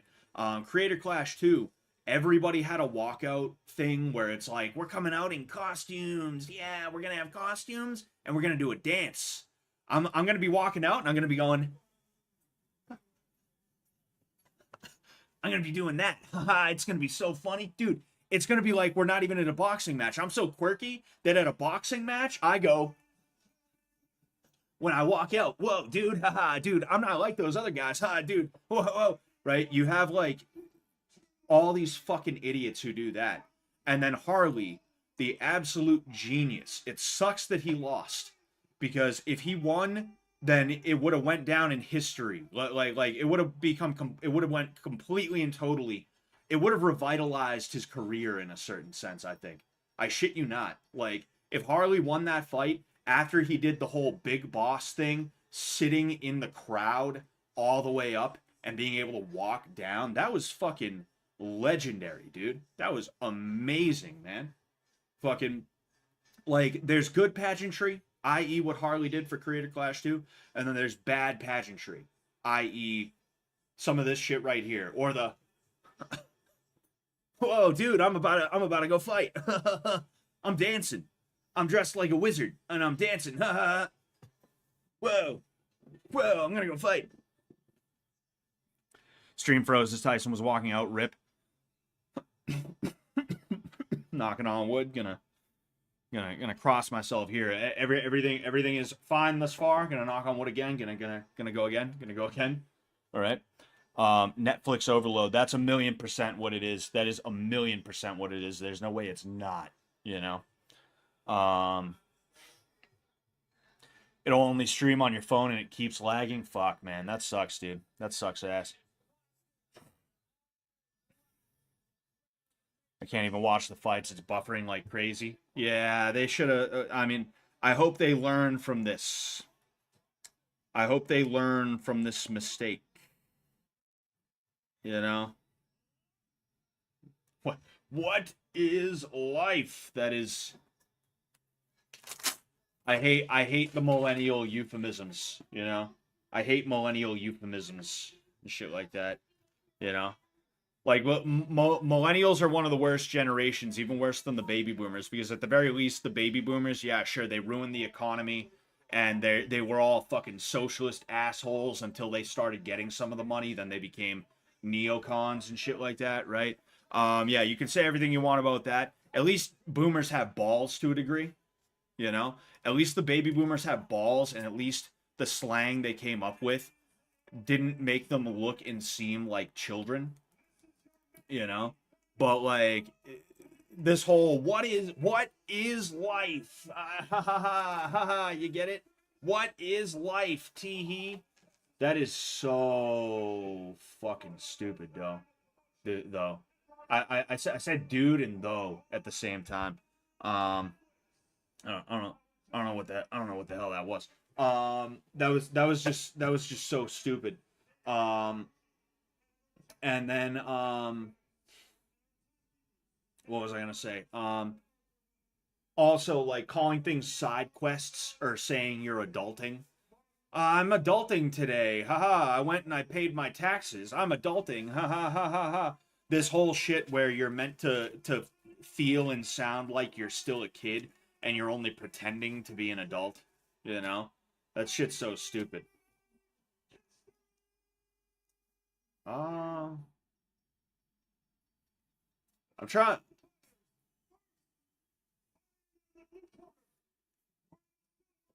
This ring announcer, he looks familiar. I think he might have been a guy who followed me on Instagram. I don't think it is necessarily. I don't think it is, but it kind of looks like him a little bit. There's a lot of ring announcers are just not very good, you know, and I think it comes down to the fact that a lot of guys have not either picked a lane or they're trying to copy someone else's lane, and that's kind of tough, right? Or less that they're trying to copy somebody else's lane, because there's nothing new under the sun. But what I really mean is, like, they either A, haven't picked a lane, or B, the lane that they picked is cringe, you know? Like, what makes Bruce Buffer so good, and I've talked a little bit about this before, as a ring announcer, is he encapsulates in his announcing the gladiatorial nature of the UFC, right? The way he announces things, it feels like you're listening to somebody shout the names of two guys who are about to go at it in the Coliseum, right? And that is really cool. Bruce Buffer, he is more gentlemanly, right? Because boxing is meant to be the gentleman's sport. It's a gentlemanly sport. And the way that he is able to announce in a way that makes it sound like a high-class affair, two guys about to beat the ever-loving shit out of each other, that is brilliant, and it's perfect for boxing, you know? Those are guys that they found a niche that they inhabited in the boxing and MMA world, and that's why they're so fucking good. That's why they're so damn good at what they do. It's not just because they're able to say the names the right way and stuff like that. But a lot of people either A, they haven't picked the lane, so they're a little bit different every time, or the lane that they picked was kind of cringe, you know? Like this dude that followed me on Instagram that I don't think it's that guy, but for a second I was like, is that the guy? I saw him announce one day and he was like, so everybody in the dick fuck arena, stand up, raise a glass. Like that was his it's time. That was his let's get ready to rumble is stand up, raise a glass. You know, and it's like that was cringe, man, if I'm just being honest, you know. Me personally, if I was a ring announcer, I think I'd do well going that gladiatorial route, you know. I know I would because I have a voice that is conducive to being good at that. I like that word lately, conducive. It's a good word. It's a good word. I like it. But the way I'm able to project my voice and the way I'm able to manipulate my voice, because I'm actually pretty good at manipulating my voice to sound different, obviously. I would be good with that style, that Bruce Buffer kind of style, you know, but I'm not a ring announcer, so whatever. Anyway, so Jake Paul versus Mike Tyson. We're about to get started with round one right now. I'm going to try my best to do play-by-play on this for the people whose Netflix is fucked up, you know.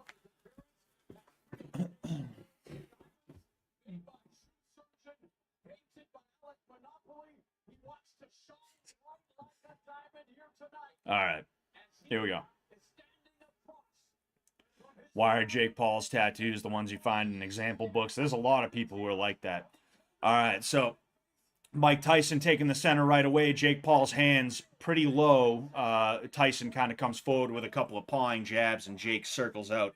Ooh, Jake against the ropes immediately. Anytime Jake's against the ropes, that's going to be a very nervous, I'm going to become a little bit nervous, you know. He handled it well there. He immediately tried to hook from Tyson, didn't really land very well. I was saying anytime Jake is against the ropes, I'm going to be a little bit nervous, you know. You know, he did it the right way that time though. When he ended up against the ropes, you see, and he did it again. That was definitely part of a game plan. Is anytime Tyson walks Jake up against the ropes, he's gonna end up hugging. He's gonna end up clinching, right? So that's a smart move on Jake's idea. He doesn't want to fight on the inside. You see, it's funny because like for Jake's whole boxing career, he's been just as much of a wrestler as he has a boxer. He's actually kind of always fought inside on people that he really shouldn't even fight on the inside for, you know. He's really trying to catch Mike with that overhand right. That's really Jake's best punch is his overhand right. And every now and again he's able to set it up decently. You know, but what he's got to do is basically that right there. He's got to circle out and keep his left hand going, you know. Ooh, that was nice. He went jab to the body and he went up high as well. So this is an 8-round fight right now. So I don't think Tyson's going to open up as aggressively as he used to back in his glory days, you know. But one thing Tyson's good at is moving in with. Oh, you got to be fucking kidding me, dude. Really? Wow. It just froze. It fucking just froze. Thanks, Netflix. We do it on my TV. We do it. Oh, we're back. We're back. Okay. All right. Okay. Anyway, yeah, low blow from Tyson there. But yeah, one thing Tyson's really good at is he's able to move in without even throwing punches. And you can see the way he's able to use his head movement to close distance is still actually kind of scary, if I'm being honest with you, you know. Of course, it freezes up again. There was only 10 seconds left in the round. I have a feeling there probably wasn't a KO or anything like that, you know. Zaza Gilberesh says, my Netflix screen has been frozen for a solid minute, and John JAWN watching on Netflix, watching here on Twitter. My fight just went black screen. Yeah, I don't know what the fuck's going on here. We got another one. Are you doing anything to make it unfreeze? No. No? Oh, because I feel like I see you move and it unfreezes. All right, so luckily it didn't skip ahead or anything like that, so we can still at least watch this chronologically, you know, if you're not one of the people who's blessed with an unfrozen screen here, you know, like anyway, so yeah, I mean round one, kind of tough to score because nothing huge really happened. I guess I would give it to Jake because he landed a few more punches, you know. He was definitely the aggressor more. And I think he landed a punch or two that was you know, he went. Oh shit! This. Oh fuck! It skipped forward to round two. I didn't even realize. Fuck. We have one. We have 1 minute left in round two.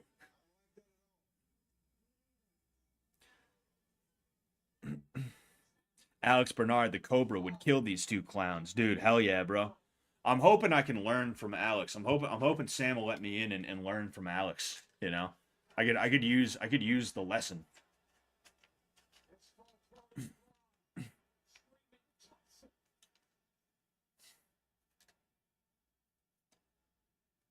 Yeah, I want to see if Tyson really opens up at some point because we haven't seen anything too huge out of him right now. A couple of jabs from Tyson just working his way in. I think Jake tried to return, but I don't think any of those jabs really landed. They're using Venom gloves. It feels weird seeing them use Venom gloves. I don't know why. Yeah, I mean, it'd be foolish. Ooh, Tyson slips a jab and he tries to throw, but it doesn't land, you know. I wanna see Tyson open up a little bit more by round like 4. You know, like halfway through the fight. Let's see him open up a little bit more. So that was the end of round 2, and I mean, I guess if it was gonna freeze, this is the place I'd rather it freeze, and hopefully it'll unfreeze in under a minute. But yeah. Big Think Broadcast says, "Holy fuck, Mike is fast at 58. Jake looks tired and scared, like the nerves are getting to him. That gut punch Tyson got. Wow." I don't even think I saw that, but yeah, like Tyson is surprisingly quick for his age, and it's really just a testament to how quick he was when he was younger. Um, it sucks going against someone who's fast, man. It sucks going against someone who's fast, but especially when they have power. It's no fun, no fun, that's for sure. But um, what was I gonna say? Because speed goes pretty quick and it goes pretty early. But the thing is, it's not like you go from fast to like slow as fuck. You know, you just go from fast to less fast. Um, you know, so like the fact that Tyson can, ooh, man, that hook right out the gate. I don't even know if it landed. It happened so quick. Not like, oh, it's blistering speed. It's just like the quickness with which it all went down. I was like, oh fuck, you know. Yeah, Tyson's starting to open up a little bit more right now, you know. And here we are. It's freezing again. It's fucking freezing again. Thanks. Thanks, Netflix. Thanks. Fucking idiots. Ooh. Ooh, ooh. Couple of nice hooks from Jake there.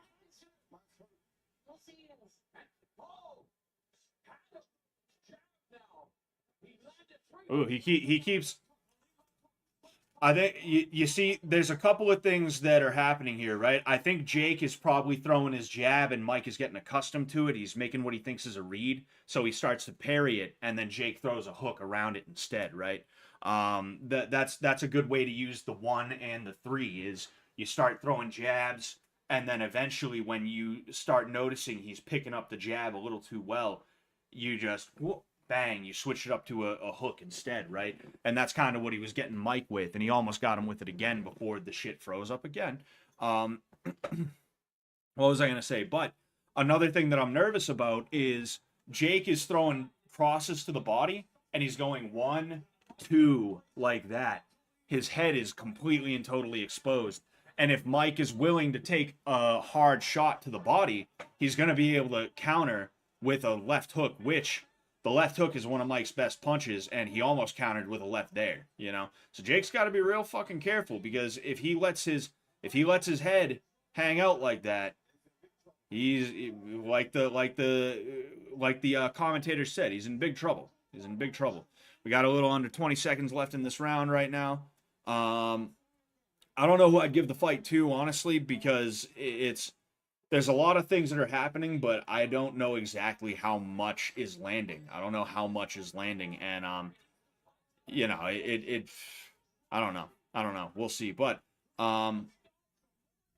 not only that, but my stream keeps fucking freezing. So even if we get a full round, like halfway through the round, it freezes, and then I forget everything that happened in the round before it. But before in that round, you know. So, I guess that is that.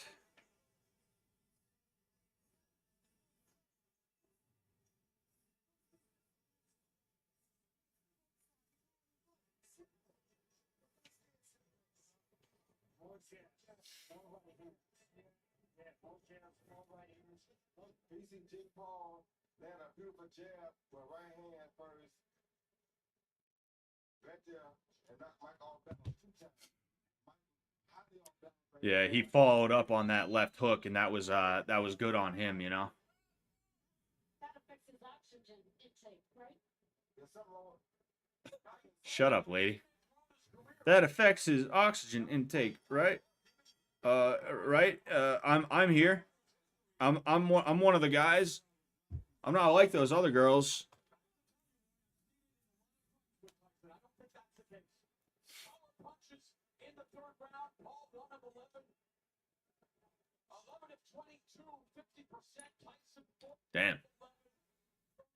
6%. Oh, Tyson landed 36%. I thought they said Tyson landed 50% of his power shots in whatever round they were talking about. Oh, now it's all choppy. I'd rather have it choppy than not working at all, but it's still just like fuck Netflix. Like this is a multi-million-dollar company, you know? Fucking I know Fish Tank has its issues and shit like that, but when Fish Tank irons its shit out, it's usually ironed out. That just is what it is, you know? But like this is just annoying.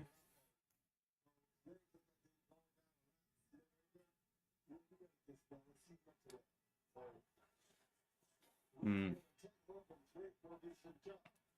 See, Mike tends to, and I have the same thing going on a little bit, right? He tends to like to slip to this side a lot of the time.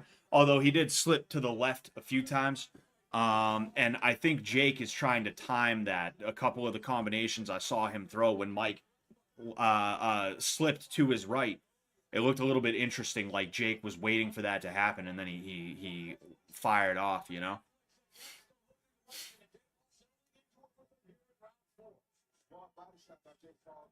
Oh, man, that's beautiful head movement by Tyson, you know?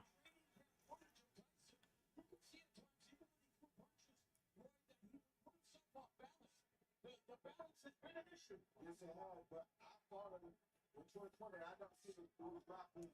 That's sort of correct. 10 seconds. I want to see if Tyson opens up.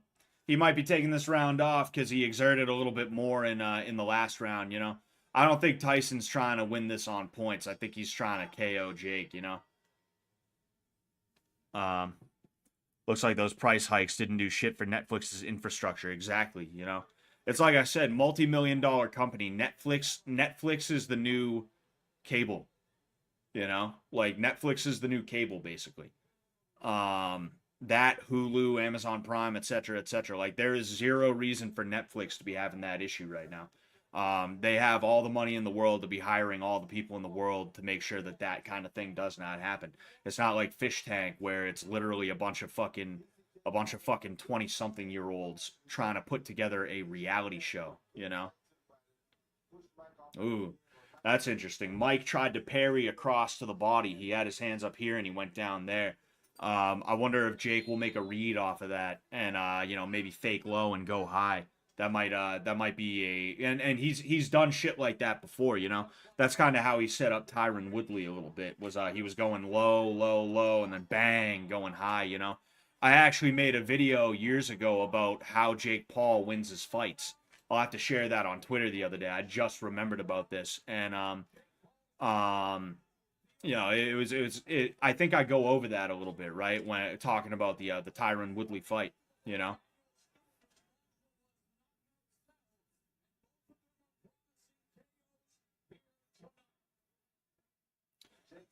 Who fixes streams quicker, Wes or Netflix? Wes. You know? Ooh, that was a nice left hook. Yep. Trying to get Mike.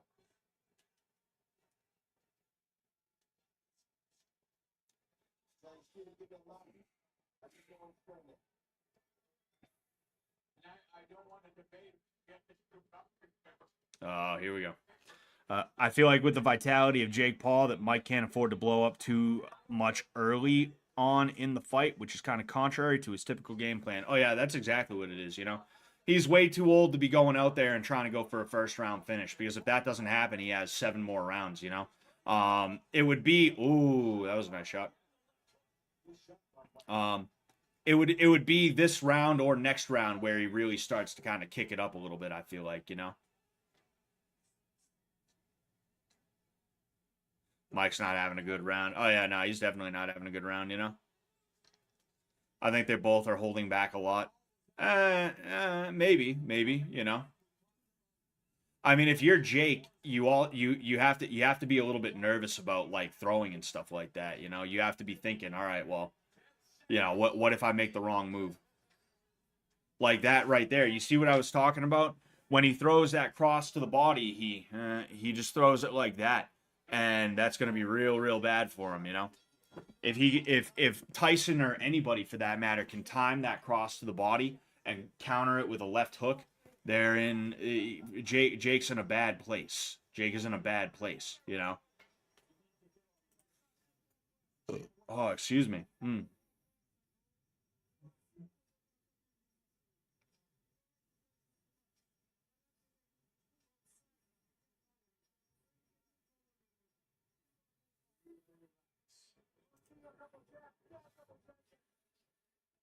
Ever see Paul look down and come over and right? Wow, right on Tyson's nose, good shot. Never know it might have ended the fight. Looking at the so yeah, I mean, I don't have a lot to say, you know. It seems like Mike's just kind of waiting. Ooh, man, he almost man.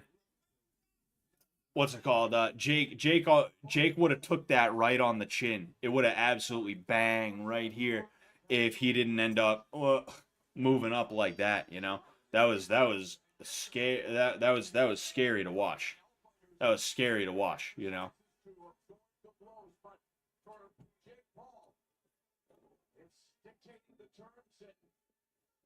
Ooh, excuse me.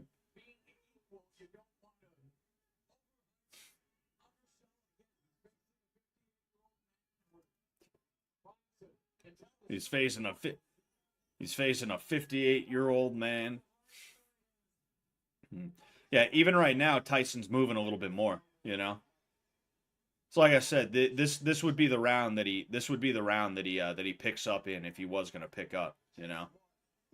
Either this one or the last one. He didn't really pick up last round, but you can tell he's kind of trying to get a groove here, you know. He's throwing out jabs to see what Jake does, and then he's you know, kind of trying to. He's gonna make a move at any point now, you know. He's kind of loading himself up almost.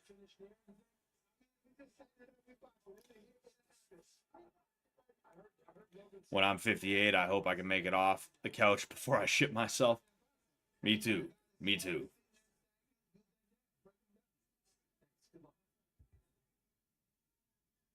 Using the jab to break down Tyson. 40 seconds left in the 6th. Using the jab to break down Tyson. You see that's what they have to say in order to hide the fact that Mike is just like, nah, I ain't ready yet. Nah, I ain't ready yet. I ain't ready yet.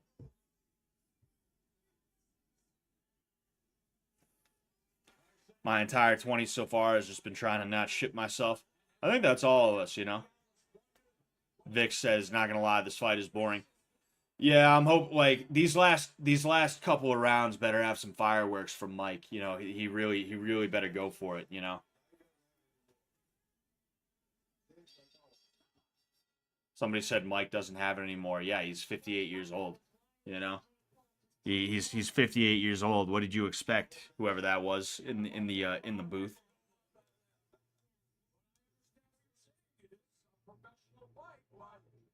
A lot of people wonder, you know, what all this is. Give me a little hope. All right? Come on, man. You the young lion. He's the old lion. You the young lion. He the old lion.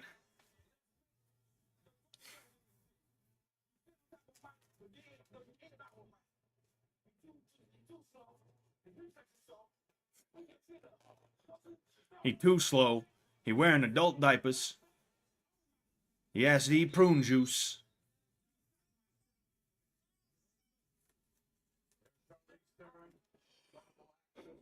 Oh man. We got 2 more rounds. After this fight, we'll see who is declared the winner, and we'll go ahead and we'll check out some fish tank stuff. You know, we might as well.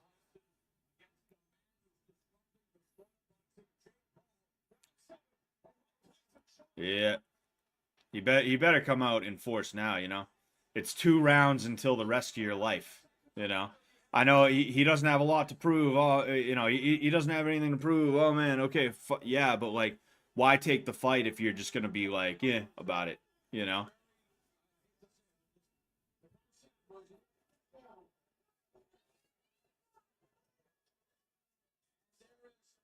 You know what? I do have to say that 60 more punches than any other 58-year-old that landed in boxing. Yeah, block the opening right here.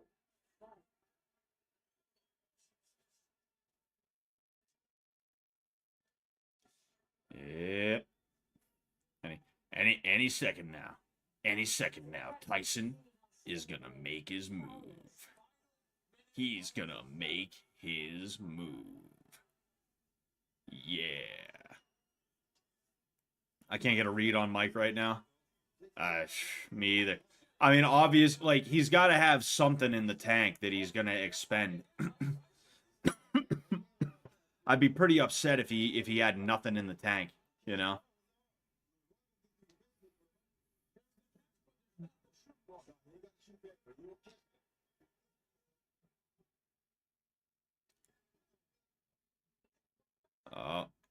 We got 20 seconds left in round 7. My stream is starting to be stupid.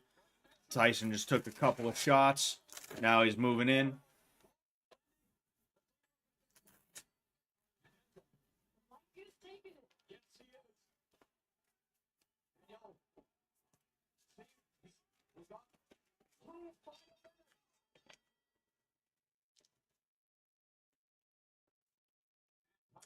Well. Oh, man, he had a fucking snot hanging out of his nose. If it's just this, both are a complete disgrace. Yeah. Put Jake in the ring with Wilder next as a form of punishment. Oh man. Big booger on Mike. Big booger Mike. I've long suspected a lot of Paul fights are fake. I don't think they're fake, you know. I thought the Ben Askren fight was a fix. I thought it was, but then I watched it back and I saw how Ben moved after he got up, and I realized that whether he was rocked or not, the ref took it as that, and he was like, nah, you know.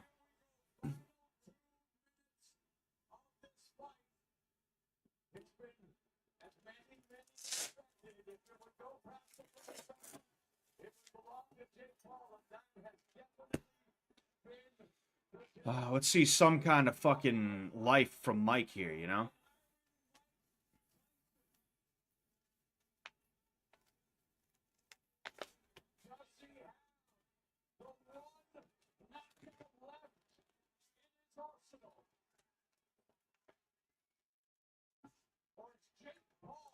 See, the worst part about this is that Jake is gonna run around and be like, oh, yo, I just beat Tyson. Oh, yo. That's the worst part about it, right? Is he's going to tout this as though it was as impressive as he thinks it is when it's not, you know? He's going to act like this is some kind of, like, dude, I beat Prime Tyson. Oh, dude, you know, that's the worst part about it. And of course he's going to do that, because why would he downplay what he did? That means there's less money in his pocket, you know? There is a certain amount of kayfabe in the fighting world, you know, and it's not kayfabe in the way that the WWE is, but it's kayfabe in the way that you're going to be like, I just beat this guy, yo, you know?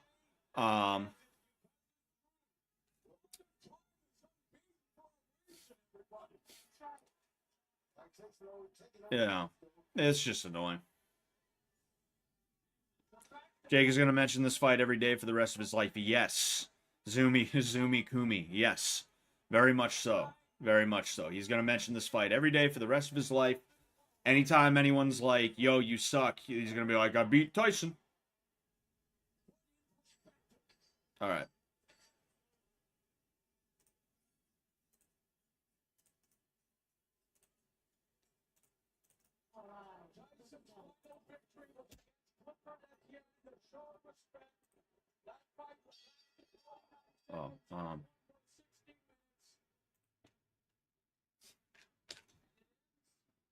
Oh man. Yep, that was definitely disappointing. That was definitely disappointing, but it is what it is, you know. It is what it is. Is this it? No.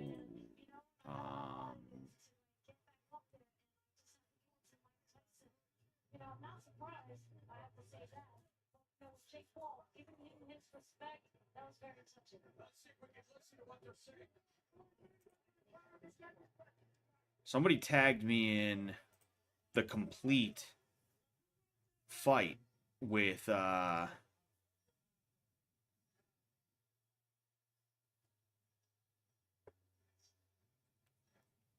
mentions. I'll go to mentions. I'm looking for the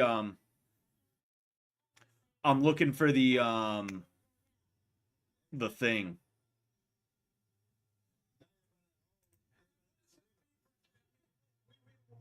Let's go to the unofficial score shot clock.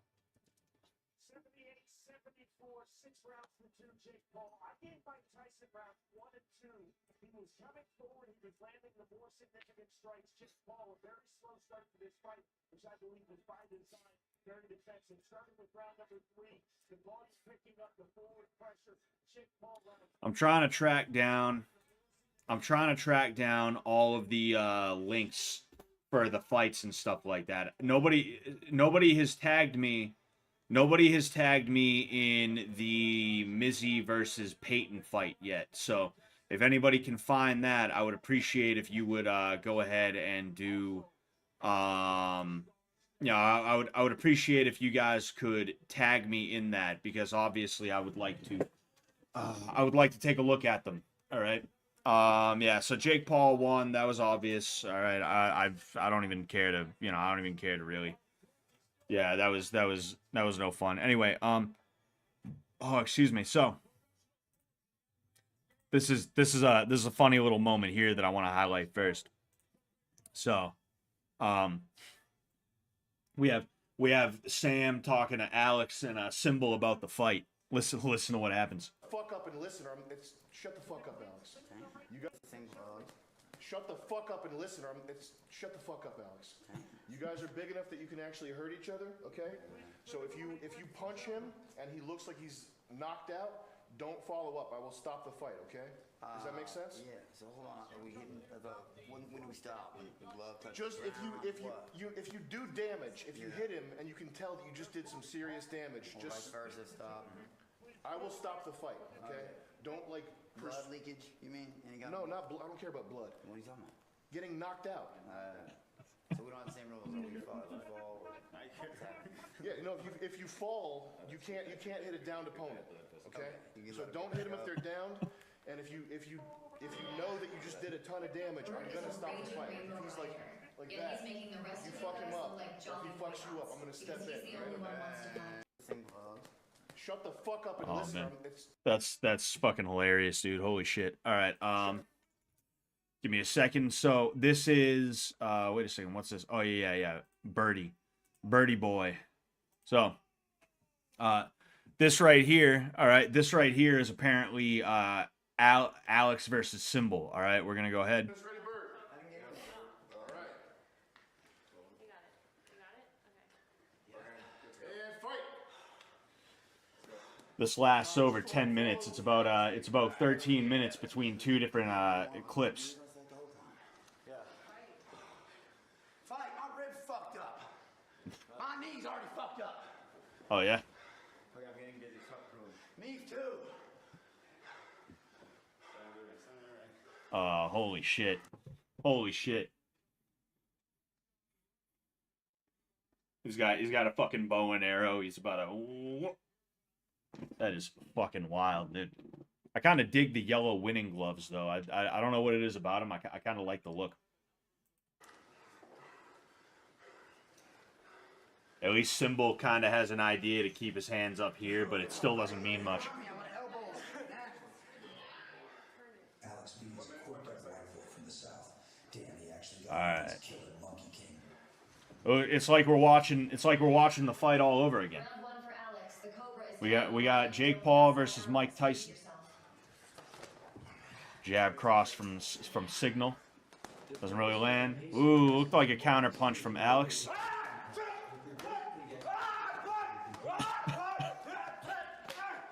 Oh man.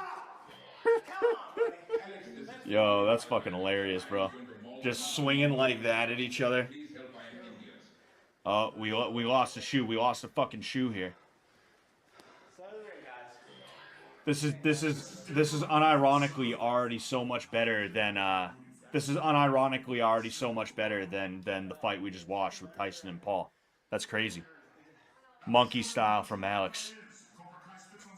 Monkey ass. I'm gonna beat your monkey ass. Real boxers know Alex can fight. That's right, Snurf G. That's right. Oh, holy fuck, dude. You're that winded, bro?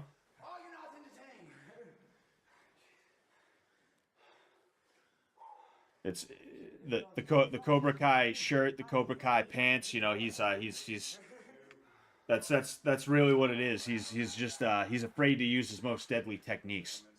Wow, that sure was that sure was impressive there. All right, let's go ahead and go a little bit forward. I don't care about what happens in between rounds. These guys are just gonna fucking talk some stupid shit anyway. So, you're about here. So we got round two. We got round two here. And then you get us a beer.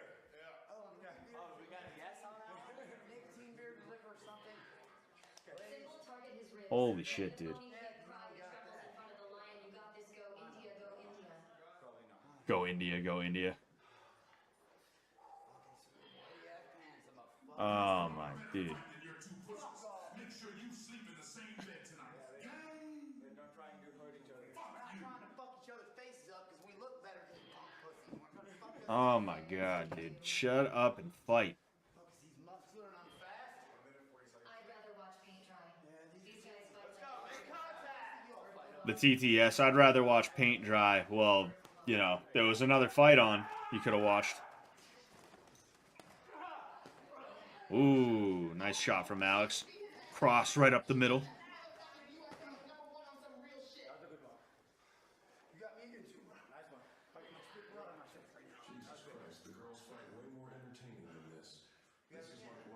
Oh boy. Oh boy. We did what you want.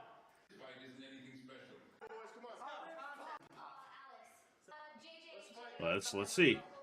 Let's see here. Wow. That shit hurts. Yeah, it's a fight, dude. What do you want?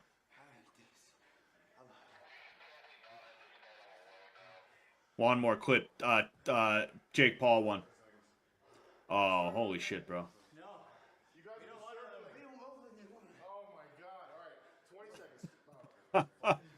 Sam has the same reaction to me. Just, oh my god. Peyton's skirt wins. Peyton does look nice in that skirt. You know, I saw it a little bit earlier. I was like, oh, she looks nice when she's dressing regular girly.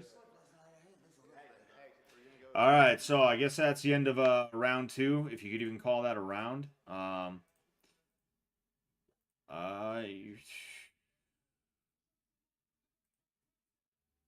right.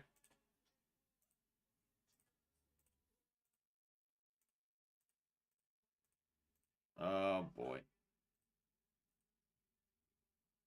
I want to hear what Ben's trying to tell him.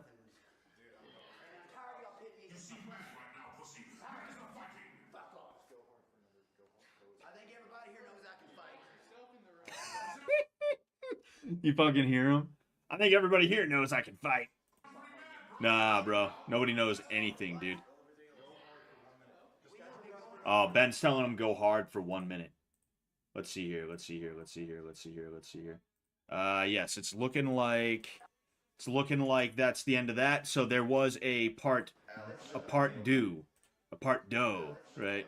And we'll go ahead. We will try and skip ahead. All right, here we go. Oh, we might have missed something. All right, here we go.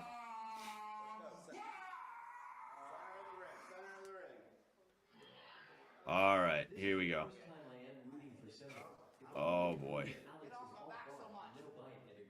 Alex is all talk, no action. Yes. Yes, very much so. He said something about hands without the gloves. That's pretty fucking crazy. I'm the best at fighting except when I'm fighting.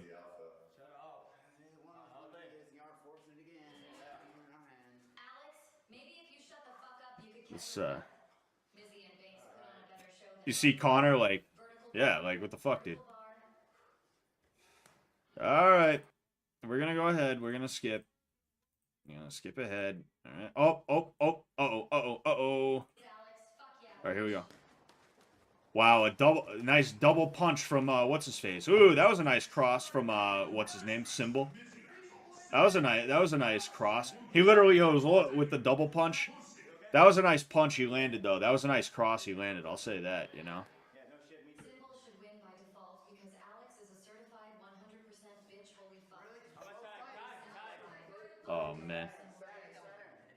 Yeah, there's no way Alex is winning this fight.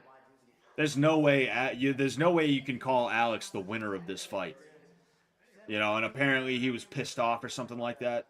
That Sam said Symbol probably won the fight. Yeah, the best punch in the whole fight was landed just a second ago by Symbol.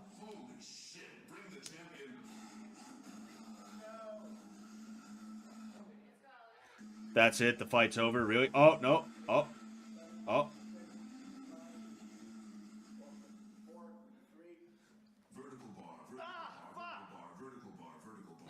Who said stop? Fuck. Who the hell was that?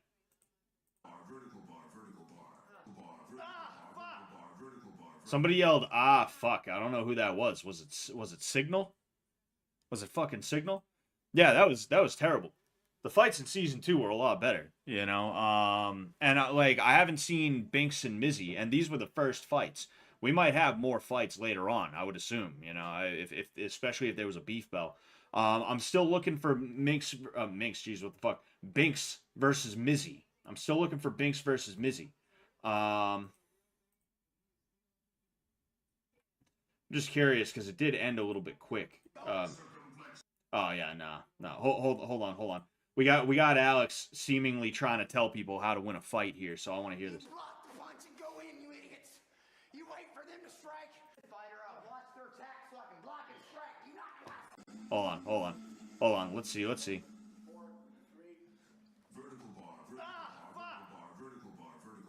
listen to fucking Sifu Alex over here.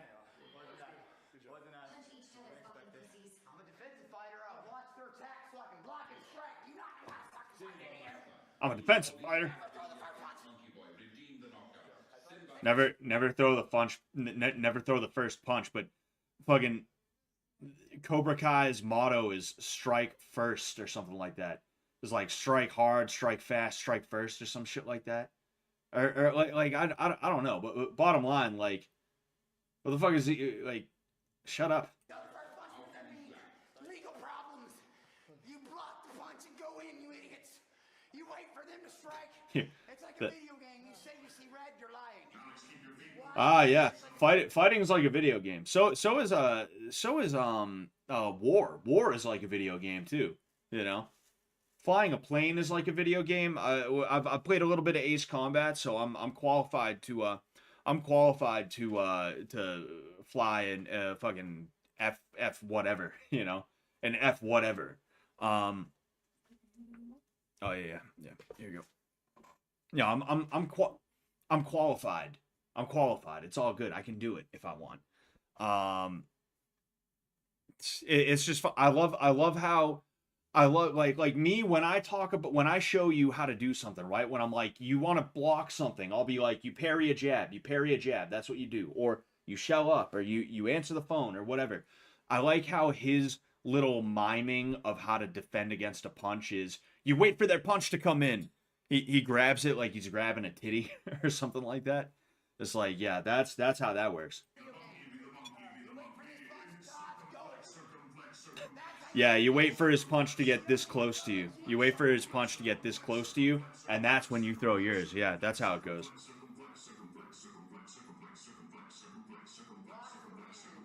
I like Sam just sitting here like, man, what an idiot. This was a shit fight. The girls did better. Yes, the girls did better, and this fight, funny enough, was still more action-packed than Mike Tyson and Jake Paul. Well done, everybody. You seem to be looking a lot differently at Alex right now after he displayed how much of a counter. Oh boy. All right. So, Bert loses control with Gold Striker. We're gonna take a look at this quick. Oh, hold on.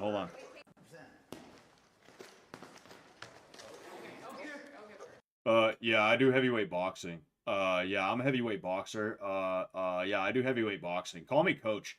Call me Coach Bert. I do heavyweight boxing. Heavyweight boxing. Heavyweight boxing.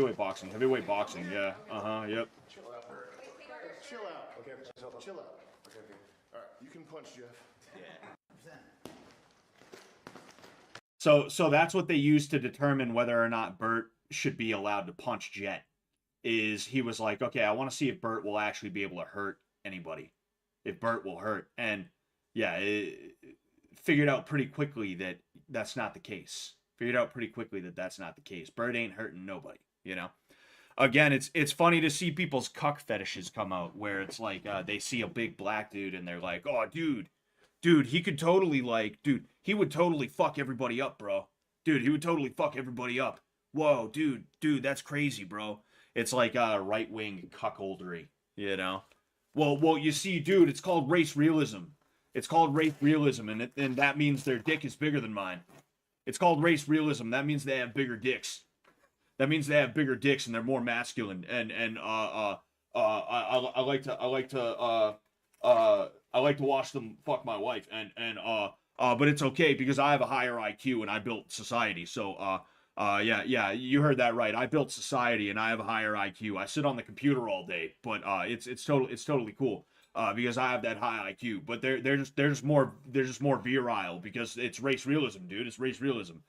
That was like no matter how right wing I am, right? I'm not like some far right guy or anything like that. But if I went down that rabbit hole, I would still be like, yo, that is stupid as hell. No, I ain't buying into this race realism bullshit. That is the dumbest shit you could ever fucking try and convince me about. Fuck that, you know.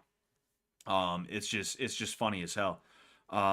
It's partially because yeah, I don't want to read that one out just to be sure, you know.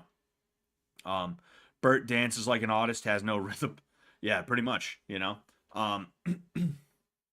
What's it called? Yeah, it's just funny.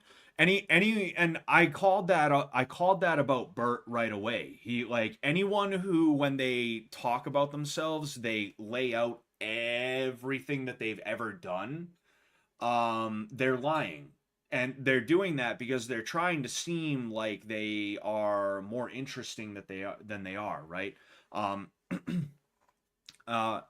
like me, I'm learning Irish, I'm learning Portuguese. I do it in spurts. I would never tell someone like introducing myself to someone. I would never be like, "Hi, my name's Scott. I'm an MMA fighter. I also coach. I know 2 languages other than English, Irish and Portuguese. I'm studying to do this. I'm planning on doing that." Like, I would never do that because, like, I don't know enough Portuguese as to where I could be confident in my ability to speak it with somebody who does know it. So, I really don't know Portuguese. Same thing with Irish. I'm really not confident in my Irish yet. So, I would never say that I know them, and I wouldn't bother to tell somebody that I'm trying to learn them because what's the point? Who cares? So Bert sitting here being like, I speak English, French, and Italian, and I got into heavyweight boxing, and I am studying to be a firefighter. I'm also a strength coach. I'm also a this and a that and another thing. I'm an author. Did you guys know that? I wrote a book years ago. Doesn't really impress you very much, does it? Right? Not very impressive. I don't constantly talk about how I wrote a book because I know it's not that impressive and I know it doesn't matter. Fucking overall, like, I'm not gonna lead with a bunch of stupid shit that is not even like true, or it's only like half true, because it's clear that I'm trying to overcompensate. But yeah, anyway. Who won though? Apparently Jake Paul won the Paul Tyson fight. When it comes to who won the I keep putting these on just to have them on because I want to get used to the feeling of having them on. When I put them on this morning, I was like, I don't fucking like these, but I knew that I was gonna have to break them in, and already they're like so much better than they were. It's like I said, I knew I was gonna have to break them in. That's why I wasn't like, I'm just gonna return these, But I had a moment when I threw them on. I was like, fuck, maybe I should have got a bigger size, but they didn't have a bigger size in the first place.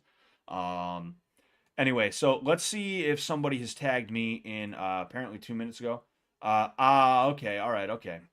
So we have Binks and Mizzy round 2. I'm gonna see if I can find the entirety of the fight though. Okay, it's looking like I was tagged in round 1 here. All right, okay, all right. Let's go ahead right here. You doing it again? Yeah, do it one more time. Oh, shit.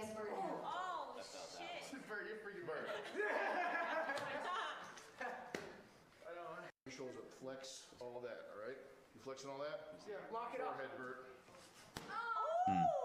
See, that was a good move of him to go down like that, because that's going to keep... The reason why Sam was telling him to flex even his shoulders and stuff like that is because it's going to keep his head from snapping back, right? And if his head snaps back, there's a very good chance that he could get knocked out. He could be concussed.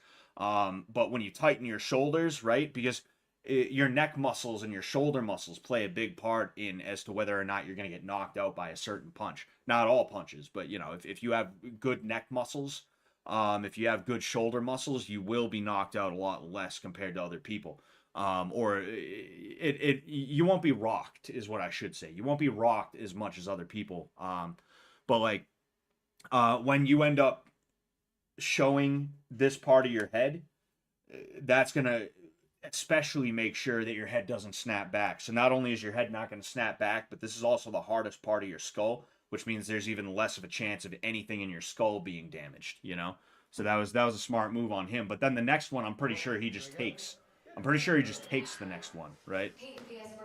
Yeah, you see you saw him shrug his shoulders, you saw him brace, but he didn't lead with his head, and because of that he got hit here.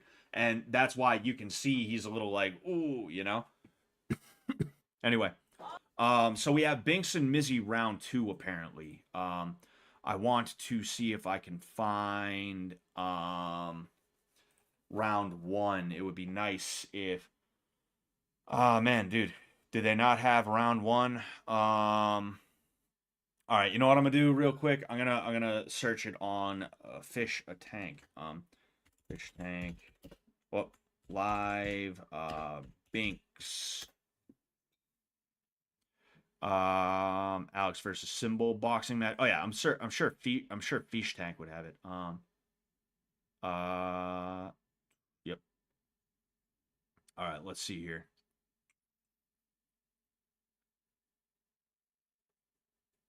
Okay, so it's looking like yes, okay. All right, so we have Fish Tanks.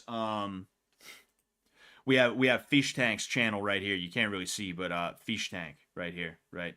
All right, anyway,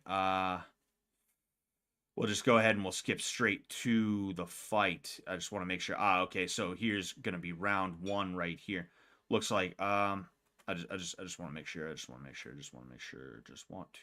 sure. All right, so we have round 1, Binks and Mizzy. This is Binks. This is Mizzy, as you all know. Yes, we are all good there. Nothing too crazy. So let's go ahead and go. Vertical bar circumflex. Ready to time it? Vertical bar circumflex. All right, when I say fight, you start that timer, okay? And when it hits 2 minutes, Make sure to use your weight. when it hits 2 minutes, you say done. Make sure to use your weight. My idle animation.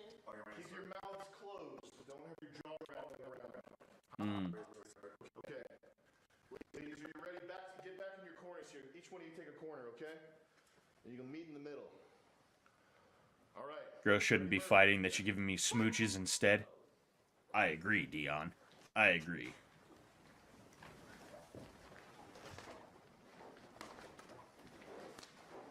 So Mizzy kind of being the aggressor right now, just moving forward. Oh boy. Yeah, so Mizzy's just being the aggressor right now, just kind of pushing Mink. I keep calling her Minx by mistake. Pushing. Ooh, there was a spinning elbow there. There was a fucking spinning elbow. We're gonna go back, right? It happens like here. You see that? She leads with the elbow. That was funny. See, someone who's never been in a real fight, they don't know how to be direct, you know? Even if you're a weightlifter, even if you're another athlete and things like that, an athlete of some other kind, like, it's hard to be direct and just go bang like that. It's a very unnatural thing to be able to do, so that's kind of why these two are, plus they're girls that are probably not into athletic activity in the first place. Because athletic activity can help you, but it's not a guarantee that you're going to be able to be, like, as direct as you need to be, you know? Because that's really what fighting is about. That's really what training is about, is you're training your body to be as direct as possible, because that's where the power and the speed comes from, is going from A to B, or, you know, A to B depending, right? You know, so I love the Jimmy voice, dude. The Jimmy voice is the best, man. Mizzy is 43. Damn. 43. Damn, she looks pretty good for 54. I mean, really, like, fucking 62? Damn. I hope I look that good when I'm 75. 4, 3, 2, stop. Yep. Give us a minute. All right, so a minute. I'm not sure how many rounds there are. I'm going to assume there's probably 3 rounds, you know. All right, here we go. Grab her dick and twist it. And I don't know where Mizzy is. Mizzy's going to make her appearance at some point.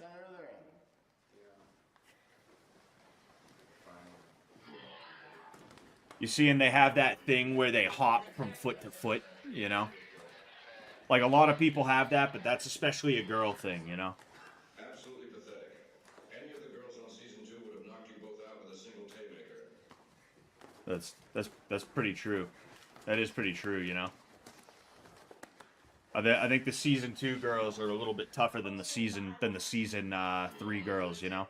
And honestly, it does go, like, I don't want to toot my own horn here, but it definitely comes down to the fact that 1, I think they were probably just a little bit grittier overall, but then 2 also, again, the tooting my own horn part. I trained them. You know, I trained them in how to actually throw punches. Even what's her face? Trish. Even that chick, that girl. Even Trish, like, she didn't get as much training as Taylor or anything like that, but she still got some kind of training, you know? And that training involved hands up, throwing jab, cross, throwing kicks and stuff like that, you know? If I was training with them from the beginning, which that wouldn't have worked out. It wouldn't have worked out this season. There's no way they could have had that for the first 2 weeks, you know? They'd probably look a lot better than they do now, you know? Back of the head. Back of the head. Yeah, it's back of the head, but also Binks keeps turning around, so that's kind of her fault, you know? Just fight. Connor over here. That's pretty funny, bro. You also can't be turning around when she's doing that. What? Yeah, you see, he called it out, too. Yeah, don't be turning around and giving her the back of your head, you fucking dummy. Alright, this is gonna end bloody. Kind of, I think. Go. All right. So that is the end of round 2. So we are going to go straight up to round 3. You see, and oh, thank you very much, Bob. I'll get to that in a second. You see, she's doing better now. She's shelling up. That's good, but she's giving in to that human like desire to look away from danger, you know. We tend to think if we look away from danger, it's not there, you know. That's not actually what it is. What it really is she's trying to protect her eyes and face, you know, because she doesn't want those to be damaged. But you know, a lot of the time the way that we do things as an instinct is actually wrong, you know. It's not a good instinct to have. Fat leg. I can't wait to see you leave tonight. You are hated. Fat. 1 minute, 8 seconds. 1 minute, 8 seconds. Oh boy. Yeah, I mean, Mizzy's definitely winning this fight right now. Ooh, those weren't bad punches. Those weren't necessarily bad. Oh, Binks throwing back. Binks throwing back. You can't see it here, but it says Binks is getting her shit cracked on the thing. On the You're holding my arm, you're holding it. I'm not holding your arm. Hold on. We'll go. Oh. Binks is getting her shit cracked. You can see it a little bit. Hey, we got reps. I'm not really. So it sounds like Binks was upset because someone's arm was being pulled, but like, I don't know what you expect, you know. Neither of them really know how to fight. Ooh, that was a nice shot right there.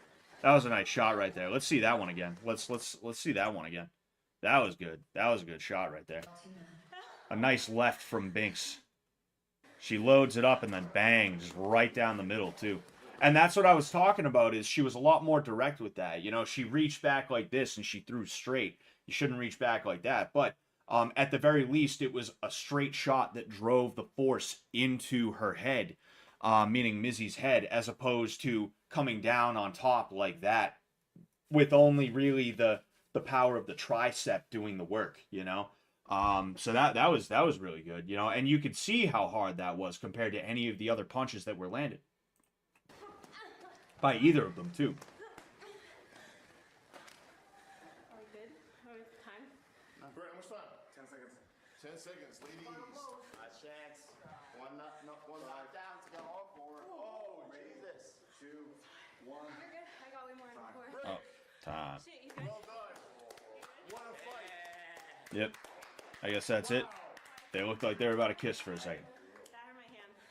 I think that was a Mizzy. That hurt my hand. Yeah, when you hit someone square, when you hit someone hard, you'll feel the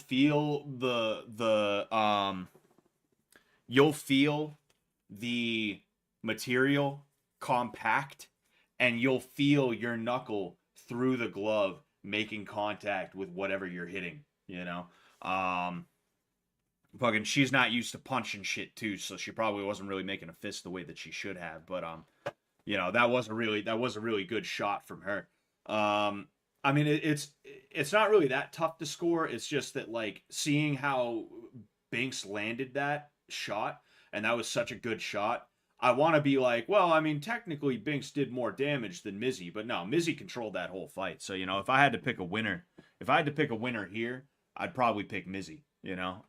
If I had to pick a winner for Alex, I'd definitely say Signal, you know.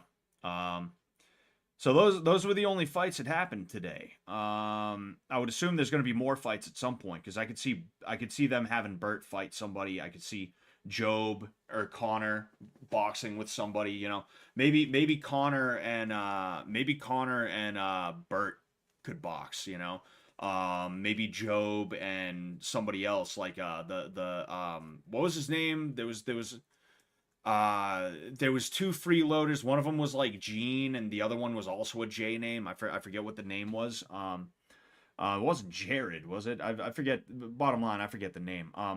You know, they could potentially have them box or something, but I don't know. We'd have to see. There we go. But yeah, anyway.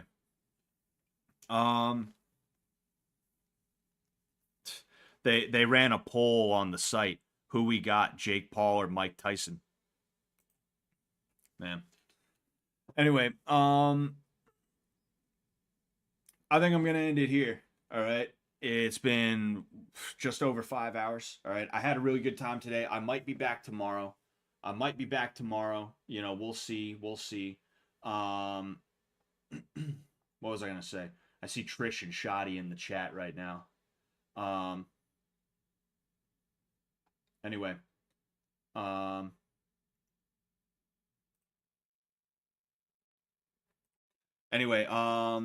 I might be back tomorrow. For the John Jones versus Stipe card. I will probably end up doing that. And yeah, you know, we'll see how it goes. I'll catch you guys later. Thank you so much for tuning in. All right, thank you so much for tuning in. I love the hell out of you guys. Yeah, thank you for the birthday. Oh yeah, wait, hold on, don't go anywhere. First off, thank you very much for the birthday wishes. Thank you guys so much. And Bob super chatted $5 Canadian. Thank you so much, sir. Oh yeah, the season 2 girls are way grittier and tough. They would eat the season 3 girls alive. LOL. Imagine Tay knocking these chicks out. Yeah, that'd be pretty crazy. That'd be pretty fucking crazy. We make the finale. You have to beat Tay in a fight. You have to beat Texas Tay. Texas Tay. You know, you got to beat her in a fight. That'd be funny as shit. Anyway, yeah. So again, thank you guys so much for tuning in today. Thank you guys so much for the whatever it's called, the birthday wishes. All right, here's to being 30, and oh, damn, unforced ego, yo, thank you so much for the $100, dude. Damn, thank you so much, man. Fuck, happy birthday, Noah. Thank you, man. Thank you so much for that, dude. For real. I wish there was some other way I could show the appreciation, but like you know I just thank you man, you know. Man, that's crazy, you know. Oh, Kilo Soul, your birthday was yesterday. Happy birthday to you too, man. Happy birthday to you too. Are you what year were you born? I'm curious. Before I head out, what year were you born? I want to know if we were born the same year or if you're older or younger than me. You know, if we were born the same year, you would literally be 1 day older than me, which is pretty crazy to think about, you know? Everybody was in bedroom 3 and now they're all walking down. I would assume it's probably got something to do with.